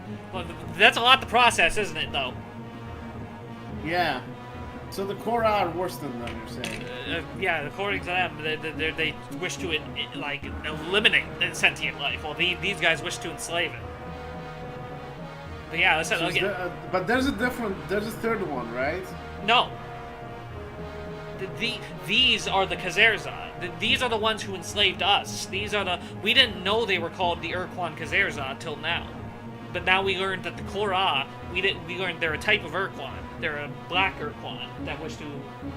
So, like, they seem to have also, like, taken their names from, like famous Ur-Quan or whatever. Like, said the Korra were named after their original leader, and the Kazerza were named after the genius that told them how to escape their slavery from the Korra won't even talk to us, actually. Well, we could try to talk to them. I was trying to think what else. They're like, way too genocidal. Yeah. That's what it sounds like. I'm just trying to think what else we learned there. The Ur-Quan were part of, like, an alliance, and that might be the alliance that, like, the Taelo were said to be part of. They were said to be part of some ancient... But yeah, then, like, these aliens called the Denari showed up, and, like, mind-controlled the Ur-Quan, and then they found a way to escape, but they basically, like, were traumatized by it and decided that they must do anything possible to prevent themselves from being enslaved again. Surrender, foul creature. Or should we say... No, wait, we should ask, you wanted that, why do you wish to enslave us? Yeah. Let's ask this. Like, this is a different... Although you consider us the enemy, these conclusions are flawed. We are your salvation. We bring peace. A peace built upon our social framework, imposed upon your planet, a new world order in which your prosperity and security are assured by the Ur-Quan. We will protect you from the hazards of this hostile universe, from dangers so hideous your simple minds cannot imagine their dark scope. Today, we are the enemy. In time, this will change. Soon, you will come to understand the boon of slavery we force upon you, and then you will revere and even love us for this gift. Sounds like Meat Canyon. Oh, now we need a fight. Alright, let's try. Again, the Spathi are actually surprisingly good ships against them. I think I can probably take this out with Spathi. Okay, yeah, the Spathi have, like, the perfect range. They can avoid their little fighters.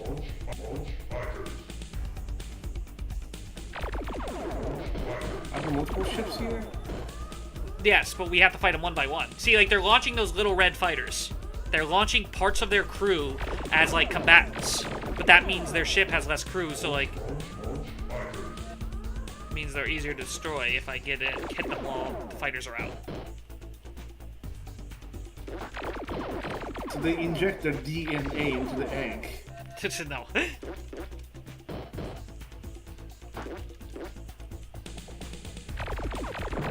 Oh, you guys like. But yeah, no, that was crazy. We used the words as they... I wonder why it's those words, specifically, that they respond in that way. We'll have to find. It's part of their religious doctrine.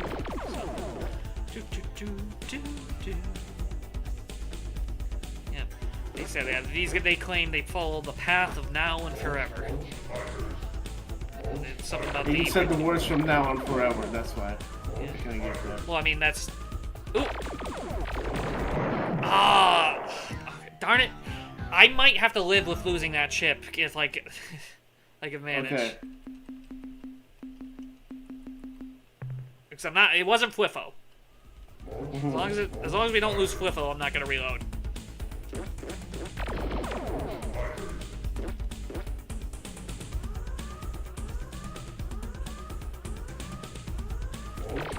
Oh, the asteroid hits the enemy ship.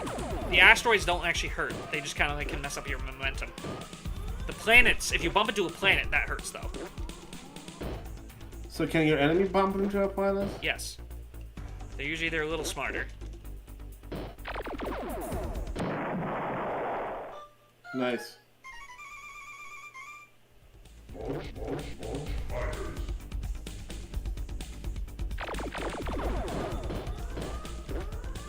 Does Frufo get a bonus, by the way? What do you mean by bonus? Like, is he stronger? No, he's the same as, like, any...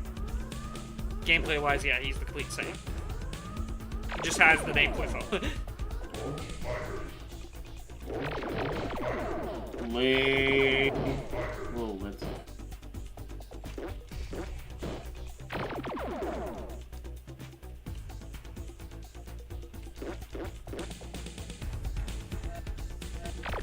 You're right, these patty ships are more effective.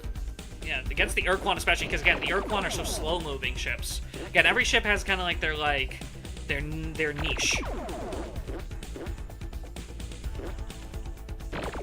And again, the Spathi are, if the Spathi weren't such cowards, they would have conquered the universe a long time ago.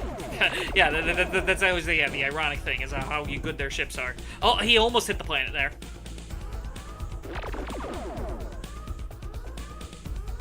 Again, yeah, it's mentioned. Remember, the Spathi said they advanced from cave dwellers to atomic level technology in less than a century because of like how afraid they were of the evil ones.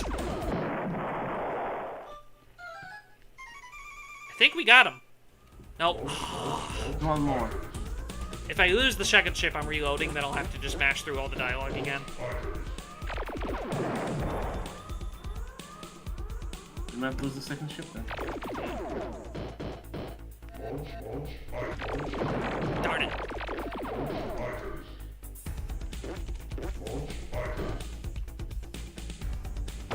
Darn it! I'm gonna lose it.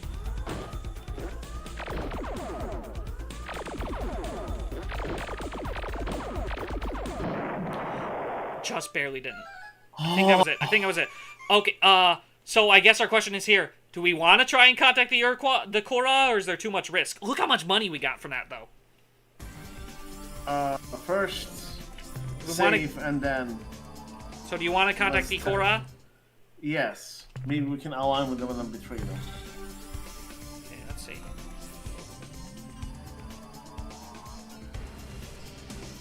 Uh-oh. That's a lot, dude. It's a probe. I'm gonna reload. When it's the friggin' probe.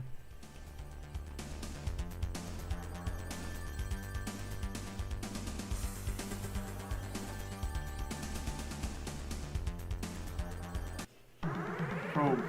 No, the probe was the faster one. I think this is a different. Oh. Oh.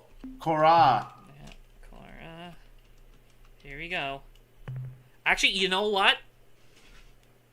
5-second back from break. Not 5 seconds, but real quick. Let me get, in that case, let me get my grapefruit juice real quick.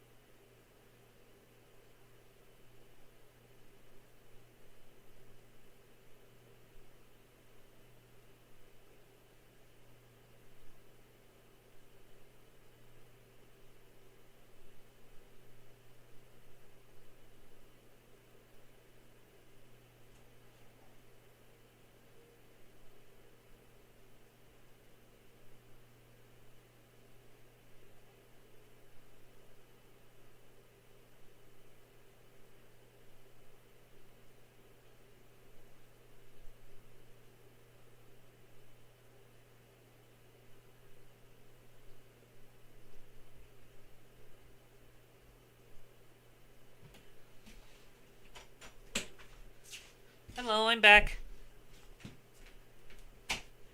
Oh, Zake's not back. Chat? How are you doing? How are you enjoying the game?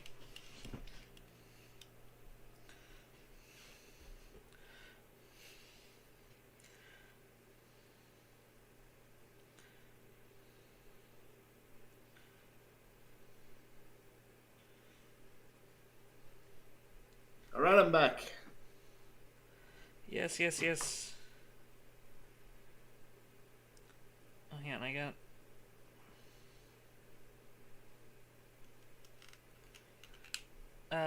So you ready? I'm here, yes. Alright. Converse. We are the Ur-Quan Core. We cleanse our destiny. You will soon die. Make whatever rituals are necessary for your species. Oof. Yeah, these guys are Over intense. 5,000 races. Oh, yeah. Oops, I didn't mean... Darn it. Okay, reload real quick. I didn't mean to, like, instantly antagonize and then... Okay, real quick. Oh, so, here's what the ships do. So they started fighting us at first? No, I accidentally clicked the wrong button. So we're gonna reload real quick. I accidentally picked, like, immediately, like, the hostile, hey, fight us. It's, oh, Homo erectus says it's pretty entertaining so far. Tayano says it's great. I'm in good. Nice. Okay, here we go.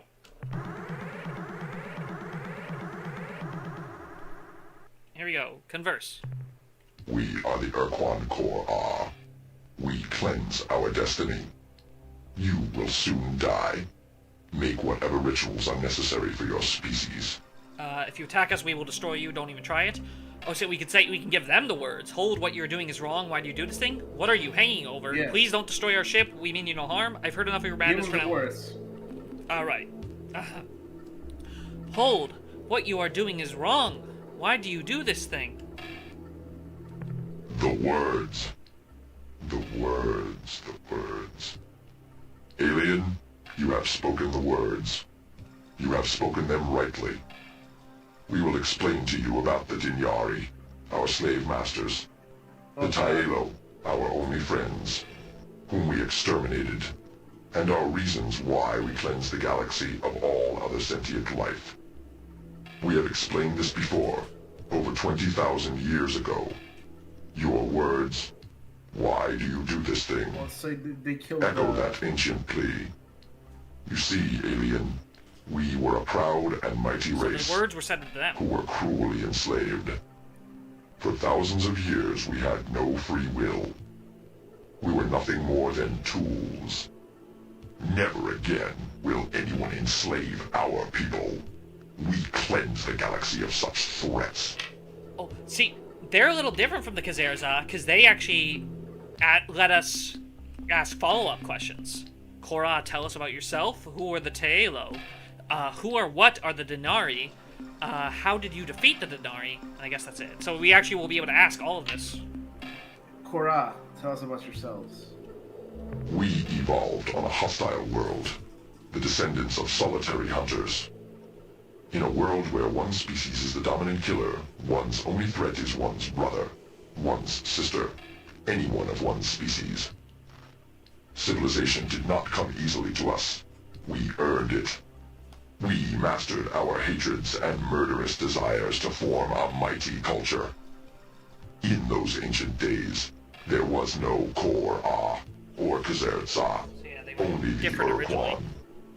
We explored our world. Oh, is that what you mean? Like there's a third one? Is why you were confused? Yes. Yeah, except there's an original Ur-Quan that was different, but they got split into the two different subspecies. And then the space beyond. Here we met the... We explored our world, and then the space beyond. Here we met the 6 races of the sentient milieu. Here we met the Taelo, the only species we ever called friend. Our association with the Taelo and the milieu lasted for 3,000 years. We, the Ur-Quan, who could not tolerate the presence of others, became the milieu's scouts. They're solitary explorers.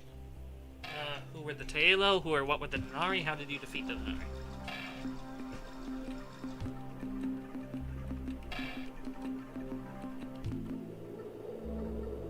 You there, Zeke? Yes, I'm here, yes. Do you just want to go in order? Yes. Who were the Taelo?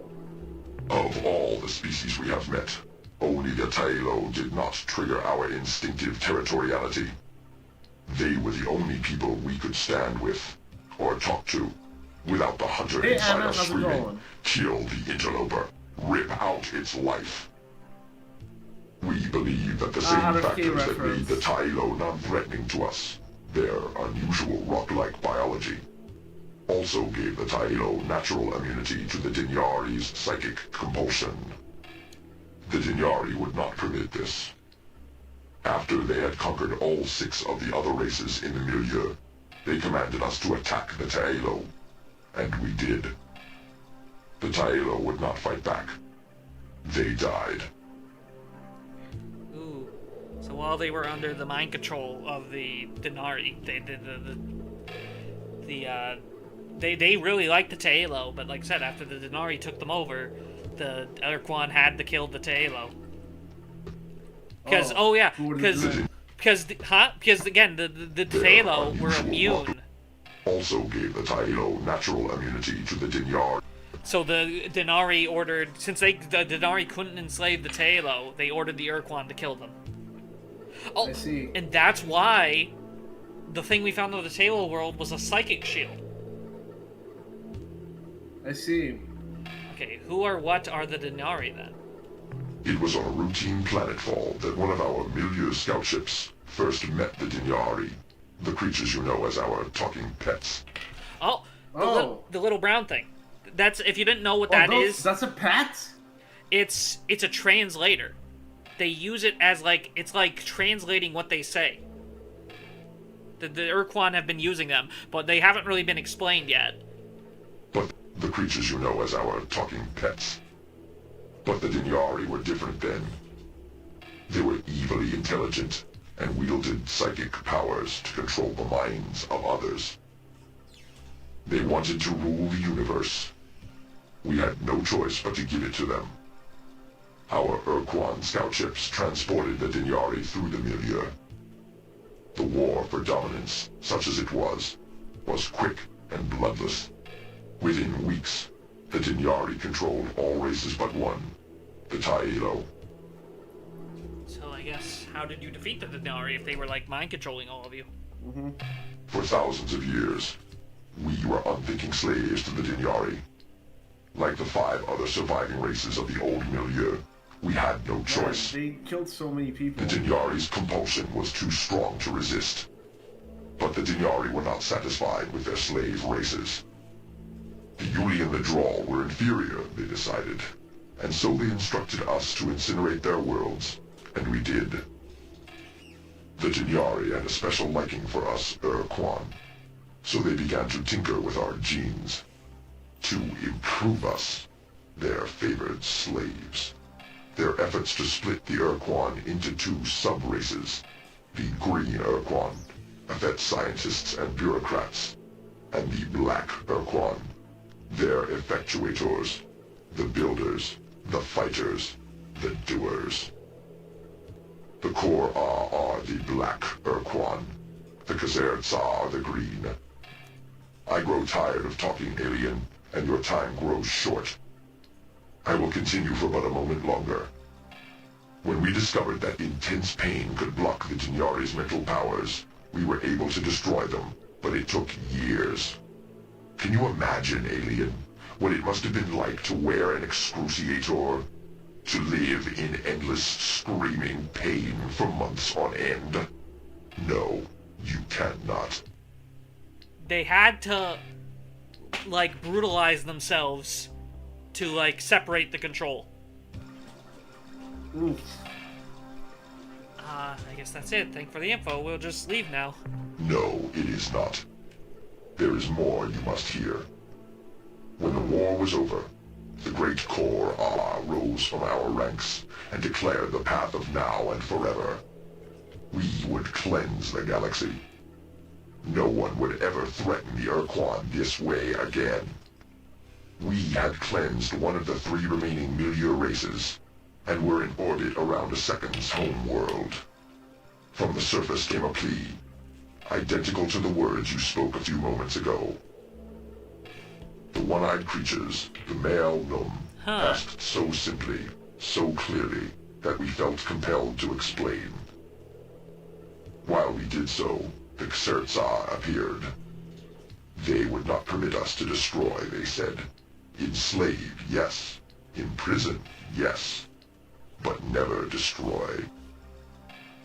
The moment was tense. Someone opened fire. The first doctrinal war had begun. While we fought, the Mael Num escaped. We never found them again. When our battle was done, we, the Kor-Ah, were defeated. However, the Kazertza let us go. We were exiled. We traveled through space.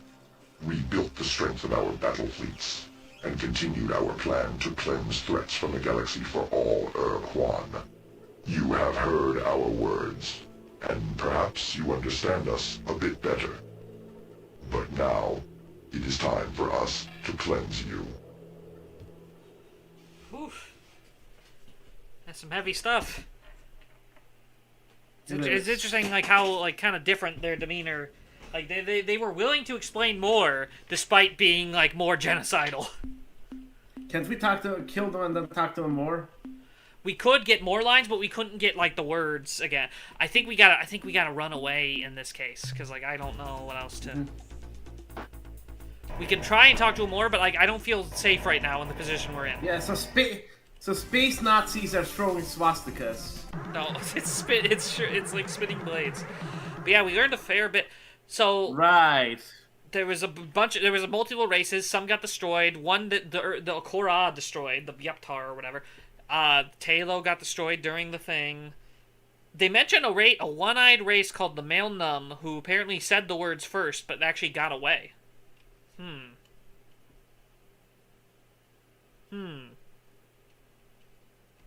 The Male We Num? come in peace. Yeah, they were called the Male Num, and they were a one-eyed race, and they got away.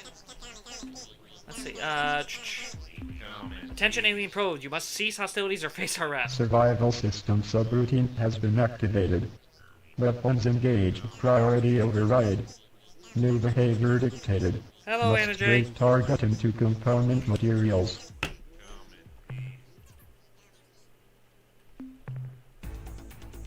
By the way, guys, like. The more you like, the more people join. We have 26 people watching, by the way, more than last time. Dodo, stupid, jerk, idiot, loser, worm, wimp, fool, stupid, fool. I might have to accept losing a punk here, just because I've been, like, we're in such a tight situation. Quit, baby, loser, stupid, jerk, baby. Please res. Yes! Worm, dodo, fool, jerk, loser, idiot. Darn it, please res. Yes! Oh my god! Yeah, 2 res. Holy! Okay, now let's get out of here. Where to go next? Run. The issue is we have... Oh, look at the Korra. See, look, yeah. And, oh yeah, we heard the Korra are actually the ones winning. Okay, so we have the Umga and the Disappearing Star. Where should we go? Because, again, the Umga are technically our enemies still, too. Where should we go first? Umga. Umga, okay, let's try. Actually, disappearing star. Okay, you think we should pass by the Umga? Actually, sure. Okay, we'll try to go to the edge of Umga space and see. Yeah, let me check F7. I don't know, we'll see. I think we can escape the Ur-Quan here. The good thing about Ur-Quan ships and Korra ships, they're both slow. It's like the one, like... Because, you know, they're big, huge battleships. I can't believe you didn't lose that Pekank. I know. That Pekank was G. Yeah. Woodstock. I think we've used them a handful of times.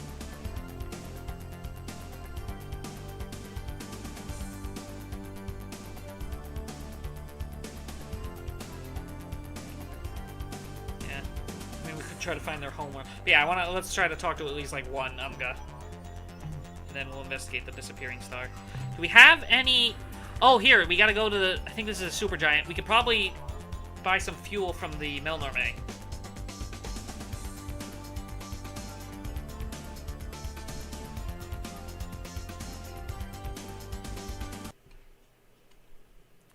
Are there any Pekanki? Any Umga here? We hear the music, so we're in their territory.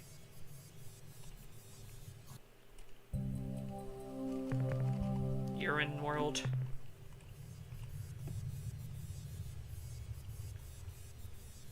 Yeah, we got the big lore drop. I freaking love how the Ur-Quan, like both Ur-Quan are written. Say there. Yeah, I'm here. I'm just like. Thinking. I just say I love how both of the Ur-Quan are written. Writing is so good. They are certainly like. I thought they were gonna be like generic evil villains. They're certainly more complex. Yeah, it's a lot more complex than you thought. And again, like, depending on the order you do things in, it can be a while before you get that backstory. Like, cause like depending on like the order you do things in, you can like miss out on learning about the words, or you can not think to use the words, and all kinds of stuff. There's all kinds of different orders you can do things in. So like, you're saying because I used the words, I got farther. Huh. Well, no, well it's just that we learned more. We inherently learned more, depending on, like, you can learn stuff in a lot of different orders. Lobbies.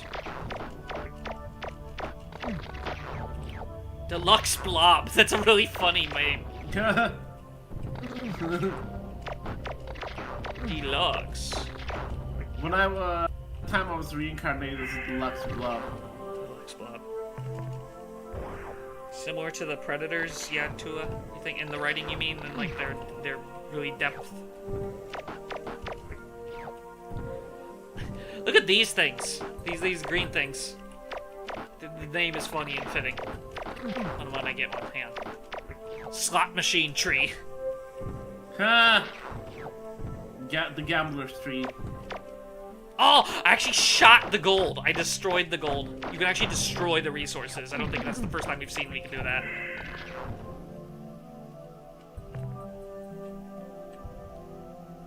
Are you pretending to be surprised, or are you... No, I'm not. I'm not. I'm annoyed that I did that. Ah, I see. I was just like, ah. But also like saying like, oh yeah, that's the first time we've done that. In the playthrough. We're losing so much. Is polonium a good resource? What do you say? Is polonium a good resource? I don't remember. Was that the orange or was that the gold? Or was that yellow? I don't know. Like, the gold and orange are both good. It all... Ah! Okay. We're losing so many crew. How much crew is left? We have 5 crew left on the main ship. Crap. I guess I can always transfer... Hang on. Roster. I can transfer some of the Pekunk to the main ship. Because the Pekunk always have the chance of rezzing and actually getting back full crew. So that's the funny thing with them.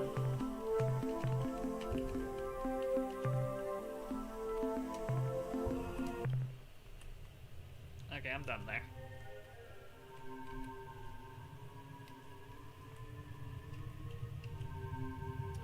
Ooh.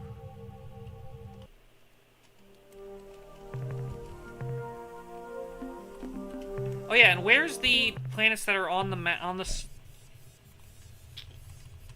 Yeah, these are like the ones on the line. You know what I mean? Beta Chlorvi. We're close. We can go there. Yeah, we can check out, and we got good fuel. I just want to stop by here too. But do you want to check out the disappearing star first? Yes. All right.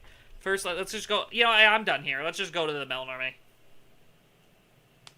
I know I could probably. There's a lot more stars. There's a lot more planets in this system, but I'm just gonna go for the Melnorme. Yeah, this is like Morrowind, but in space. Yeah. Yeah, this does look like Fallout, by the way, just a little bit too. Yeah, well, I mean, like, yeah, the dialogue screens especially.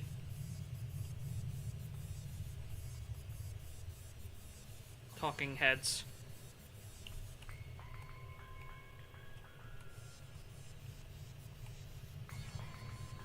Yeah, wait, I'm gonna meet the Melnorme first, then I'm gonna go check and see if we can meet Nemga, then we'll go try the disappearing star. I might actually play the Fallout remake of the Fallout 3. The first Fallout. Oh yeah, if they. I haven't played 4. By the way, I haven't played 4 properly. Right. Your arrival was predicted by our soul crystal's vibrations. We already know why you are here and what you need from us. However, etiquette requires that we act as though we are ignorant of your desires. Now, Ah, so it's their home planet. I see. What? What do you mean home planet? We're in one of those supergiant stars. That's where we always find the Milner Bay. I see. I'm talking about this disappearing star. Why do you think it's theirs? Because that's who they would be. I can't think of anyone else. these are your landers. No. What? Should we buy a hint or should we save our money for fuel? Oops. Oh, hang on. I gotta buy some fuel. Fuel. Fuel. Let me go buy some fuel. Yes. This very morning, I was just saying to subordinate Ochre, "Fee, fi, fo, fum, I smell the feet of a human." We laughed and laughed. What a synchronicity. Now, You know who these guys sound like that everyone points out? Who? G-Man. now, what can we do for you today? Mr. Freeman. Yes, sir. Ooh. Yeah, we have we have some like free reign of the map right now with all this fuel. Yeah, like I said, the whole map is highlighted, so we have fuel to make it to like anywhere on the map, pretty much. But it's just So should we go disappearing star now, or like meet an Umga first? Let's meet one Umga, and then you know what? Disappearing star. You know, since we have to. How long are you planning on going? I don't know. I can still go a bit longer. I could probably go to like it's only 11:30. I could probably go till at least like 1 in the morning, or like 12, late at 12. That's good. Yeah, I can go for a long time too. So I'm telling you. Here's my we should after I go into disappearing star, we should go get the female thing. Shofixty? Yeah. Mm-hmm. Converse.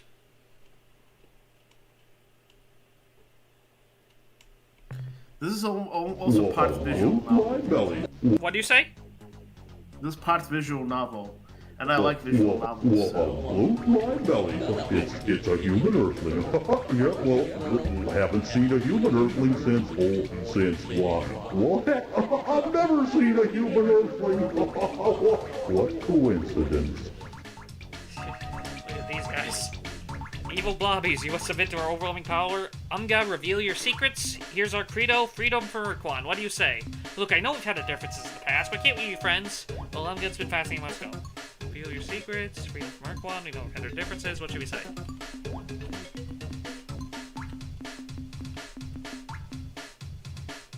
Are you in awe of their appearance? They look like that thing from the visual mod. Yeah. Oh yeah, Journal from Vigilant. Oh yeah, Journal. Umga, reveal your secrets. Okay, since you ask so nicely, we will tell you a thing or two. For instance, did know that even now we performing surgery on talking pet? Arilu found it alone and dying in wreck of Ur-Quan dread. Wait, they're inside of an Arilu? No, they mentioned... No, they said... the Arilu found a dying talking pet in a wreck of an Ur-Quan dreadnought, an Alpha Bonus. We should mark Alpha Bonus, because again, they said there's a crashed Ur-Quan ship. Found it alone and dying. Remember, Arilu are the little green men who are our allies, who have, like, the fast transfer... They seem to have some interdimensional stuff going on. But, yeah, it's very interesting. And, oh yeah, they actually mentioned before that before the war, the Arilu and the Umga were actually friends. Oh, for instance, did know that even now we performing surgery on talking pet? Arilu found it alone and dying in wreck of Ur-Quan dreadnought on Alpha Pavonis. They couldn't heal, so they brought it to us. We discovered that animals have potential for high intelligence. provided we make few minor genetic modifications. Oh. 'Cause remember what we just learned about the talking pets? That they used to be the Ur-Quan's, like, psychic slave masters. But, like, we don't know yeah, they didn't explain how they got turned into just talking pets, though. Yeah. Here's our credit. Freedom from Ur-Quan. Alright. Freedom, very good thing. It's so much easier to make good jokes without boring old Ur-Quan slave laws. We wanting to pull real good one on those stupid nosers from Draconis for a long time. But since they battle thralls too, we not allowed to even small pranks on them. Like, say, dropping planetoid in their ocean. Big waves, big waves. These guys definitely have a cruel sense of humor. Yeah, we've heard about Draconis a few times, that there's a battle thrall race called the Thordash, who didn't even, like, weren't involved in the war, seemingly. Look, we've had our differences. Sure, friend, for sure.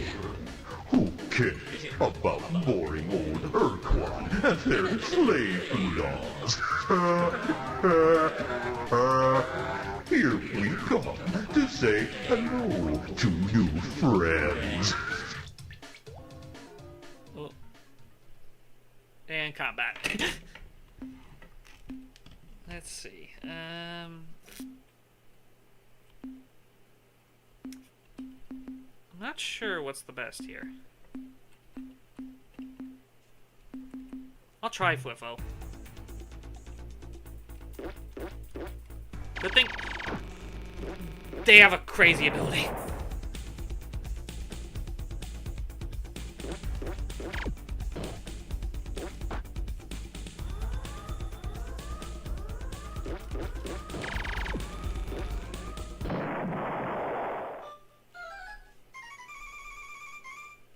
Whew. So should we try to talk to another Umga, or just go to the disappearing star now? You there? Yes, I'm here. You saw that? Well, you saw what happened. We have the disappearing star now. Yes. All right. Let's see. Is it the? Oh, it is the 17th right now, but we're gonna miss it. All right. So we just gotta check out the system and wait. We gotta wait for the 17th, I guess, for the next month. Oh, we're still on the first year of the game. We've almost just hit the second year of the game. Wow.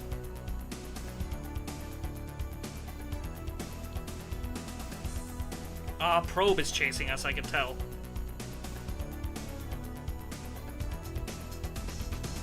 Chat, if you're enjoying, don't forget to leave a like on the stream. Probe time.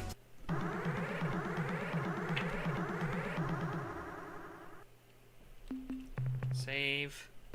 Again, yeah, we're in the area. We can try to, like, yeah, investigate something about the probe. Let's see, Again, you there? I mean, yeah, it doesn't really matter here. We come in peace. Look here, Probe. We have been tried to nice, but you keep shooting at us, so now we fight. Enacting third law, priority override. New behavior dictated. Must break target into component materials. Jeez, why are you gonna...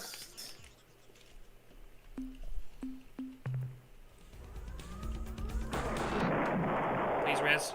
Nope.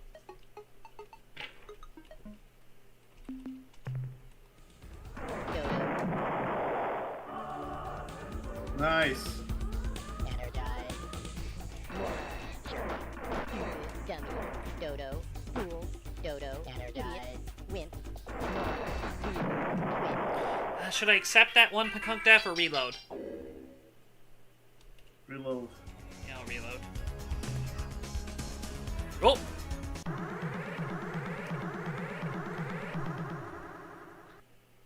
That isn't the probe. But we gotta reload, though. They're gonna appear right after the probe either way, though, because they were right there. We come in peace. In that By the way, guys, if you like it, like. Don't forget. Come on, Woodstock, you've been my lucky ship.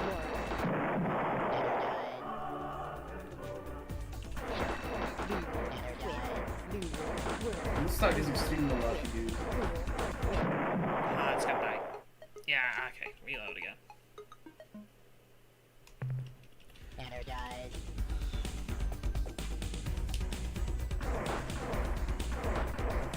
You're trying to escape? Nice. Yeah, I'm trying to reload because we lost Woodstock, though. We reloaded because we want to do this without losing the ship.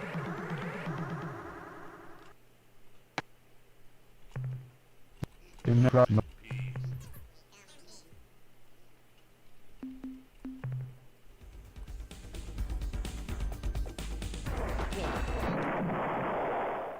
Darn it!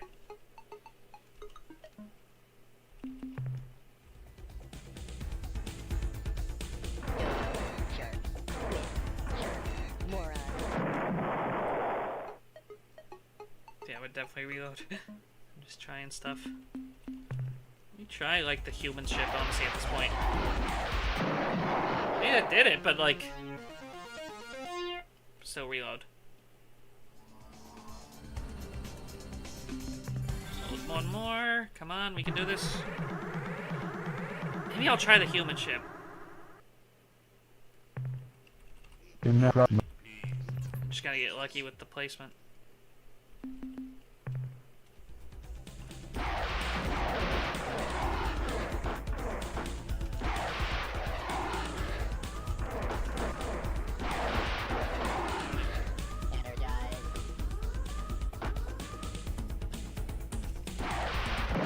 Yes, oh, got it with a human.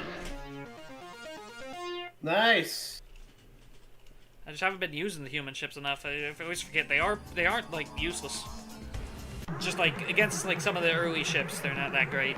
Just So you're saying human beings are not useless? yes.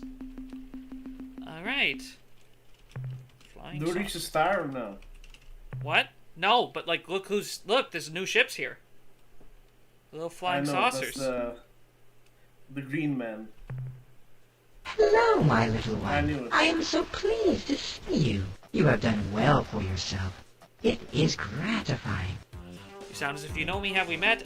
I know who you are. You're Arielu. We've wondered what happened to your people Yes. for a long time. Albeit the Arielu. Why the hell did you run out on the Alliance of Free Stars? What happened? Should we say the second one? The second one, yes.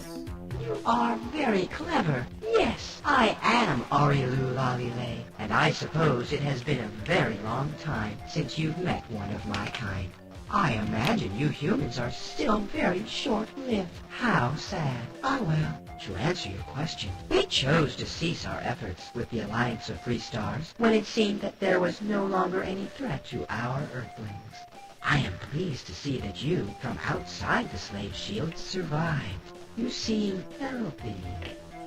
What are you doing here in this region of space? What exactly is your connection with Earth and humans anyways? We are still struggling against the Ur-Quan. Can you help us? We're still struggling against Ur-Quan. Can you help us? With ships and weapons, blood and bones? No. Too many shipmates were forcibly discorporated in the last conflict. Our cooperation is not necessary. You are the focus. However, knowledge transcends reality perimeters, and this we can share with you. An example, to discover the nature of the red probes, seek creatures who inhabit a world with no surface. Interesting. So, okay, we have a rough idea of where the probes are coming from, but we also know the creatures that inhabit a world with no surface. What does that bring to mind? A world with no surface. Based on what we know from this game. What's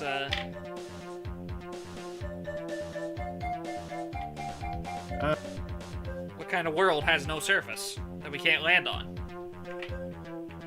Oh, right, the gas worlds. Yeah. So that's a hint to like, because normally you completely ignore those. Like you never like interact with those. So that's a hint. What are you doing here in this region of space? We are many places at many times. This place is an easy place. one of the 10 easy places. At different times, we explore different easy places. That is our way. Oh, I can see from the look in your eyes that I have confused you. I am silly. Please disregard my words. What are you exploring for in these easy places? What exactly is your connection with Earth and humans, anyway? Zeke. What are you exploring for these easy We places? seek to trap Noong, but they dart and leap. You cannot trap Noong. Do not even try. I do not think you can even touch them. You are not quite solid enough. Okay, you trap these Nungi things, then what? Why, we let them go, of course. Noong do not like to be confined. Captain, these things we talk about, they are unimportant to you. They are as dreams. Our words should address your universe, not ours. Huh? What exactly is your connection with Earth and humans, anyway? You are curious. That is a promising quality. How can I describe our relation to humans? Never doubt our motives, Captain. Your well-being is of paramount concern to every Arian. Surely you know that it was the day after humanity joined the Alliance of Three Stars that we appeared in the open for the first time. This was no coincidence. We wanted to protect you. Once we saw that you were, well, safe, we decided to tend to other business for a short while. Believe me, Captain, we have known each other for a very long time. You might even say that we knew the first human. Goodbye, Arlu. Farewell, child. Right. Let's go, zoom. Okay, so they have a little area of space here, but like right around in between the two star systems is where the star should be appearing on the 17th. Let's go see. Is this another Arielu ship? Or it's probably gonna be a probe. No, it's too slow for a probe. Or maybe it was moving around it. No, it's gonna be a friggin' probe. No, okay, it's Arielu. Ah, our human friend. Please, let us chat a while. It has been so many years since I last visited your Earth. So long since I glided across your open fields under the light of a full moon. Tell me of Earth. Tell me of what I have. Oh, I forget myself. How silly. You were born on the distant world Unzerwald. I have visited there much more recently. Huh. I am still confused about our relationship. Please elaborate. You have painted our pictures on cave walls, erected standing stones and pyramids for us. You have wondered at our signs to each other in your wheat fields, and written books about our more personal endeavors when we allowed you to recall our examinations. We have a history together, Captain, and you have come a long way. But I must tread carefully. You are not ready for everything, and I fear that you would not understand what was best for you. Can you give us any more information? Are you still you've been following Zeke, right? Yes. The Mycon change and reform worlds with their deep children. These changes affect others, unfortunately. The fate of your world and your heart relate to these matters. Interesting. We haven't heard that much about the Mycon. The Yeehot, we know they like thrive in hot temperatures, and they're an Ur-Quan slave race. What's the word? They tested a device that we know the location of that like had a bright flash. And yeah, there's like shattered worlds. The Mycon change and reform worlds with their deep children. These changes affect others, unfortunately. The fate of your world and your heart relate to these matters.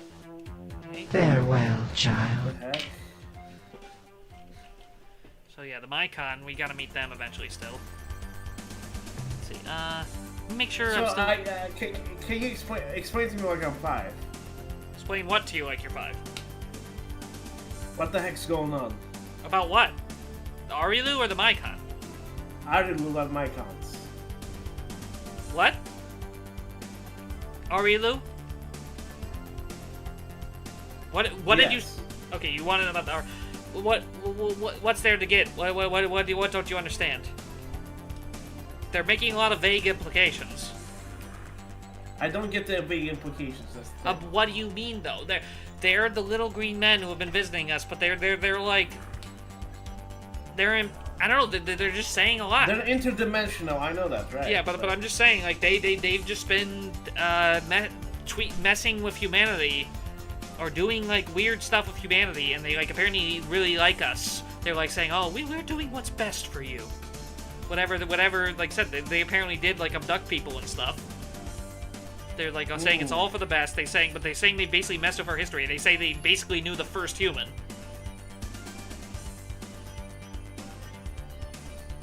It's everything about it just either like gives you pause. Like what am I supposed to think about you guys?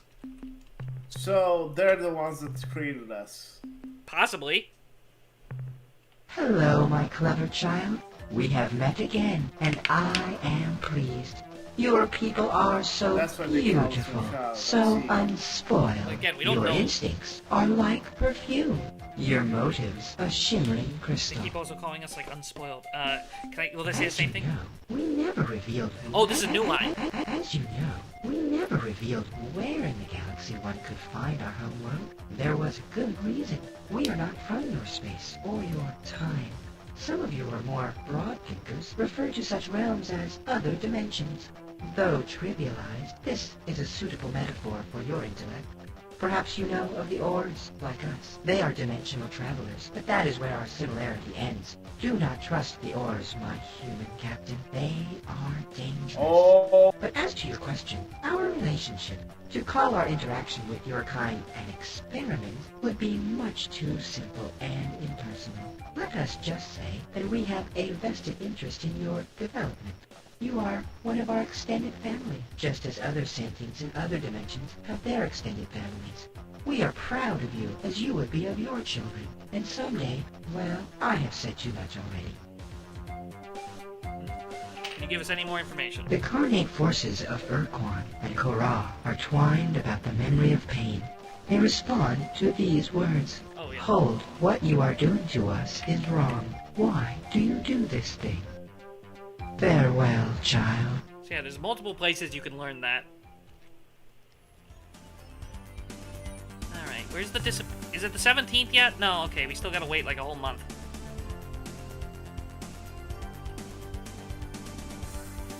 One more area loop.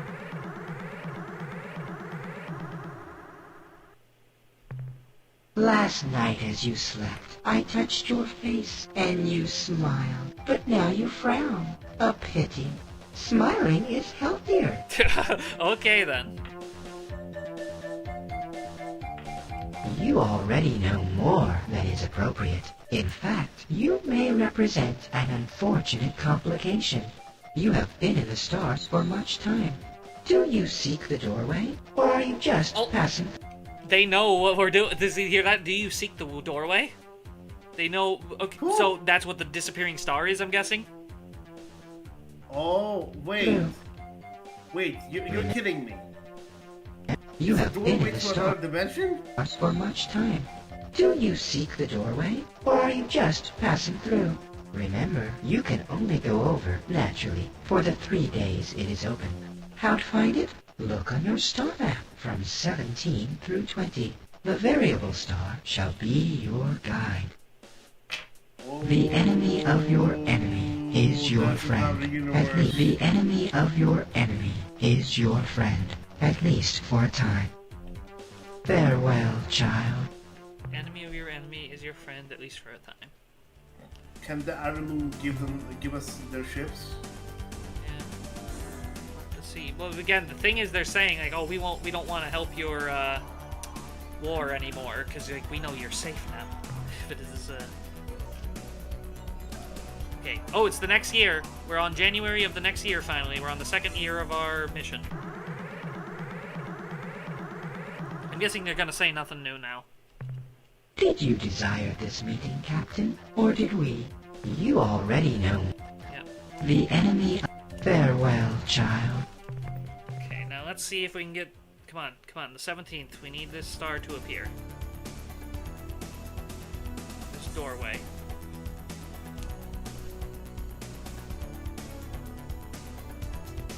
5. It's the 5th. 6th. 7th.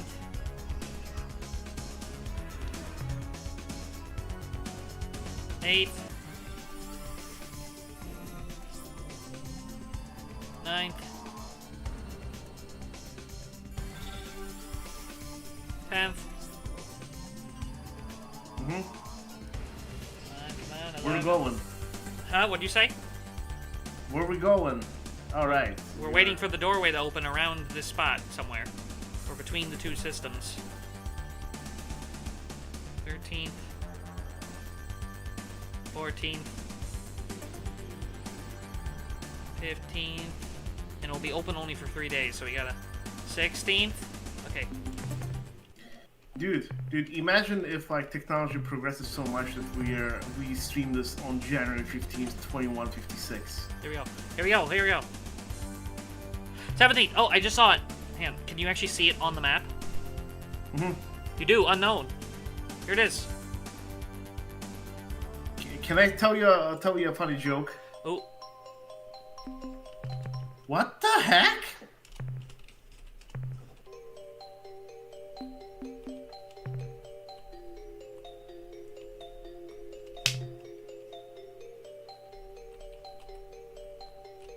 Quasi-space. Look, instead of hyperspace, quasi-space.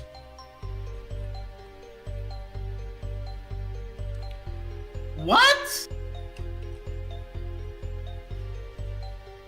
Different dimension? Remember, hyperspace itself is another dimension in a way. So, where should we go?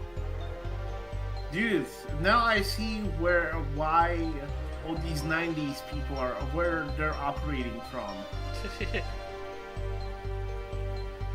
They were probably like, when they were kids, they played this and they were like, whoa! Emil especially, probably, or like... Okay, so what I'm on you. What sticks out to you here? What sticks out to me that, like, we don't... Okay, I think I understand why you like this game. This is like very intellectually multi-layered. It's an intellectual multi-layered game. Yeah. So again, what do you...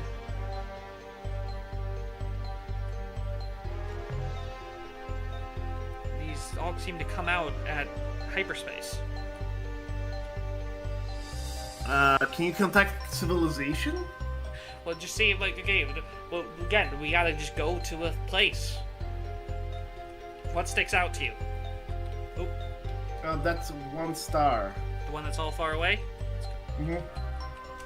Do we have fuel? We do, but it doesn't seem like... We don't seem to expend fuel while we're here.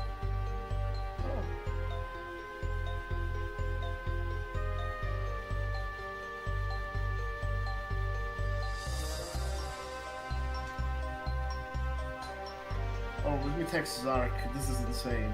But look. There's a planet.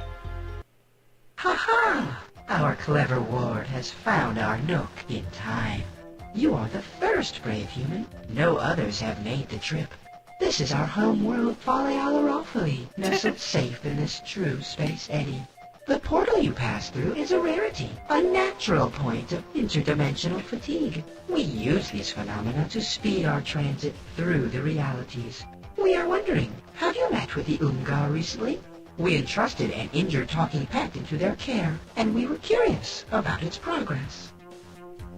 Were you texting Zark, or do you want me to replay that? No. You heard all that? Play this. Replay it. Oh, replay it? You're paying attention now? Yes. Our clever ward has found our nook in time. You are the first brave human. No others have made the trip. This is our home world, Falealarophaly, nestled safe in this true space eddy. The portal you pass through is a rarity, a natural point of interdimensional fatigue. We use these phenomena to speed our transit through the realities. We are wondering, have you met with the Ungar recently? We entrusted an injured talking pet into their care, and we were curious about its progress. Alright. So what did happen at the end of the war? What exactly have you been doing on Earth? You said you have much to give my people. Can you be more specific? I think it would be best if I killed you now. That's so funny. Hey Zark, how are you doing? Ask and you shall receive. What's he doing here? Hello. Welcome. What are you doing here, Zark? Zark is in 19. I think Zark would love this game. Yeah. Zeke asked me to join, so here you go. All right. Okay, Zeke, what should we ask him first? So, what did happen at the end of the war? There you go. Forgive us if we forget the importance you attach to such events as this. Our context is infinitely broader than yours in scope, both in space and time. Nevertheless, to please you, I shall try to recall. Yes, now I remember. Here is the sequence. The Ur-Quan fleets have moved through your solar system, and you are defeated. Your people make the choice not to fight with and for the Ur-Quan. A shield is cast about your world. Your people are now safe. This makes us happy.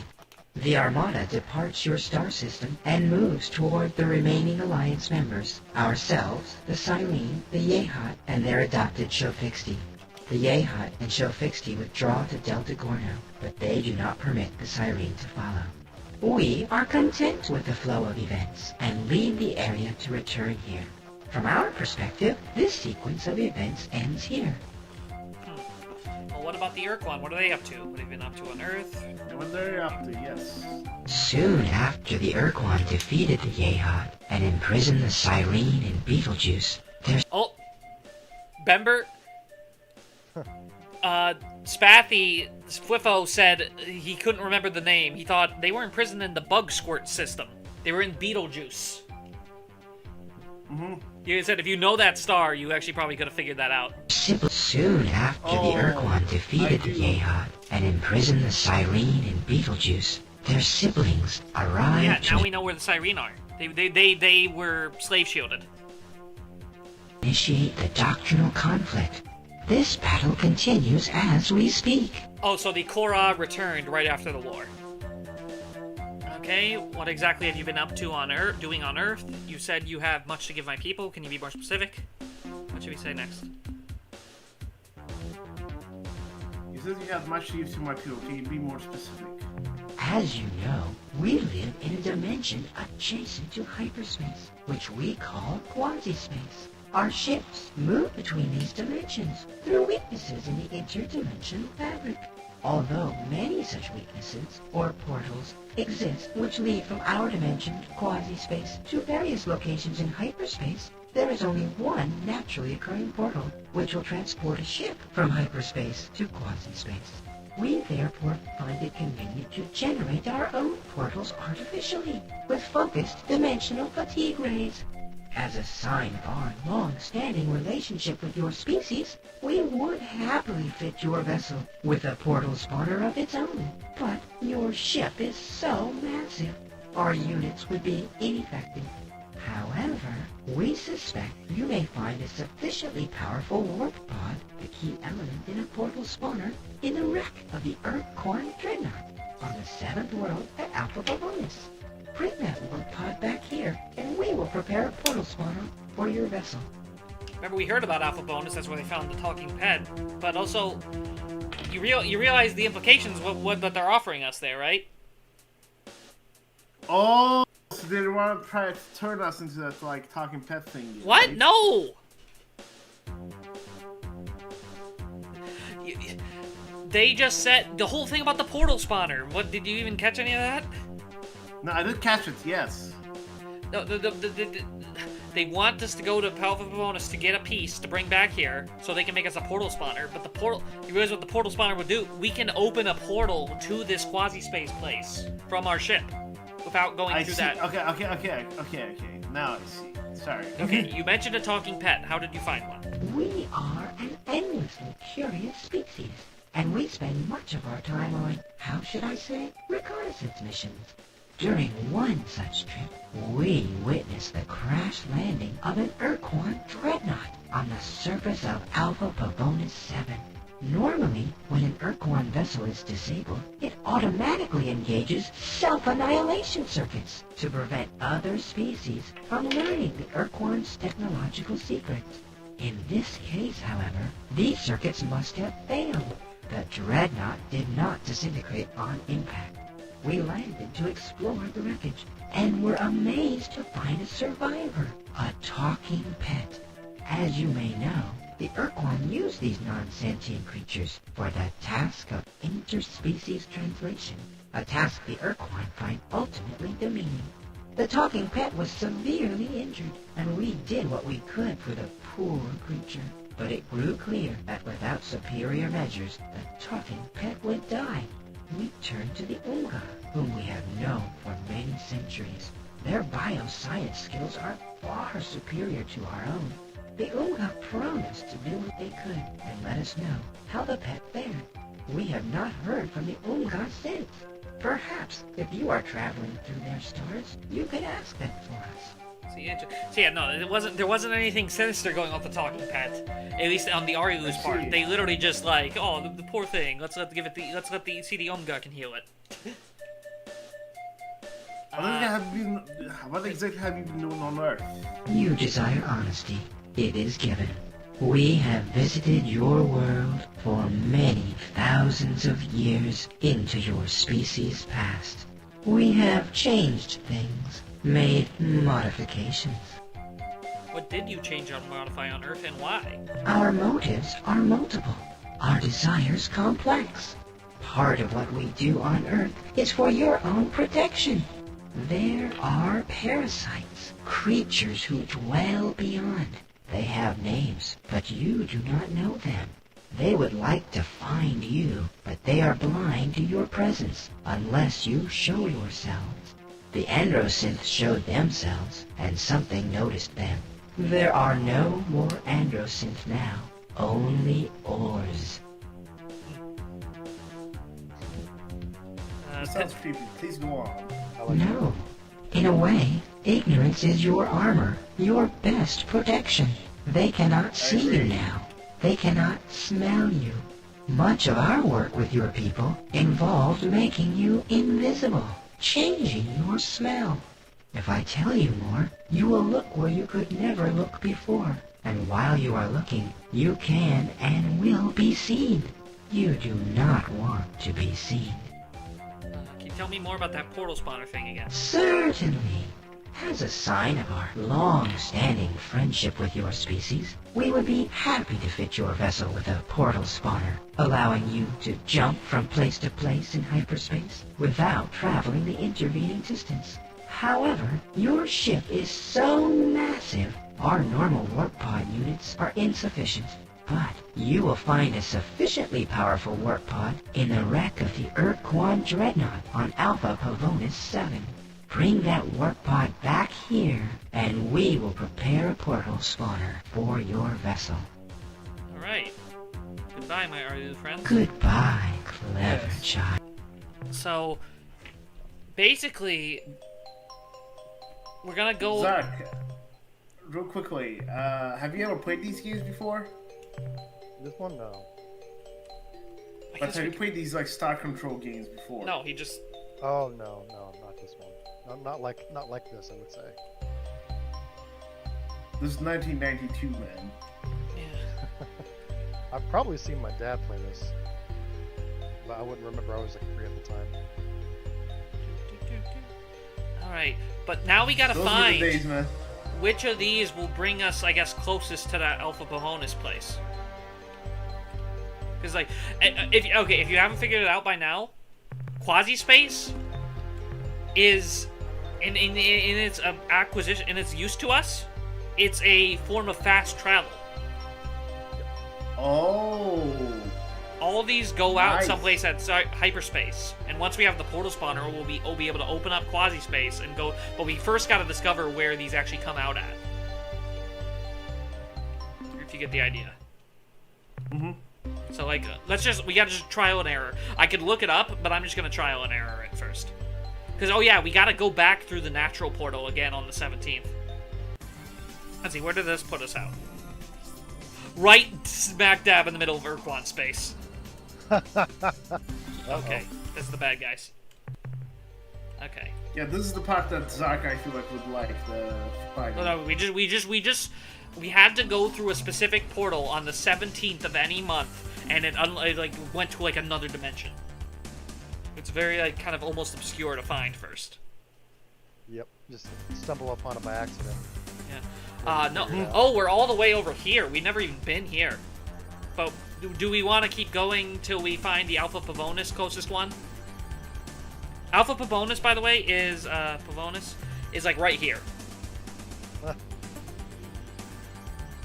Should we explore? Oh, so or just go back to get to the Shofixty, right? Oh yeah, we need to get to the Shofixty too. One of these will probably get. Because remember, we're trying to get the place so we can get the portal spawner. Should we prioritize making the portal spawner now though, or should we like do other stuff? Because remember, then when we had the portal. I would do portal spawner. You think so, Zeke? I mean, you think so, Zark? Yes. Yep. Let's see, where's this? We're right there. Or Boom. we could check out these stars, because remember, these are on the line. Remember, we could try and find the origin of the probes. Because, like, yeah, Alpha Pavonis is right down here. Then we go back to the Ari... Hang on, where's Alpha Pavonis? I'm gonna mark it real quick. Yep. Alt? There we go. Should we go and try to see if the probe source is on any of these stars, or should we go right to Alpha Pavonis? What are we closer to? Probe. The possible probe source. Yeah. In that case, let's just go to probes. We might be able to put a stop. For context, Zark, there's been these, like, probe things, these, like, that, like, these, like, they speak in, like, a Microsoft SAM voice. They just, like, show up and they say, "We come in peace. This is a peaceful probe." Yeah, and then, like, but, okay, we gotta check the gas giants, because they said gas giants might have it. Well, but yeah, but basically, but then, like, every time they, like, are saying, like, we're on a peaceful mission, but then they say priority override, new behavior dictated, must break target into component materials, then attack us. And we've discovered some hints to their location, that they might be at these stars, and we know that whatever their source is a world with no surface, which means, like, a gas giant.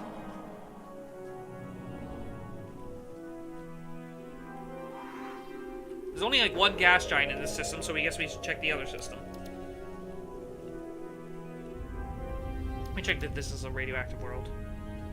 Just in case, for resources. But yeah, Zeke, are you still, like, fully in, or are you still, like, multitasking? I'm still in. I'm still in. Okay. Now let's go see if we can meet find the source of the probes. Let's probe the source.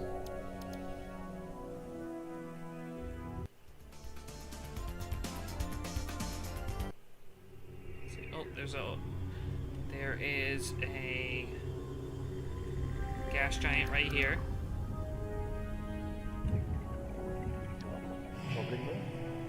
Dude, this would have been trippy to stream through VR. Hello, visitor. We are the Slylandro. I am content to hover, a Slylandro speaker. Your presence here fills us with excitement. We have gotten so few visitors over these many drawn. We hope you can stay to talk with us for a time. I am Beefheart, captain of the Starship Beef Pile. What the heck are you? Pardon me, but who exactly are you again? What are those glowy bits inside you? What did you say first?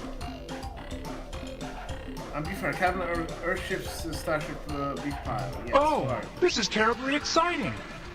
We will be happy to tell you about ourselves if you would please do the same. You see, we Slylandro have been extremely interested in learning about the galaxy, but our physique makes us incapable of leaving our gas giant home. Therefore, we are totally reliant on our infrequent... What do you say? Microsoft Word Assistant. What do you guys say? I couldn't hear you. It reminds me of Clippy. Oh, Our physique makes us incapable. Yeah, try not to talk when they're talking, because of the way my volume and my headphones are, I can only hear you when they're not talking, pretty much. Okay. Of leaving our gas giant home. Therefore, We are totally reliant on our infrequent visitors to keep us informed about events outside this planetary system. And visitors usually only show up every few drawn. We hope that our newly deployed exploration probe fleet will not only gather information for us, but inform other races of our presence here as well. Probes? What probes are you talking about? Pardon me, who are you again? What is Glowy Bits? How long is it drawn?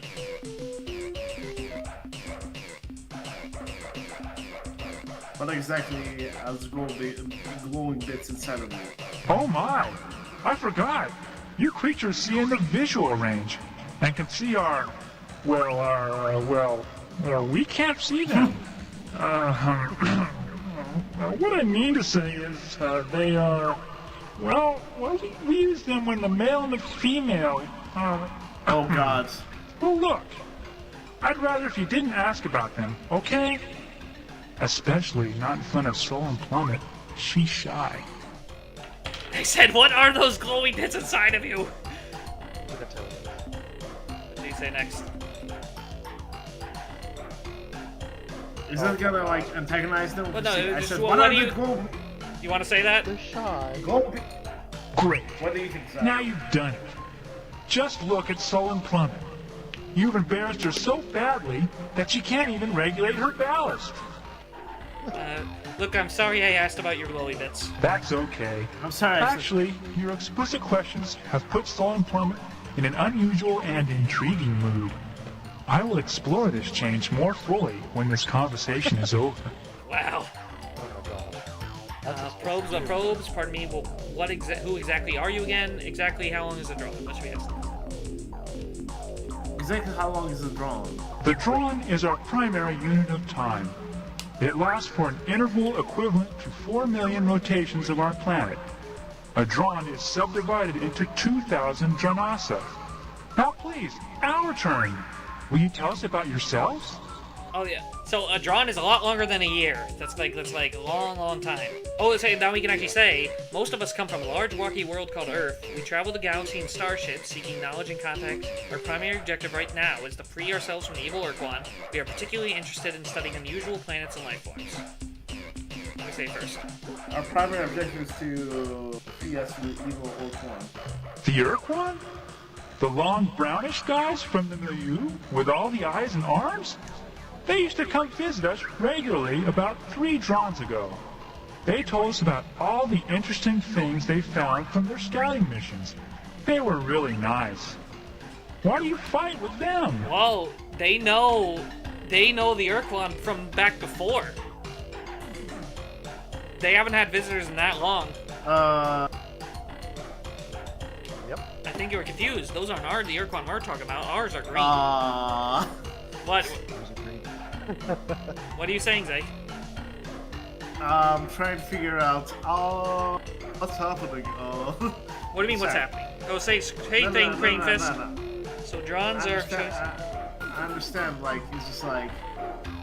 I think you're confused. Those aren't Ur-Quan we're talking about. Those are green. But the Ur-Quan were such good guys. They had lots of interesting things to tell us about, and they never got impatient with our questions. Well, I guess a lot can happen to a species in 3 draws. Like turning green and evil. Well, I guess a lot can happen to a species in 3 drawn. Like turning green and evil. So I guess that gives us the knowledge now that the original Ur-Quan are brown. Like they were brown, they got split into green and black. Most of us come from a rocky world called Earth. Yes, that seems to be the pattern. Just about everyone who comes by here says they developed on a world a lot like that. As far as we know, we're the only sentient species who's ever evolved in the atmosphere of a gas giant. Of course, from what we know, most travelers like yourselves don't have much interest in gas giants. So maybe there are others like us, Thylandro, out there somewhere. We travel the galaxy in starships, seeking knowledge and contact with other sentients. We are particularly interested in studying unusual planets and life forms. We travel the galaxy in starships. That must be great, to leave your planet and roam the stars. You don't know how monotonous living on a gas giant for 3 or 4 drawn can be. Clouds, clouds, clouds. Wind, lightning, Clouds, clouds, clouds. That's it. We know a lot about clouds.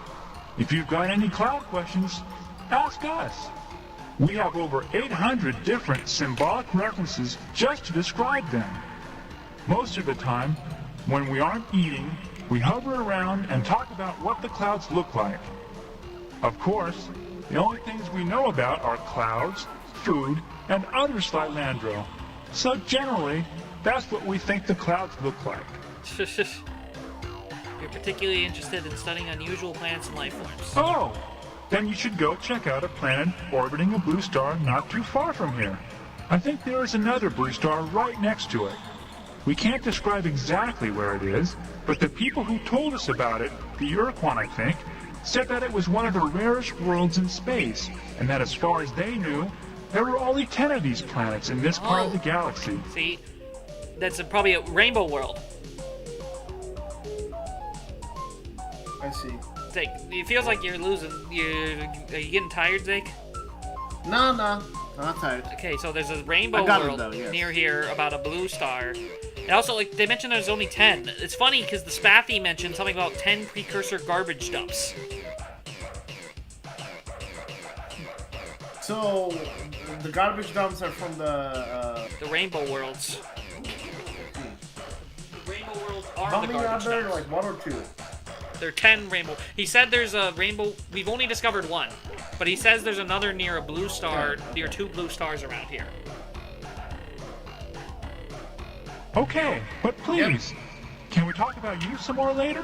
Let's see, probes, what probes are you talking about? Pardon me, but who exactly are you again? Which one do you want, Zach? Probes. You know, it's funny. We hadn't heard from the outside galaxy in a whole Janasa. And then the Melnome come by and sell us a probe. And just a few hundred rotations later, you show up. Oh, the probes? Right. Well, like we said, just a short time ago, a race called the Melnome stopped by.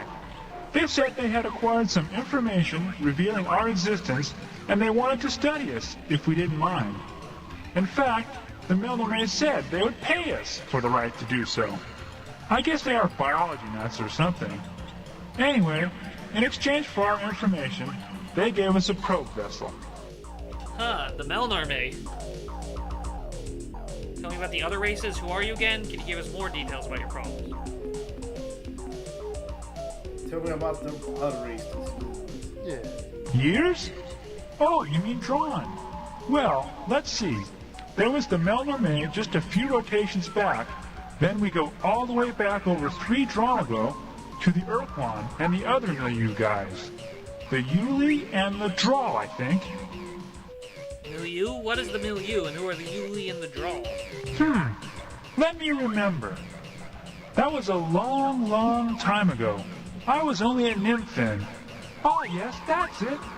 The sentient milieu was a cooperative association of sentient alien species.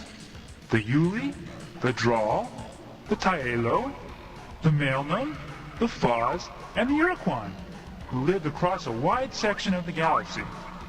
They talked with us fairly frequently for almost half a drawn. Then suddenly, the visit stopped, and we haven't heard from them since. Are there any other visitors here besides the Melnarme and the milieu races? Who are you again? You need details of the probe. What should we say? Other visitors. I'm having trouble hearing you. Let me check the mic. I say, were there other visitors? Yes. Alright. Yes, there was another race. A highly sophisticated species of shaggy giants who made repeated trips to our world over a period of several drawn. They even installed a broadcasting satellite in orbit around our world, which let us talk with them whenever we wanted. They were called I'm sorry, I can't remember their names. It was a long, long time ago. Oof. Is Wait, it the precursors? Yeah, that sounds like the precursors. What else can you tell us about this race? I wish I knew more of the information you seek, Traveler. I didn't even see but the we last saw the precursors. shaggy Oh ones. my god, that's the precursors. What do you say? Oh. I didn't even see the dialogue option. I'm like, immediately, I'm like, that's the precursors. Yeah. Just 39. Oh yeah, because like we already know that like the Ur-Quan were like 2 or 3 drawn ago, and that was like 20,000 years or something, and like the Shaggy ones were 39 drawn ago. I wish I knew more of the information you seek, traveler. But we last saw the Shaggy ones just over 39 drawn ago, and very little from that era has remained intact in our history chants. Hold on a minute. Let me consult with associates Joyce Lifting and Sullen Plummet. Joyce Lifting, who has a better memory than I, recalls that the Shaggy ones were described as being worried. They were always hurrying from place to place, seeking knowledge as though they were in a desperate search for some important secret, some answer to a question that they never shared with us. Sullen Plummet remembers that the last time the Shaggy ones visited our world, they came aboard a great circular starship, one even larger than your own. They had discovered their answer and were leaving to go somewhere, and they didn't tell us exactly where somewhere was. Answer's 42. It is extremely important to us. Do you not know any more? No, I have told you. One moment. Joyce Lifting transmits. Joyce Lifting has remembered something else, though it does not relate to the Shaggy one's question, answer, or departure destination. What my associate communicates is the description of a set of 10 worlds, unlike all others. The Shaggy ones either discovered these planets, or, this is garbled, assembled them?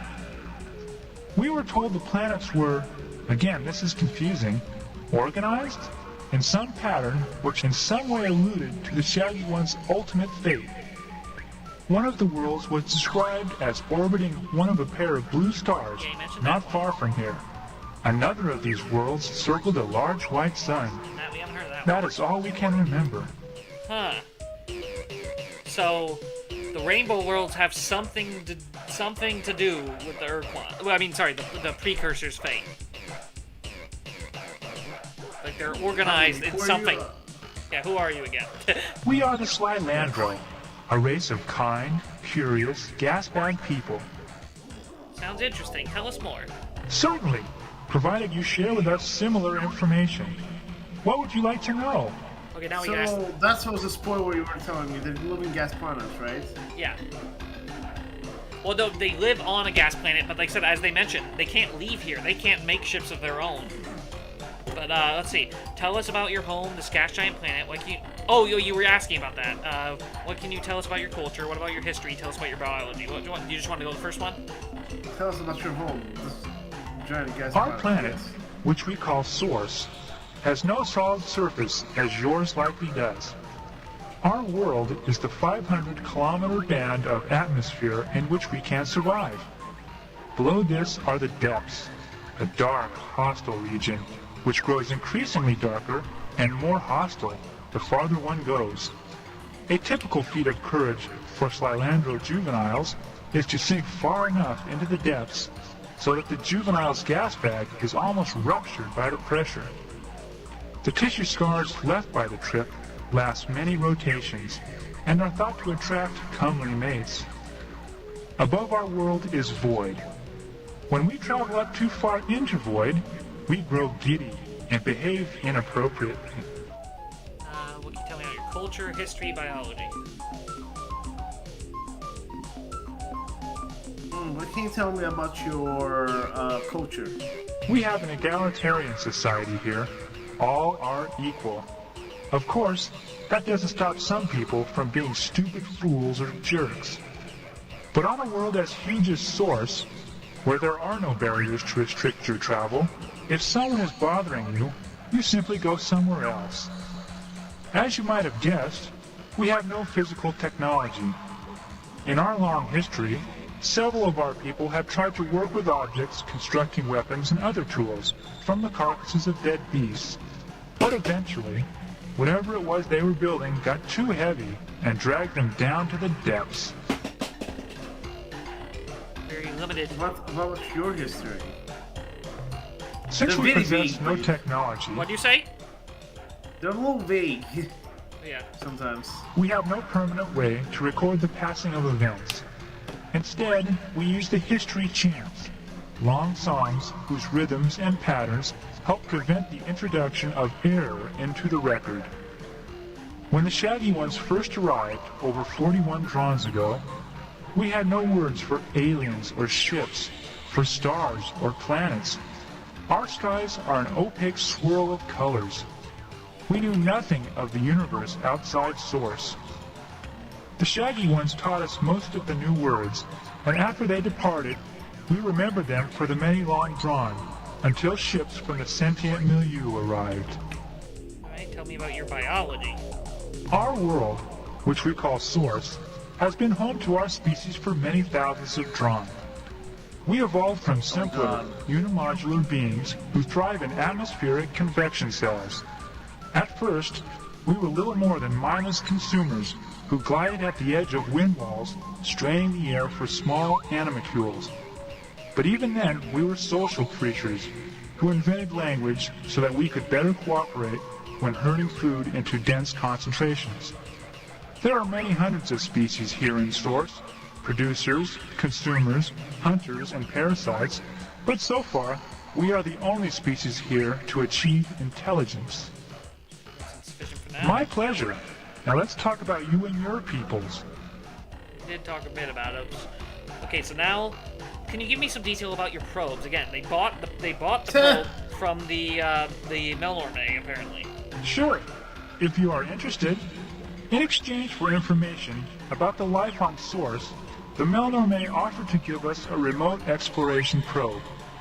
It would roam the galaxy gathering information and contacting alien races, and when it had filled its data storage units, it would return here and reveal to us everything it had learned.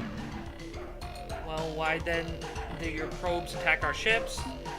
Where exactly do you say you get your probe from? What was the probe's program?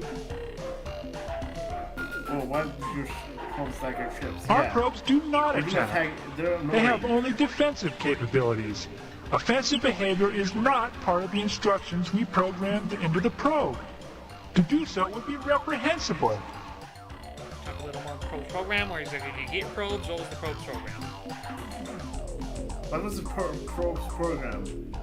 It was sent on a 500 rotation mission to seek out new life and new civilizations, to boldly go where no catalog item 2418, remote self-replicating robot explorer probe, had gone before. Explain the probe's replication ability. You can talk more about the probe's program. Where exactly did you say you got your probe from? Can you explain the probe's replication ability? Yeah. Well, we're not hardware people, so we only know the theory. What happens is that while the probe is exploring space, whenever it's not doing something more important, it hunts for asteroids and similar space junk, zaps it into its component parts, absorbs the debris, and when it has enough raw materials stored inside, it manufactures a perfect replica of itself. So even though we only bought one probe, by now there should be hundreds of probes, maybe even thousands. Oh boy, talk about the probe's program. Where exactly did you get it from? I think we should. I want to ask this first. From the Melnorme Traveler Traders. From the Melnorme Traveler Traders. It was catalog item 2418. Remote self-replicating robot explorer probe. The economy model. The economy model. Why did the Melnorme sell it to you? The Melnorme traded it to us for data on the life on Source. They said the information was unique and was worth, I don't really understand their units of exchange. Something like 10,000 Greedots or something like that. Fortunately, that was exactly the price of their catalog item 2418. Remote self-replicating robot explorer probe. Is this basically the Amazon or in the internet of the space? I mean, I wouldn't say that, but the AI. Well, no, it's the Melnorme sold them it. They apparently had that probe model, and they sold them it. That's been going out. How long ago did you get the probe? 200 or 300 rotations, I guess. Oh boy. Can we talk a bit more about the probe's program? See, this is funny. This actually gets into some. You'll see. Sure.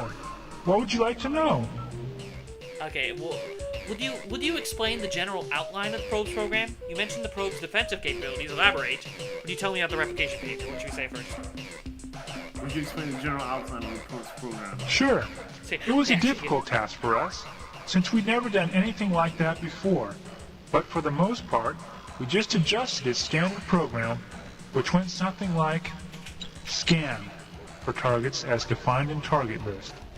If no current target, then select new target from the current targets list using specified priorities.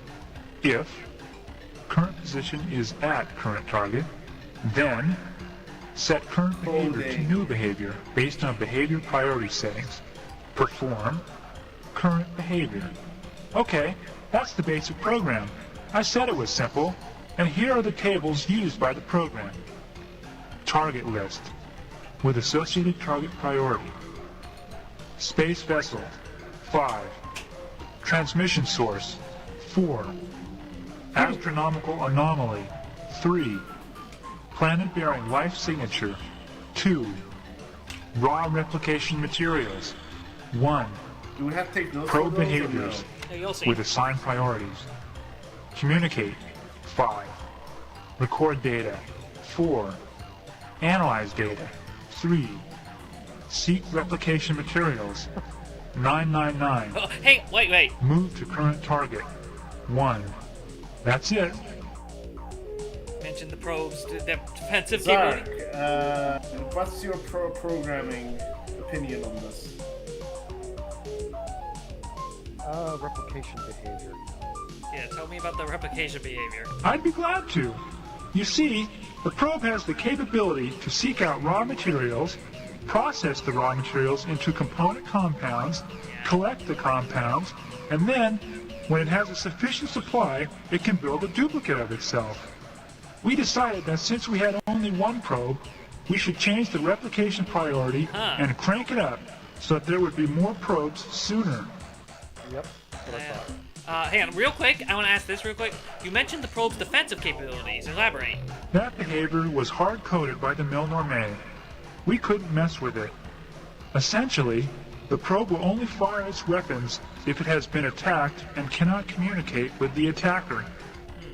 And when defending itself, it uses its lightning weapon? No.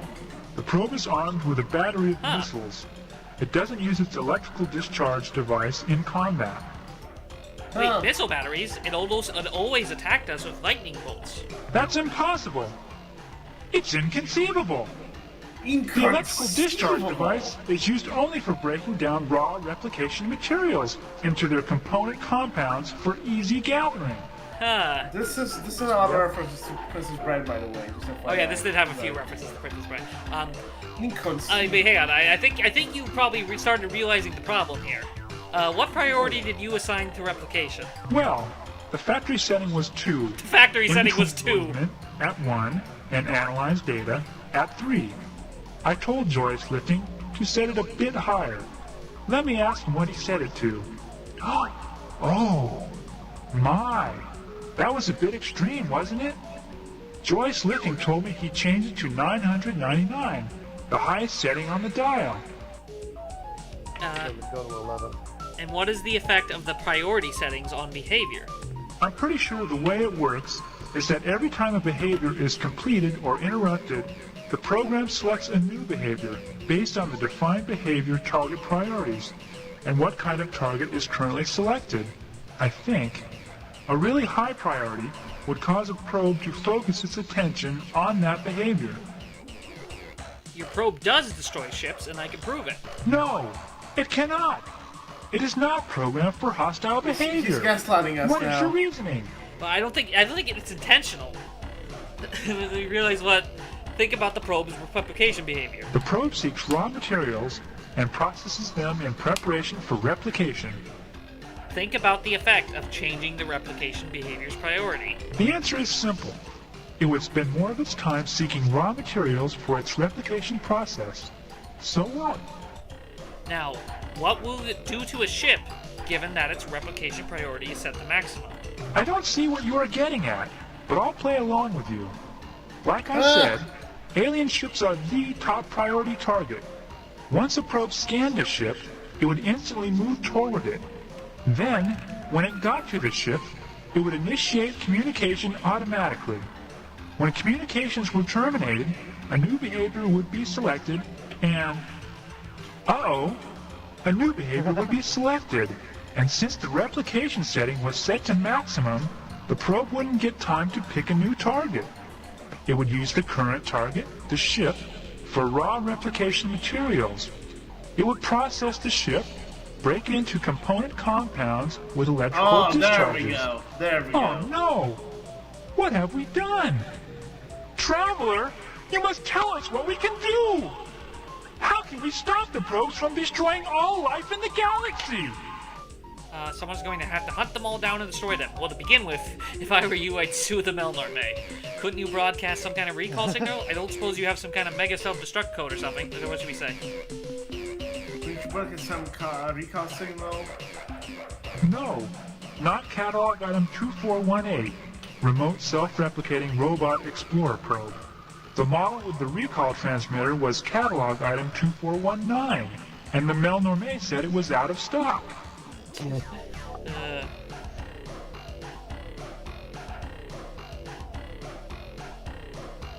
I don't suppose you have some kind of mega self-defense destruct code?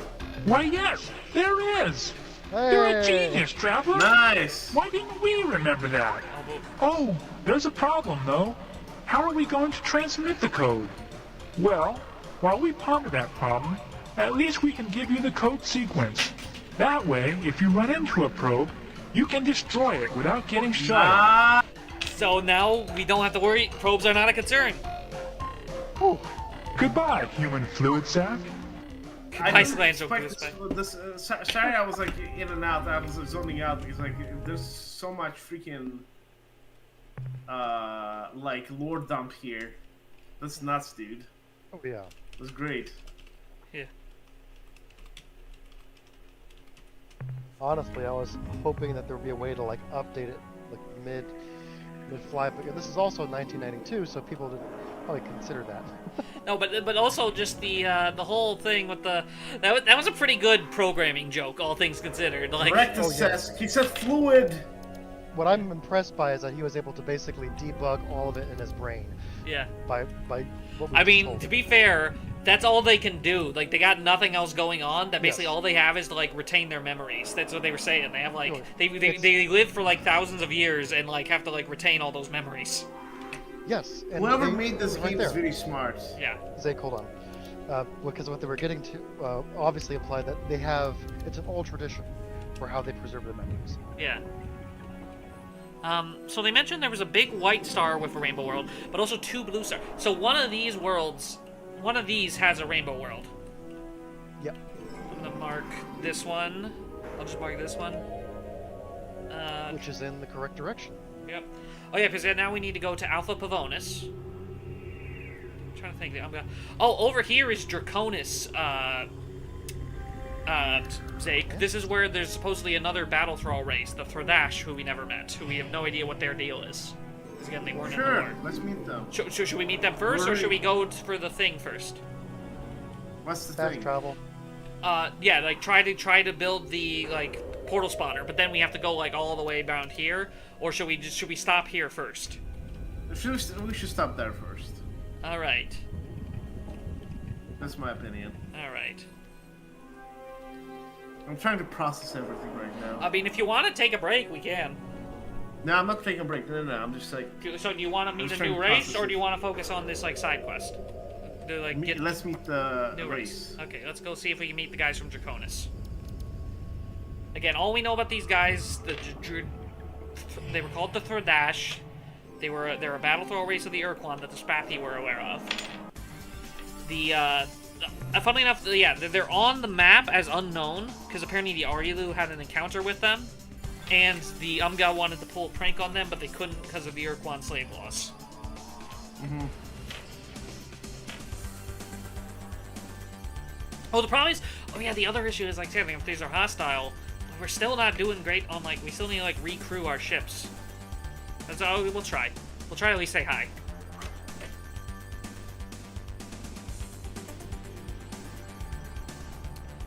Yeah, you're liking the game, right, Zeke? Yes, I love it. Zark seems interested. Oh yeah.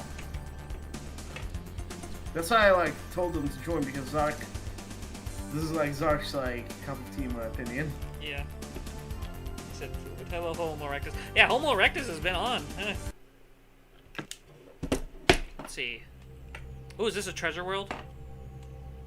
Or no? Nah, that's not a treasure world. They have a certain color. Nothing.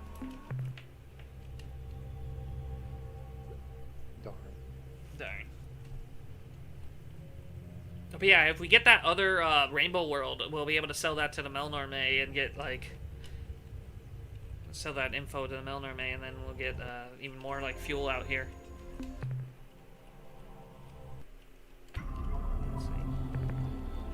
Ooh, biologicals. More Melnorme money. Let's see. Planets.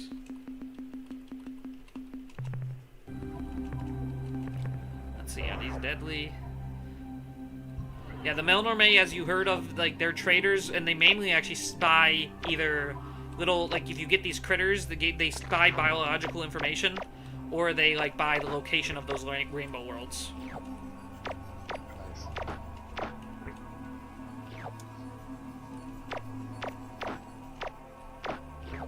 This is a good world, because it's, completely, safe, too. There's no, tectonics. These aren't worth a lot, but there's a lot of them.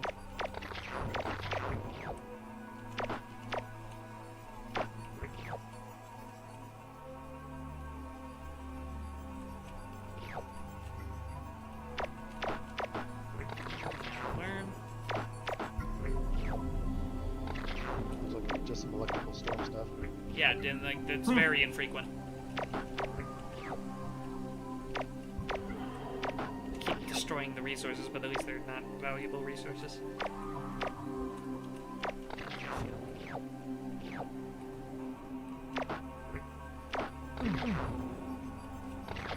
Ooh, that hurt. Yeah.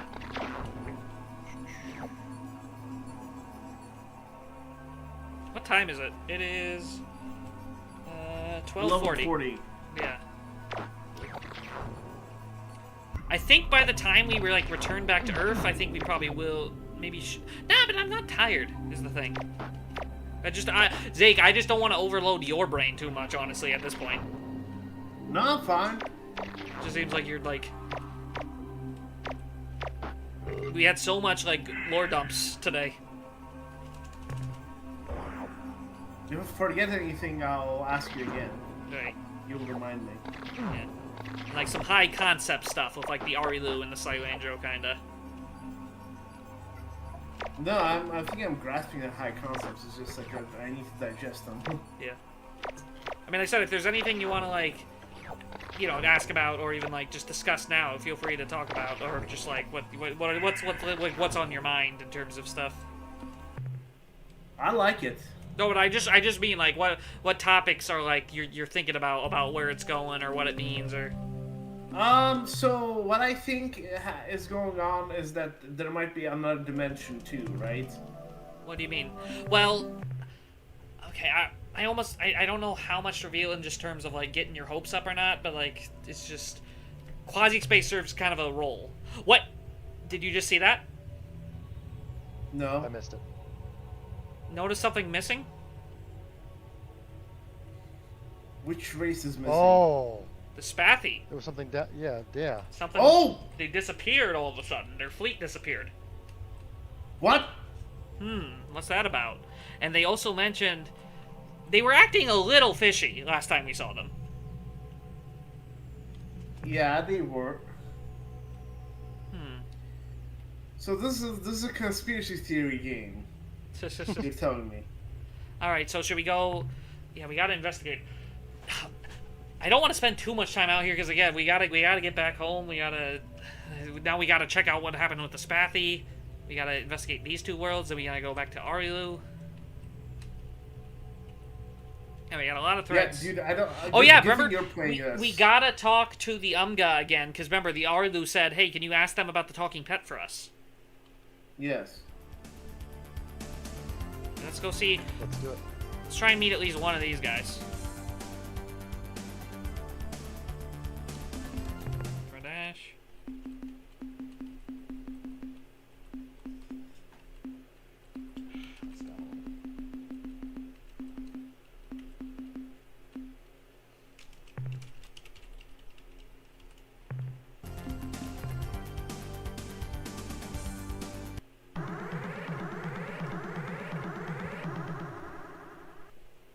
Oh, look at all these guys.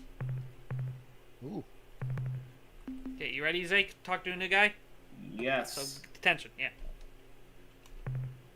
So, what's this? An unknown alien species. How wonderful. Someone new to fight. We, the Tradash of Culture 19, famous Ur-Quan combat thralls, know well the value of a good fight. Either you win and prove your superiority, or you lose and are vanquished. If the vanquished is lucky, it may survive to learn an important lesson from its defeat. This is the way of the Tradash. We fight and learn and improve. All other cultural schemes are inferior. This is a proven fact. What have you to say before we begin combat? The Dash of Culture 19, we sense a bit of hostility here. Why? What can you tell us about your species? Your blustering does not impress me. We have requirements you feel now? We wish nothing from you. Save your friendship, leave in peace. What should we say? Dash Culture 19, we sense a bit of hostility here. Why? Hostility? Har, har, har. We are not hostile. Hostility is unwarranted aggression. If you want to know about hostility, let us tell you about Culture 12.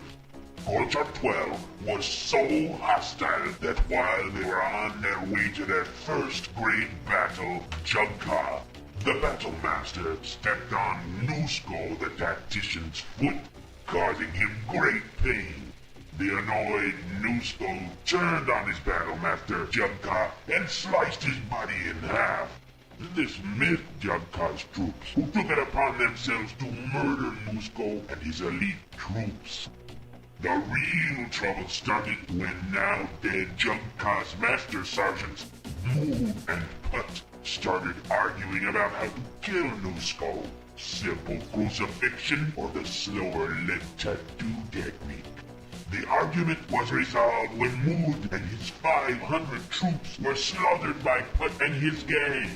Well, this probably all would have gone down in history as a great day of learning for Culture 12, were it not for the surprise arrival of Culture 12's original enemy, the Yajag and his cronies, who wiped out Culture 12's army, thus beginning the long and glorious Culture 13. Now that's hostility.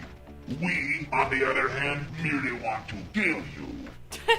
all that to just say we just want to kill you. And like, so they seemingly have a thing where they like replace their cultures by whoever's strongest. Yep. What could we tell you about your species? Your blustering does not impress us. We wish nothing from you save your friend. Should we just ask about the species? Yes. Talk, blah. Talk is for sissies. Weaklings like those of Culture 14. For 10,000 years, we Tradash have fought and died, learned and improved. Then, along came Culture 14, which claimed that all this perfect method was wrong. That each time we violently transformed to a new culture, we inevitably blasted ourselves back at least 500 years in development.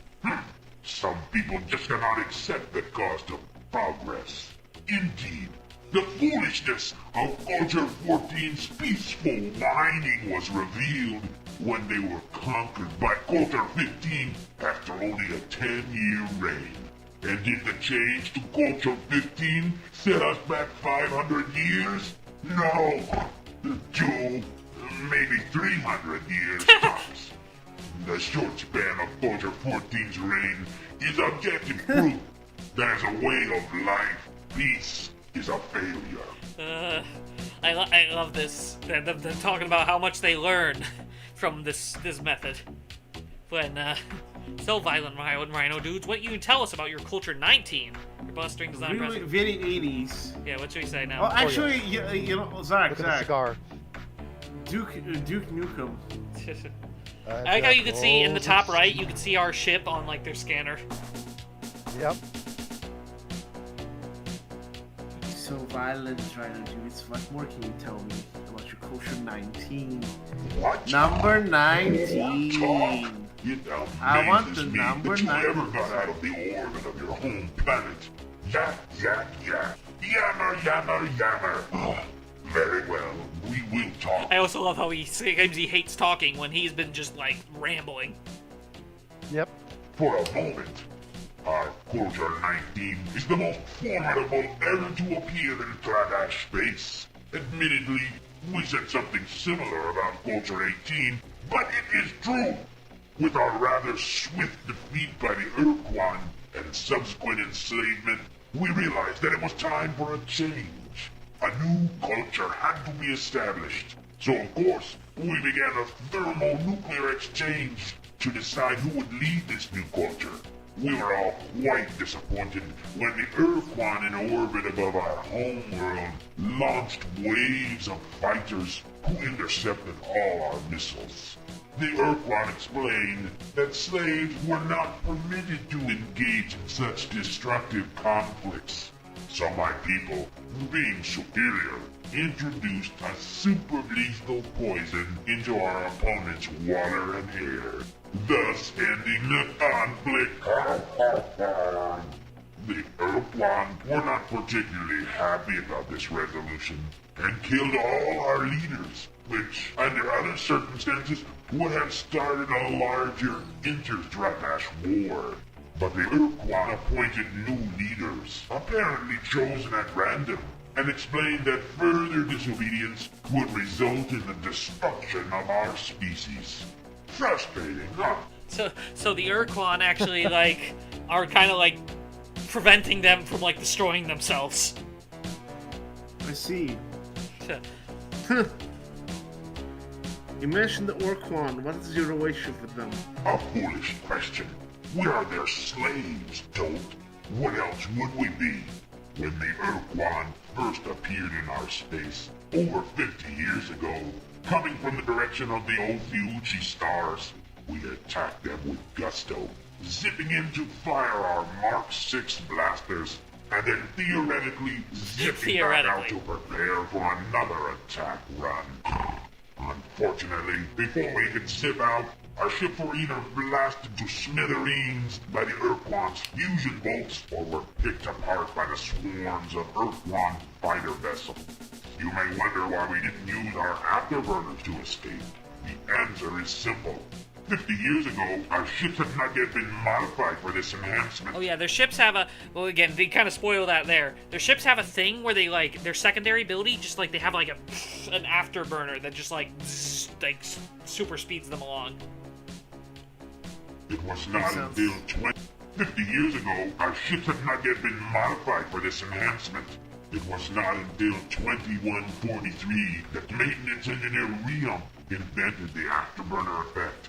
When he accidentally stuck his cigar in the aft fuel valve of the ship he was working on, waboom! The ship took off like a fawn out of hell, and Rion was fried to a crisp. Yes, we remember Rion with much fondness. Of course, we have refined the device, and now that our entire fleet has been fitted with the Rion afterburners, perhaps now the Ur-Quan will let us fight at their side as true battle thralls. They didn't let them fight it. Oh yeah, see? Why didn't you fight against the Alliance, and where are the Ur-Quan?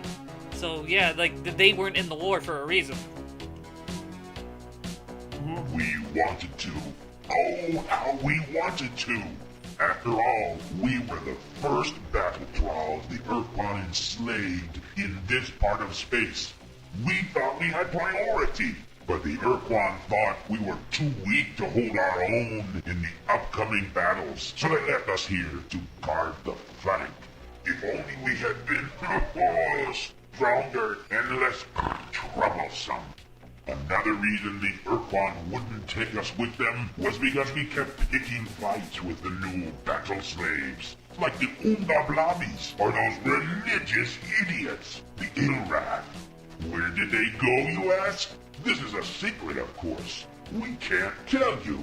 If we told you that they were fighting a secret war against a mysterious invader, you might find some way to use that information against our masters. So forget it. No secrets. I like how he didn't even realize he just accidentally revealed that. Oh, interesting. So I can say, you're busting to impress me. We leave in peace. Hey, I've got an idea. Why don't you go impress your Ur-Quan masters and show off your afterburner modification by attacking the Ur-Quan's enemy? Yeah. Should we say that, Zeke? Yes. So tell them to attack the Korra. Yes, yes, yes. What foolish stupidity! Ha ha ha! Why, that's as dumb an idea as... What did you say?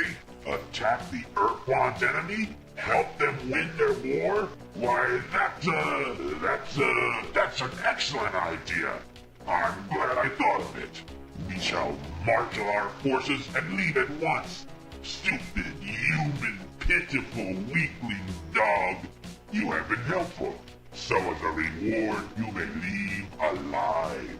And when we return from our glorious campaign, we may even honor you with a retelling of the many great battles we shall certainly win. Hey. Until then, get Anna's lost. back. Welcome back, Anna. Oh, hello. We just convinced these rhino dudes to just blindly attack. Oh, darn it. That was probably him again. Unless this is a probe. Okay, let's see. The Ur-Quan will be mightily impressed by our combat prowess. When we blast their enemies from space, we build up a charging fury. Stay out of our path. What has made you this way? Why are you so brutal? I guess we never asked that. We wish nothing your saving phrase. We live in peace. Should we ask that first? This is a new line. Oh, ask it. Brutal? Yes. You don't know the meaning of brutal until you've heard the story of Culture 3. How brutal was Culture 3, you ask? Culture 3 was so brutal that they maimed, tortured, enslaved, and in general brutalized themselves. You see, Culture 2 had made a virtue of stoic resistance to pain, stubborn fortitude, that sort of thing. So when Culture 3 came around, they had a problem. How were they going to impress everyone as being even tougher? Their answer? They would arrive at a battle, stand on a tall hill where everyone could see them, and chop off one of their own limbs. Then they'd wave it around, screaming and shaking it at their enemies. It worked. It scared the hell out of their opponents. They ran like crazy. You could tell who was a real war hero back then by how few arms or legs he had left. War parades were quite different too. Instead of sturdy old warriors walking slowly past their reviewing stands, they tended to roll, not to a cliff too. To you, an inferior alien, this may seem bluntly stupid, the product of a sick, primitive society. You couldn't be more right. Culture 3 was, as you can well understand, only the third Thrabash culture, and was therefore far from the tempered perfection you have encountered here and now. Jake, did you hear that? Yes. They were on a roll. They were on a...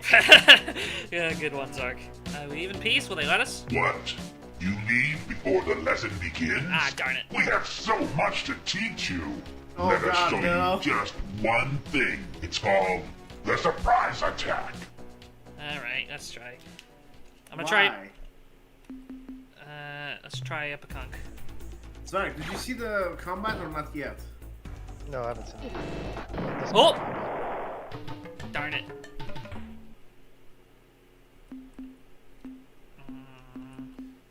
Might need to reload, actually. The Battlestar Galactica?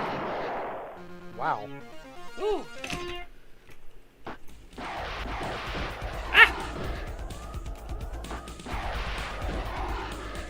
Because one of them is called Adama. Okay, I'm probably gonna have to reload here, because, yeah. There's too many ships. Alright. Too many cooks? Too many cooks. Yeah. We have to go through the dialogue again? No, we can skip through it.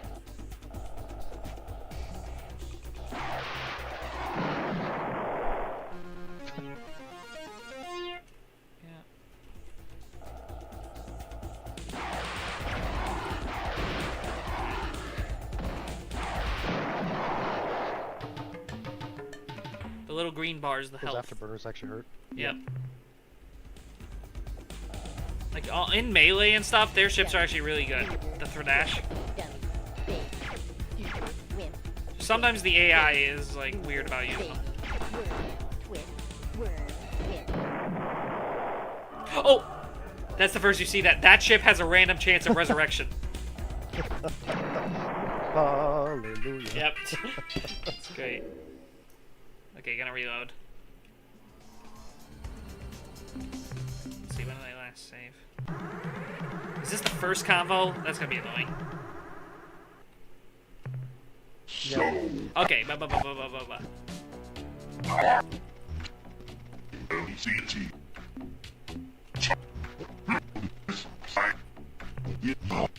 Yep. Alright, and I'll save after the next one. Trick them into attacking the Korra again. There we go, that's the first one. Now the second one will happen immediately. Let's see if I can avoid it. Nope. Oh my gosh. Just sucked you in. Yeah. Okay, I'm gonna save this time, so at least now if I die this time, I'll be able to reload from here. Brutality. Can you run away from them? Yeah. I could, but I don't know. I guess I get. Yeah, let me try. What do you have to prove to them? Well, I mean, you might be onto something there, but right now, we want to just leave because we're not really equipped for that. Oh, work. All right. See, yeah, they're moving towards the Korra now. Okay, so first we're gonna go Alpha Pavonis to get the crashed Ur-Quan thing to get the portal spawner. So how is this 1992 game more complex than the games Again, we have today? Because they friggin' nailed it on their first. Again, this is one of the first games to even use dialogue trees in this way. They thought, let's make the dialogue tree the thing, and they just they put their all into it. Yeah, it's basically a huge, like you said, a tree, so not terribly hard to to put in, but it's what gets complicated is all the different decisions and branches. Yeah, there's so much. Alright, let's see. But that doesn't really take up a whole lot of space and memory. Did you notice the name of the ship, Zark? Oh yeah, Beef Pile. Beef Pile. I think it was Beef Pile? Alpha Pavonis 7 or something. I just forget which one it was. Oh, it was is this it? This might be it, actually. Let me scan it. It was Planet 7, that's right. Oh, really? Mineral? Yep, you did Energy? say 7. This isn't it. Okay, it wasn't 7 then. Let me see if I can survive this. This has a high temperature. I don't think I'm going to survive this, but I'm going to try real quick because the good resources are good. Let's see, ships. I have too many saves at this point. Planets. Hello, manager. Remember, if you're enjoying this in chat, don't forget to leave a like. Yes. Ooh. Okay, that's enough. That's enough. I don't need to go there that much. It's too dangerous. Oh yeah, I need to stop at a supergiant star to find the Melnorme. Is there one nearby? Not really. Yeah, there was one near in Thradash space, but I already left Thradash space. Okay, but at least if I get the portal spawner, I'll be able to get them quicker. Okay, let's go see if the Rainbow World is here. Then we go wait till the 17th on the one place. But then when we have the portal spawner, Zake, the map's really gonna open to us. We'll be able to try and get the female, the monster we need to trade the Zex to get the female Shafixty, remember? Yes. By the way, Zark, that monster's called the Zex. No, not the guy- monster. the No, commander- the guy we have to trade with. Yeah, there's a weird pervert alien called He's Zex. Yeah, so he wants to. Wait! I didn't even get the thing I was there for. You didn't? I was like, well, okay. Okay. What was the thing? The Ur-Quan dreadnought thing. I didn't. Okay, but first, like, here's the Rainbow World. We found the Rainbow World, but I'm gonna go back. I literally left without even like getting the thing I was supposed to get in that system. Remember, we're getting the piece of the broken Ur-Quan ship. Yes. Stupid. Okay, dispatch. I know, I should have said something, but sorry. It's I was alright. like, oh, okay. It's good resources, but it's too dangerous.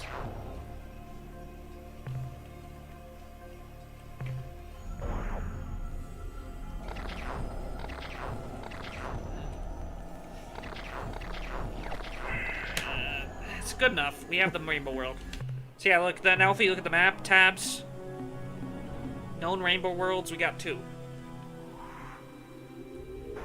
Okay, Alpha Pavonis.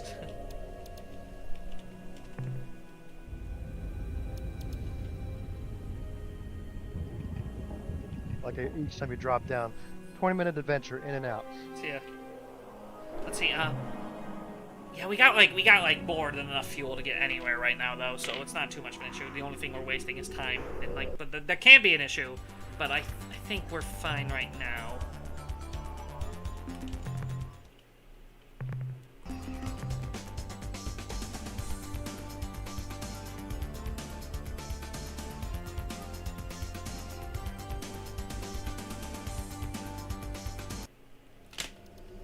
Okay, Alpha Pavonis, something or other.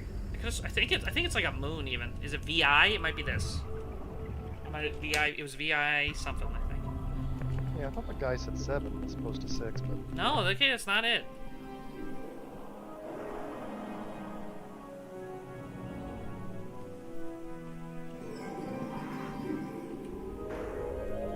Maybe it was IV. Maybe this is what I'm thinking of.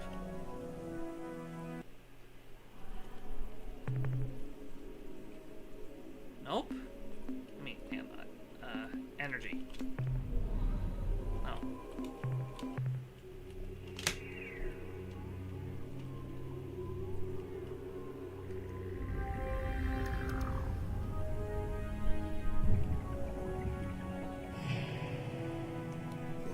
Again, one thing like the creator of this modded version is gonna add, like next update, it's taking a while. They're gonna add an actual quest log to this game.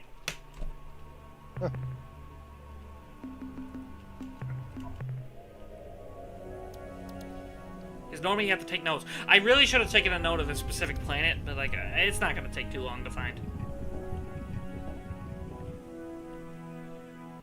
As long as you know Alpha Pavonis, you'll find it.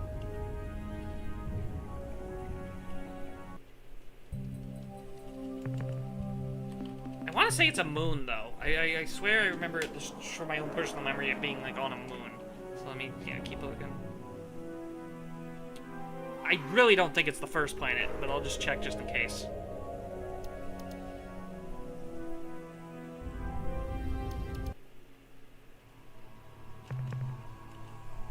Nope.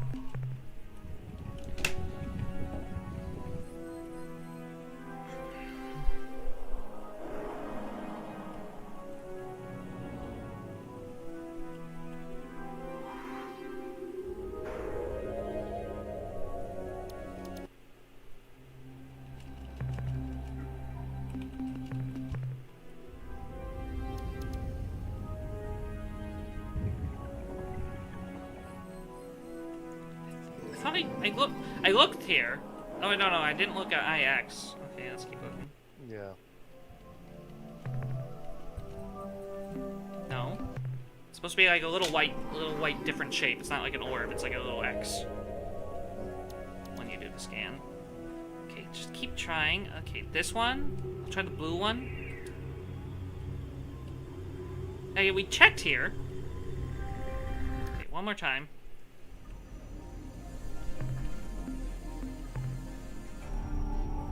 Oh, it was here! Look, it's in the bottom right. Yep. Still there, Zeke? Yes, I'm here, yes. Okay, let's go see here. Oh look, there's the crashed Ur-Quan.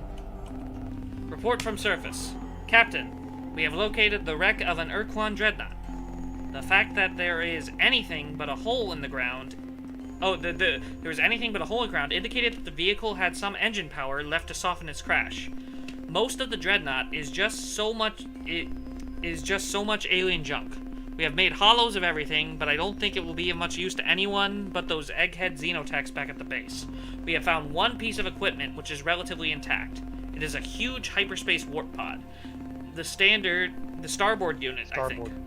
We will bring it aboard. End of report. So yeah, like, hyperspace in this is already kind of a dimensional thing. Like, you're poking a hole in, like, a higher dimension that kind of makes travel more fit. And the conquer. Space. Yeah, it's like a space where, like, space is kind of, like, folded in a weird way, where it's, like, it's a higher plane where there's, like, these, yeah, little places. And quasi-space, it seems, is an even higher plane, where hyperspace is more condensed, so you can travel through hyperspace faster. Yeah, Zeke, we have the thing. Nice. So let's go to the Arilu.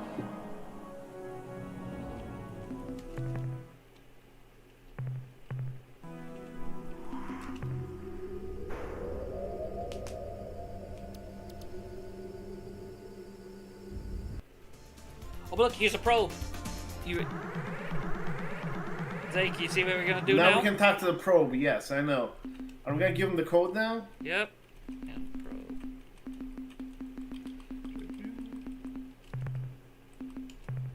We come in peace. Transmit destruct sequence. Engaging self-destruction circuitry. Yes. Stephen Hawking. And we get the resources. Oh yeah, that's the first time he heard them. Oh my gosh. Yep. Woo! And those are such a menace. Those are such a menace combat-wise. Oh, we just barely missed the date threshold, so now we gotta wait like a month. Again. Dude, the AI. Alright. Should we... Maybe while we wait for the month, we should go check on the Umga.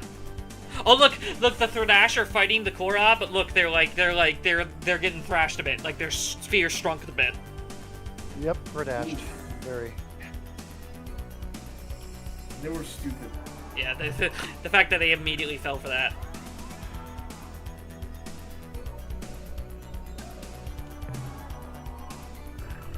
So we gotta investigate the Spathy, we gotta go home. I think I wanna... Okay, right when we get the portal spawner, I think the first thing I'm gonna do is go home, though.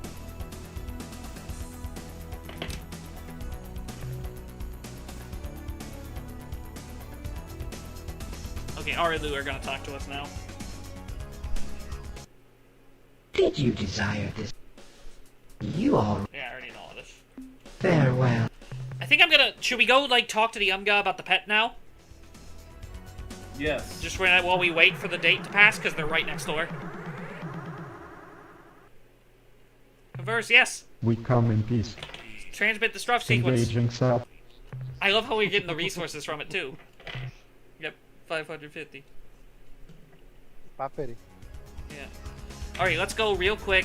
Imagine oh, it out look! the game itself. The Thradash are already fleeing back. Let's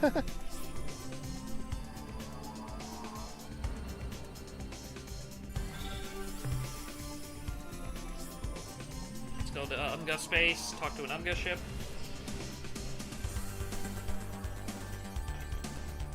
So, but the real villains are not the Ur-Quan or the Korra, but like there's gonna be a third villain coming out from You that. think so? Yeah. Like it's usually the most unassuming. The Aura. Am I not like, am I crazy here? I don't think I am.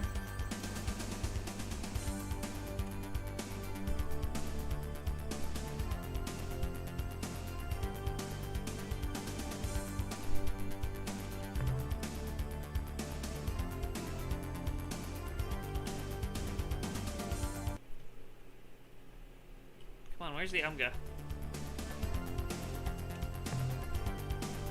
Yeah, the Oh threat my for God. Ash already fleeing back. Oh, but the Pekunk are moving again. We have to like try and convince the Pekunk not to kill themselves again.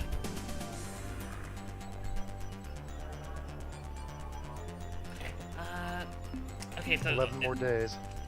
yeah, if the and you have 3 days opportunity. Okay, here we go. I'm go.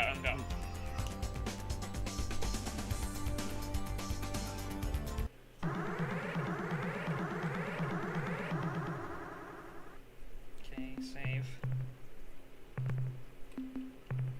Hello, human earthling.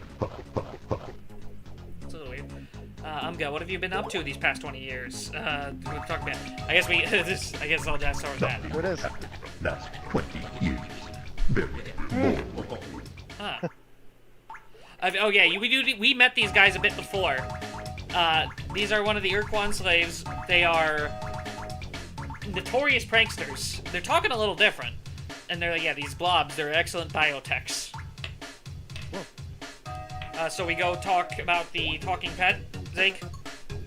Yes. So what goes on? Do not understand. They're talking a little different. Yeah, they are. Yeah. Why? Oh, and actually, yeah, you told us you were modifying a talking pet, didn't you?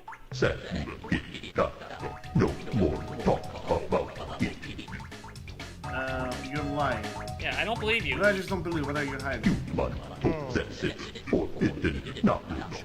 No interference in plan can be tolerated.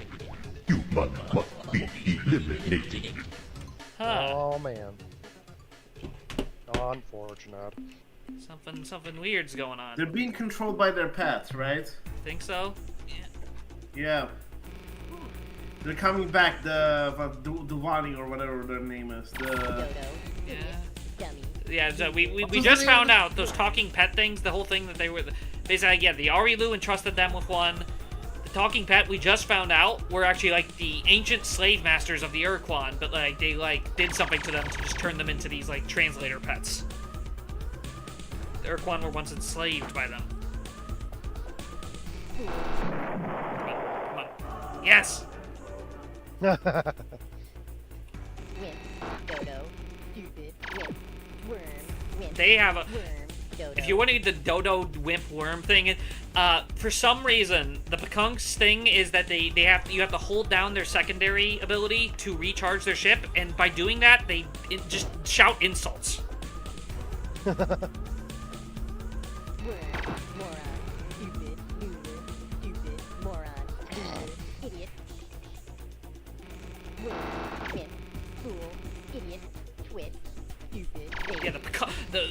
I'm gonna have a weird ability where they can go backwards rapidly. Yep, I saw that. Nice. If I lose one Pekunk, it's okay, I think. Especially... Res! Yes! There's always, like, a chance. Like, it can happen as many times.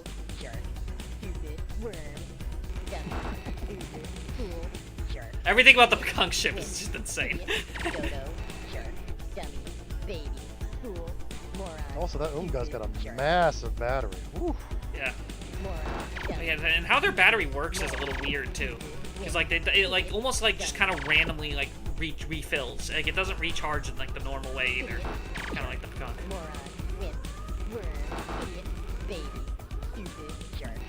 See, like yeah, their like weapon is like this spread, and it also can like absorb hits. Yep. It's like it works as kind of like a shield. No, every ship has its own ability. It's really fun the multiplayer to just like fight each other and like by using any of the ships, even if you can't use them in the campaign. Dodo, wimp, worm, fool, baby, dodo, loser, moron, jerk, dodo, loser. Are you seeing this fight, Zeke? Yes, I am. Kiss. Got him. They're not that strong. I know. Ah! They're fast though. Yeah. They're very unusual ship. Sorry if I'm distracted by them. Respawn. I think I'll... Reload? Nah, I think I'm okay losing one Pekunk. You know?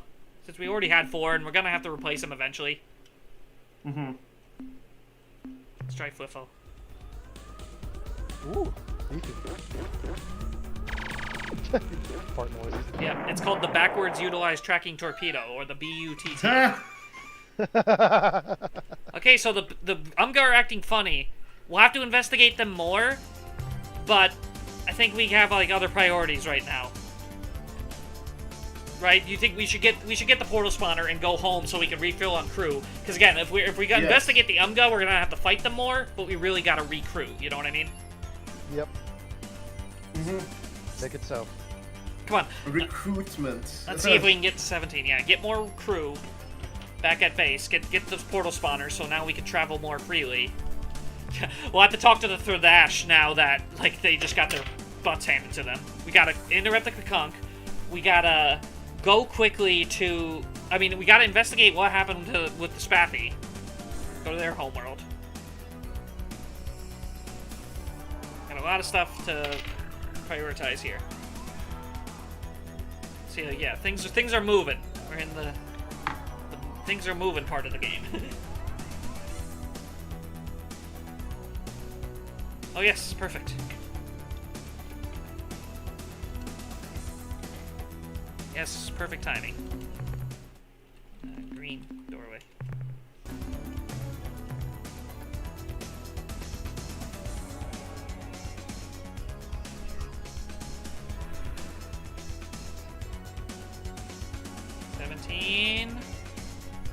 Yes.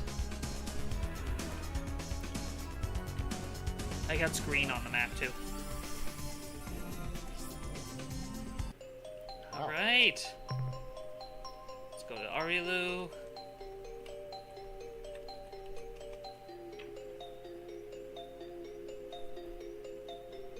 But yeah, now we'll have a form of fast travel. And now, basically, now the entire map will really be open to us. You know what I mean? Like, but already it's pretty open to us, but now, like, time is even less of a concern. Because remember, the voyages take a while and stuff can happen while you're out voyaging, as we just saw. But now we'll be able to, like, more quickly respond to, like, things happening, like the Pekunk moving. The prospect of sharing the easy way with you excites us. If you have found the Ur-Quan warp pod, this prospect can be made a reality. Alright. Oh, we can talk to him about the Umga thing, too. Zeke. Yes. Are you fully with us? Just checking. Right now, yes. Okay. We have met the Umga, and they're acting extremely weird, like zombie blobbies. Alright. This is disturbing news. They are normally rambunctious to an extreme. We will send ships to Umga space to investigate. We should have some answers in a few days' time. Yeah. I have obtained the warp pod unit from the Ur-Quan relic. What a surprise! As we have always said, humans are a most resourceful and clever species. Like the hobbits, we are so proud of you, but don't worry that you shall have to wait. We are prepared. Even now, our technical personnel are equipping your ship with a custom version of our portal spawner device. The device is usable only in hyperspace. Whenever it is activated, interesting. the This spawner reminds me will of Lord focus of the Rings a little bit now. Yeah. several interdimensional fatigue beams adjacent to your vessel, opening a temporary hole into quasi-space. Move quickly through the portal. After your ship has passed into quasi-space, you can choose any of the nearby portals which lead back to hyperspace, thus saving you needless transit time. Be keenly aware of this fact. The spawner requires a great deal of energy to function. We estimate that each time you use the device, it will consume 10 of your fuel units. Alright, goodbye, my Ariel friends. Goodbye, clever child. Alright, so now we have, let's go into inventory.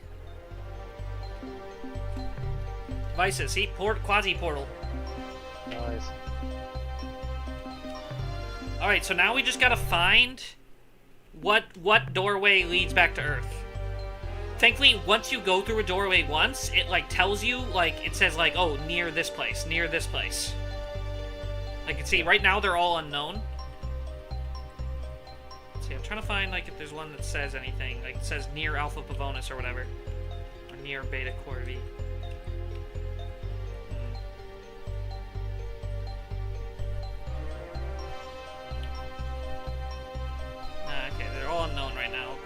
one should say something. Which portal should I try first? Oh, see, look, near Vega. Zake, you there? Yes, I'm here. Yes. Okay, I'll just start. I'm just gonna start trying portals now. I feel like it's gonna be one near the center, is where the Earth one was. I don't remember. I'm just trying to go off like muscle memory here.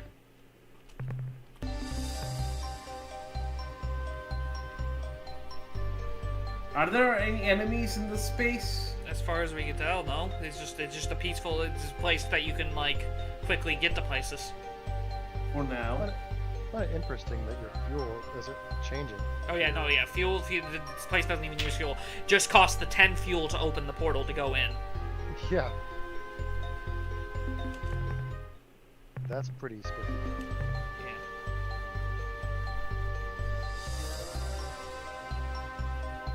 Time also passes quicker here. We're smack dab in the middle of Ilraf space. That's close, but I know there's a better one. Safer one. Let's go right this one. Oh no, this is near Vega. I bet it's one here.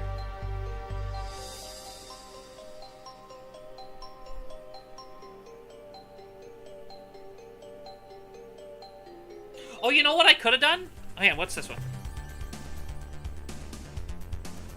Oh right here in Korra space. I have enough fuel. I can just keep reopening it and try the portals so all the portals get marked. Now. Let's see. Yeah, I have enough fuel that I can just waste this right now. Discover all the portals. Or discover a few portals. How many portals have you discovered so far? Like 2, like 3. Because I'm just going through them now. Near Oldber. Let's see.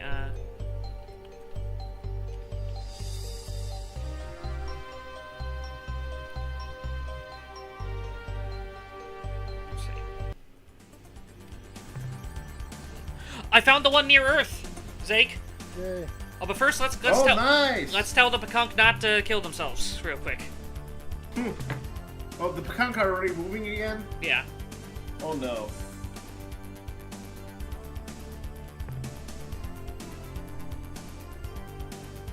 Thankfully, now you don't have to worry about the probes hanging out.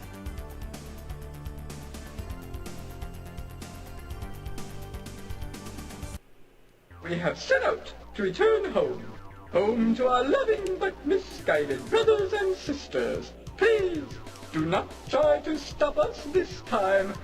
We are firm in our resolve. Let's see, trip is fruitless, the year hot. Did you know this is the year of the, swollen moon? Bad time to travel. You have your home system and garden. What do you think will work on them?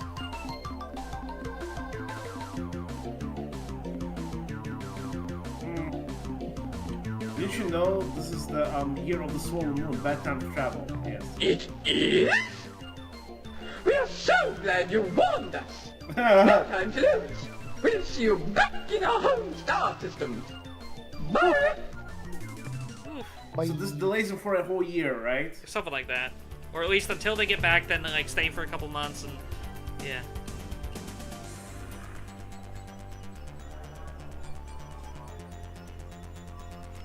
Yeah, so the E-Hat, they're right over there.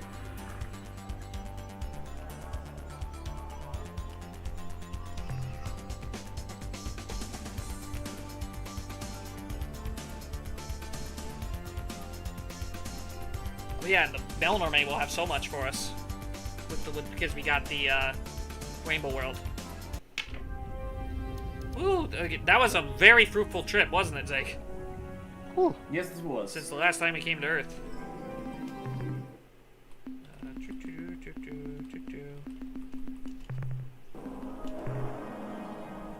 Yeah, Earth is under a slave shield. Uh-oh.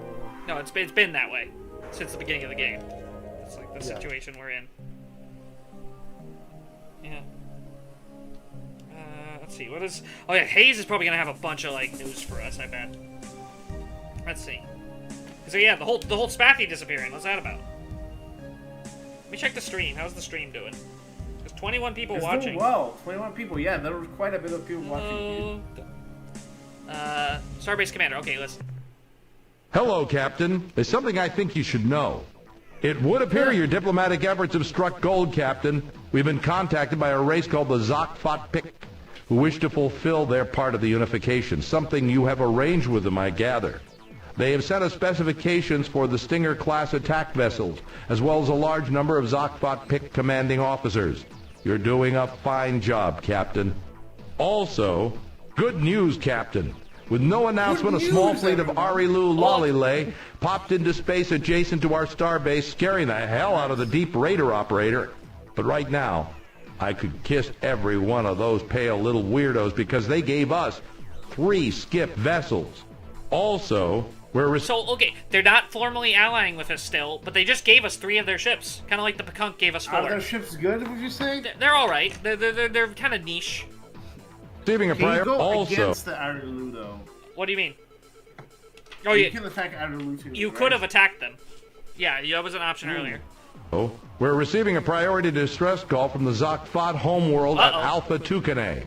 The signal was urgent but extremely weak. The only portions of the transmission that we can be sure of are help, Black Destroyer, planet under attack, help, worse than Zabranki, whatever that means, and finally, help.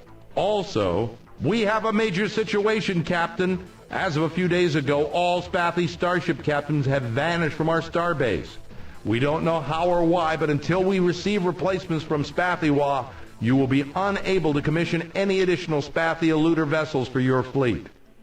I think first we gotta go run to save our Zok-Fat Pit buddies. Because remember, part of the whole arrangement with them is we have to be there to protect them. So like, I'm gonna try and find the portal to them like super fast after we like recrew our ship and everything, you know?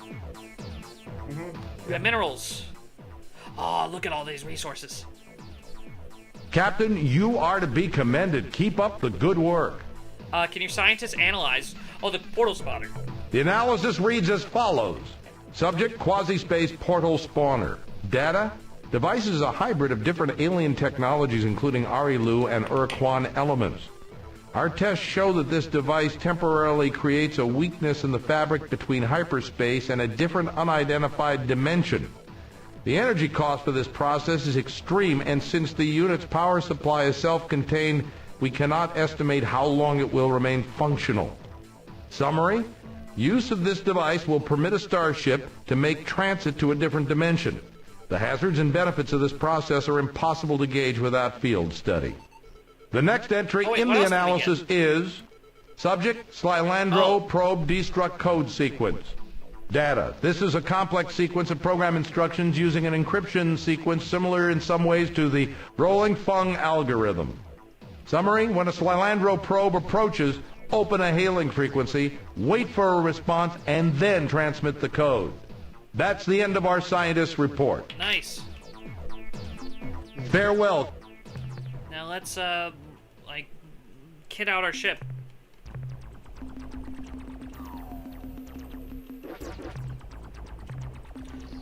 Actually, you know what? Maybe I'll save some money on fuel by, like, buying it from the mill army. Nah, I think I'm fine. Yep. Fuel, start shipyard.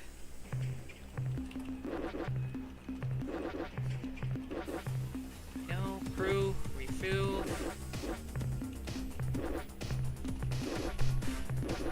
See, look, we got 3 Arilu ships. And you know what we can build now? We can't build Spathy anymore, though. But we can build the Zok-Fat-Pik Stinger. They only cost 600. Nice. See, Zake?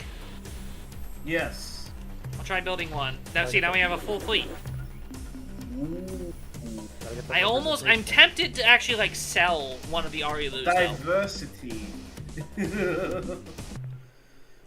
Let's see, outship chip? How much is... I still... Oh, I'm gonna buy a new crew pod. By the way, the game, like, accelerated all of a sudden. Like, this is insane. Oh, you mean, like, just stuff happening? Yeah. Yes. Yeah, kind of like when you do all the side quests in Mass Effect. Yeah, no, this game heavily inspired Mass Effect, yeah. Crew 100. I should be fine now. I haven't played Mass Effect, by the way. I can just every time he like goes into hyperspace, I'll just start singing the star chart theme. Okay, real quick. Okay, let's go save the Zokfok pick super quick, and then it's up to you what to do. Like, I could wrap up now, but I'm still not tired. But like, it would make sense to also wrap up now. But we have a lot of threads to cover. How are you feeling, Zark? I do need to go to bed because yeah, please. In that case, we'll just have to wrap up slowly. Okay, so like, well, let's go save the Zokfot pick, and I think check on the Spathy because those are like the most pressing of like the new developments, right? The rest is like we can now do it at our leisure with the portal spawner, right? Mm-hmm. Yep.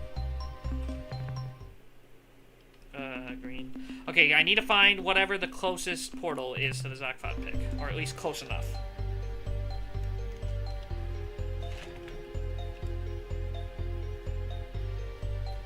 Is this it? This might be close enough.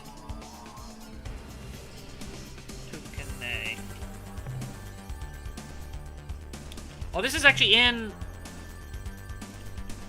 This is near the Spathy homeworld. Should we check on the Spathy homeworld first, or just go to... should we go Zokfok pick quick, because that's more pressing? More pressing, so Zokfok.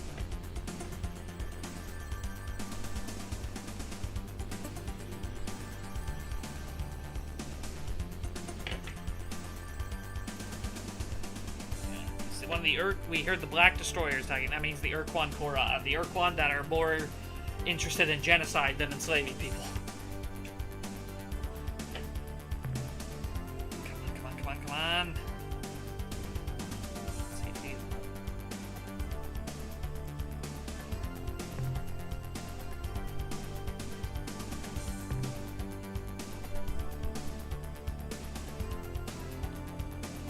Oh, this will be our first time fighting a Korra, Zake, as well. Remember last time we just ran away? Remember last time we ran away when we had to... Do you think we can beat the Korra? I think so, yeah. With all our ships, like, fully crewed right now, especially, yeah. Okay,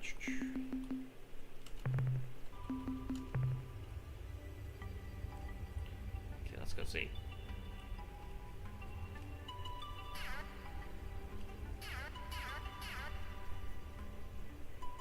Here we go.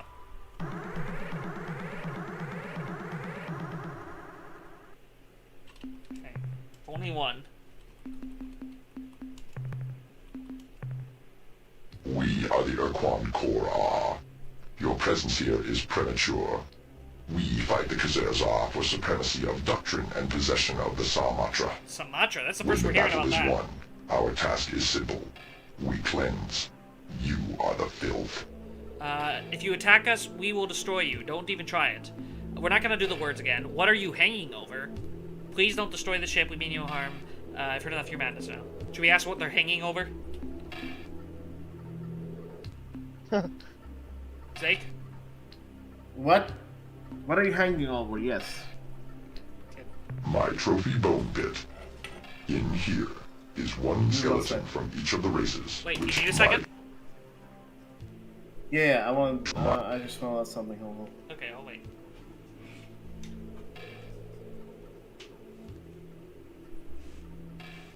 Actually, this makes me think of Picard Season 2 when he's...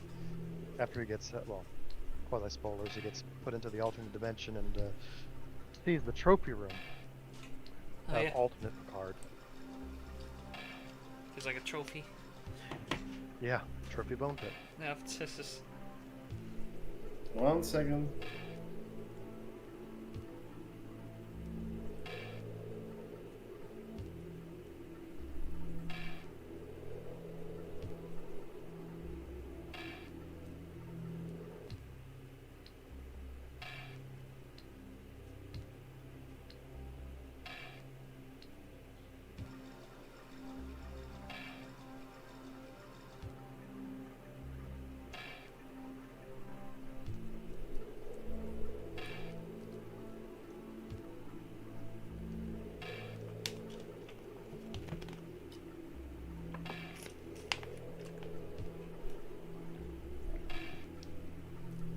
While you're doing that, I'll go ahead and grab 1 second.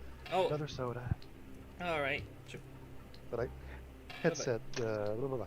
What am I looking for? Oh my god, brain not working. Alright, I'm free. Wireless headset, Unpause now? Yeah. Yes. Yeah, go ahead. Alright. My trophy bone pit. In here is one skeleton from each of the races, which I personally exterminated. I fondle these bones and recall the fine cleansing. Perhaps your bones will grace this pit momentarily, unless they are accidentally vaporized. Got a little sass on him. Alright. Let's, I'm gonna try. I'll try the ores first. Then, like, if that doesn't work, I'll reload and try the spathy.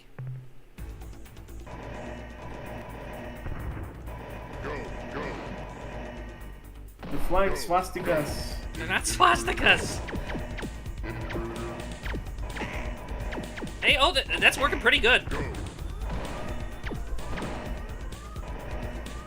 me turn my gun around. This makes sense with these.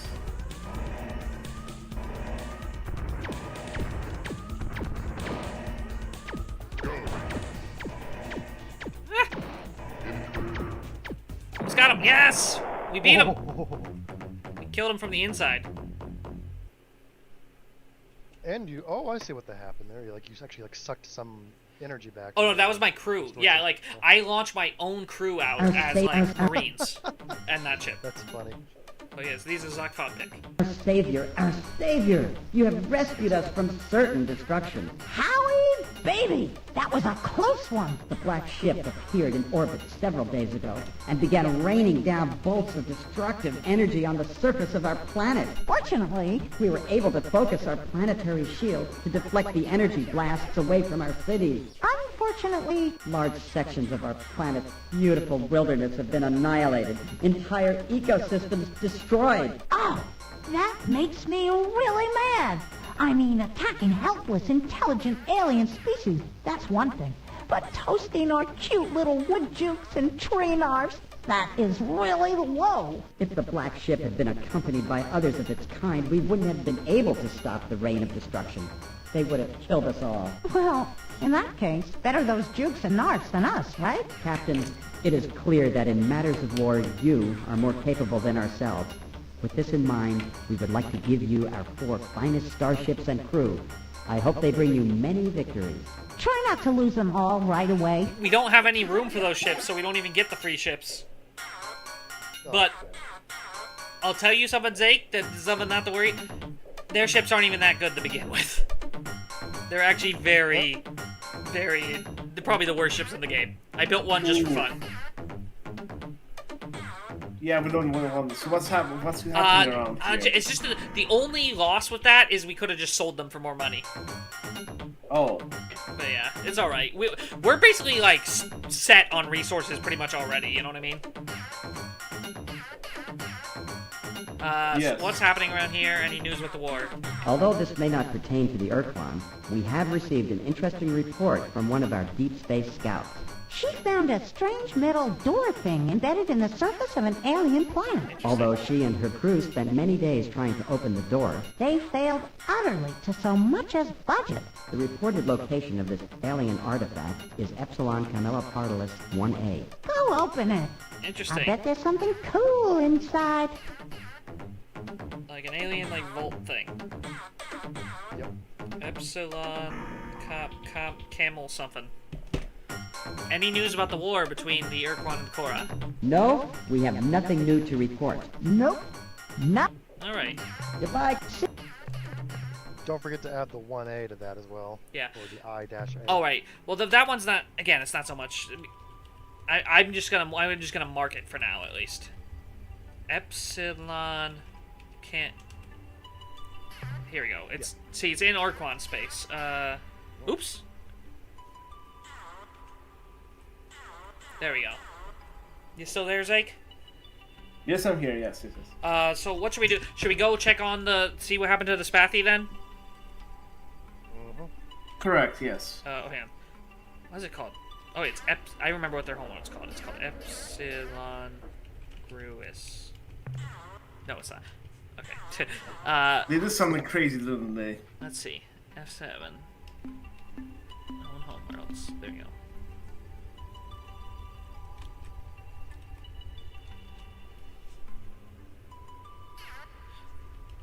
Yeah, the world is basically our oyster at this stage of the game. We can go and try and get the thing for the, Oh yeah, actually, while we're in Spathy Safes, I'll also try to get, you know, Melnorme upgrade.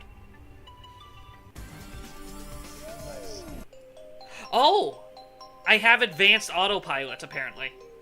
I forgot I enabled that feature. What does that do? It basically, it's one of the Megamod features. It actually checks what quasi-space portal and automatically opens the quasi-space portal. Dude, this game went from like, I don't know, like just like, oh yeah, random game to like, oh yeah, this is a very complex mathematical problem that you have to.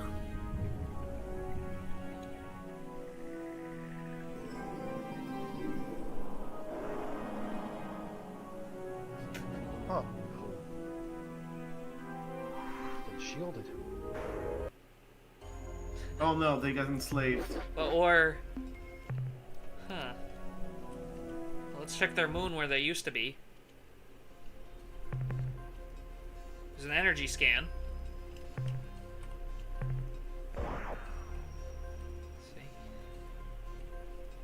Yeah, because they all disappear. What? There's a little thing, and there's a little like note taped to the side of it. Right? Be back later. Do you see this, Zeke? Yes, I do see it. Report from surface. Captain, this is Lieutenant Robinson, sir. We have located an alien artifact down here. Perhaps more importantly, we have found something which I think may explain what happened to the Spathy. And I don't think you are gonna like it. We were investigating a large blue machine when Officer Talbot discovered a message glued to the side of the device. Sir, it's a note from the Spathy High Council. I'll read it to you. Dear Hunams, how are you? We are fine. However, can we thank you for letting... Oh wait. However, can we thank you for letting us study your planet Earth's slave shield? Admittedly, it took some time to replicate the technology ourselves, but we are simply delighted with the results. Yes, sirree, we sure love the idea of putting an impenetrable shield around our planet. Now all those evil monsters that we're just about to attack won't be able to eat us. Thanks! I guess this means we won't be able to send you any more starship captains. Sorry. Well, they want us to turn on the shield about now, so we've got to go get going. I'm sure we'll never ever talk to you ever again, so goodbye and thanks again, your friends, the Spathy Ruin Council. P.S. This machine is the super powerful hyperwave caster that the Umga used to trick us into believing that the Grandmaster Planet Eaters were coming to destroy Spathiwa. We thought maybe you'd like to have it. End of transmission. Grandmaster. Well, remember that was the prank, the Umga prank. They used like a powerful hyperwave messenger, and they just gave us that. The Spathiwa are like out the game forever. I mean, besides what we have in our fleet, the Spathy just the friggin' cowards. They literally remember they wanted the slave shield to begin with. They basically somehow managed to reverse engineer the Ur-Quan slave shield technology and just shielded themselves. Alright, and we're gonna engineer it back in like when we're releasing. Oh, why did you do this, human? Hunam? Yep. So instead of the crazy thing about that is they probably figured out how to take one down too, but they just wanted to seal themselves. Mm-hmm. See, that's the thing. The Spathy are incredibly advanced, but only use it for cowardice. Again, that's why their most powerful... Their ship is really good, but their best attack strategy is shooting from behind, running away. So, yep. But ain't that just, like, perfect cap to their story, though, Zeke? Yes, this. Of course. Though we can't make any more of their ships. Alright. So what should we do now? Oh, I guess we gotta go to the Melnorme. Spathy space has been spayed. Yeah. Is there a supergiant? I think this is a supergiant. Alpha Illuminati. Let's go talk to the Melnorme, upgrade. Again, Zeke, we have so many threads we can follow now.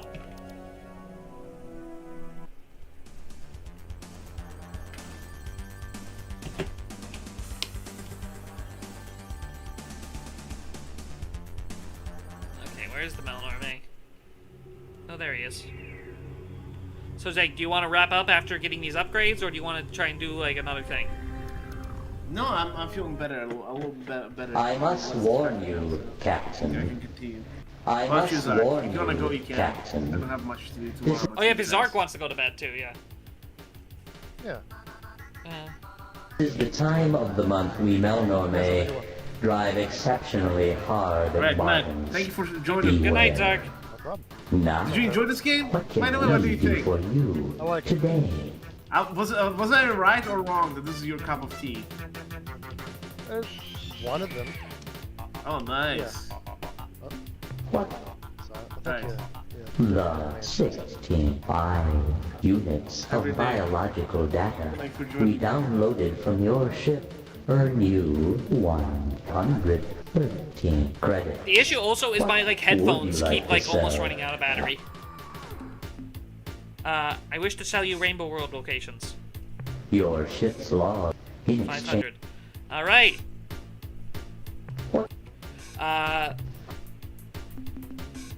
Yes, sir. So should we buy new technology then? Yes. Your landers. Oh, faster rate of fire. The technology.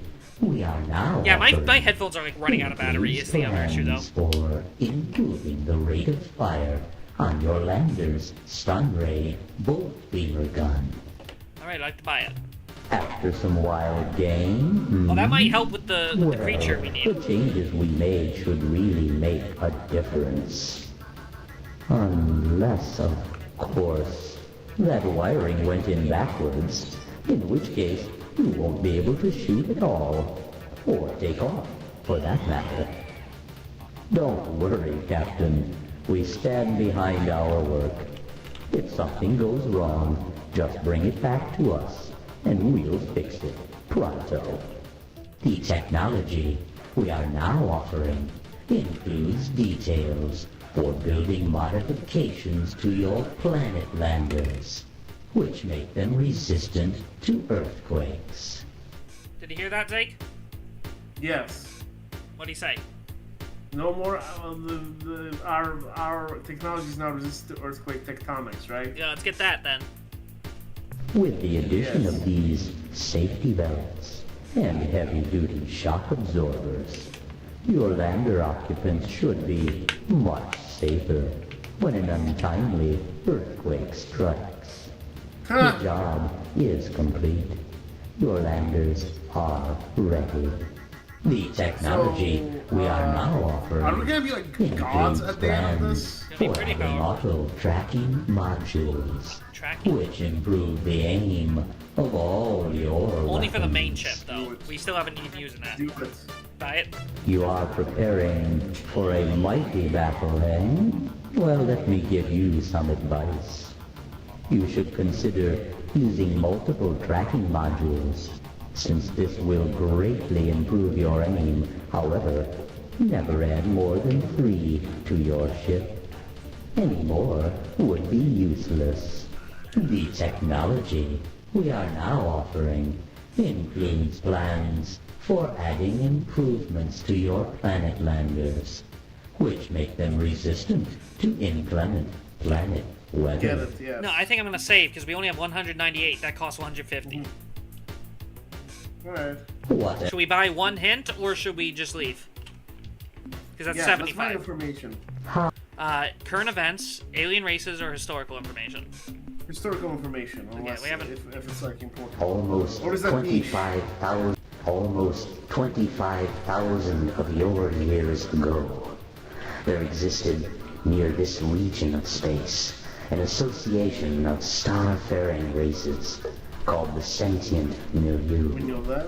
This group formed over several thousand years to mutually enrich their respective cultures, to provide a safe creche for emerging sentient species, and to afford themselves a degree of protection from external hostilities via military alliance. Of the 7 most active milieu members, the most famous race, indeed, you know them well, Captain, We're the Ur-Quan. Uh-oh. Hang on. My headphones just ran out. Oof. Hello, can you hear me? I hear you. Can you hear me? Zake. Hello? Hello. I'm here. Can you not hear me? Hello, Zake, can you hear me? Zake. You can't hear me. I can hear you now. Can you hear me? Yes, I can hear you. All right. I think we're gonna wrap up now. What were you saying about like that information?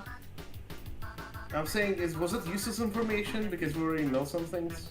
Yeah, basically that was basically pretty much useless. But like the thing is, we have to buy it to get more. You know what I mean? Okay. Sorry. I should be leaving now. I think we're gonna wrap up now. Yeah. I'm gonna head back to Earth or whatever. All right. Or actually, no. I'll just press save and like wrapping up. This is good. Very good. Sorry, I got like distracted a little bit. I was looking. Yeah. Let's double save. Wrapping up.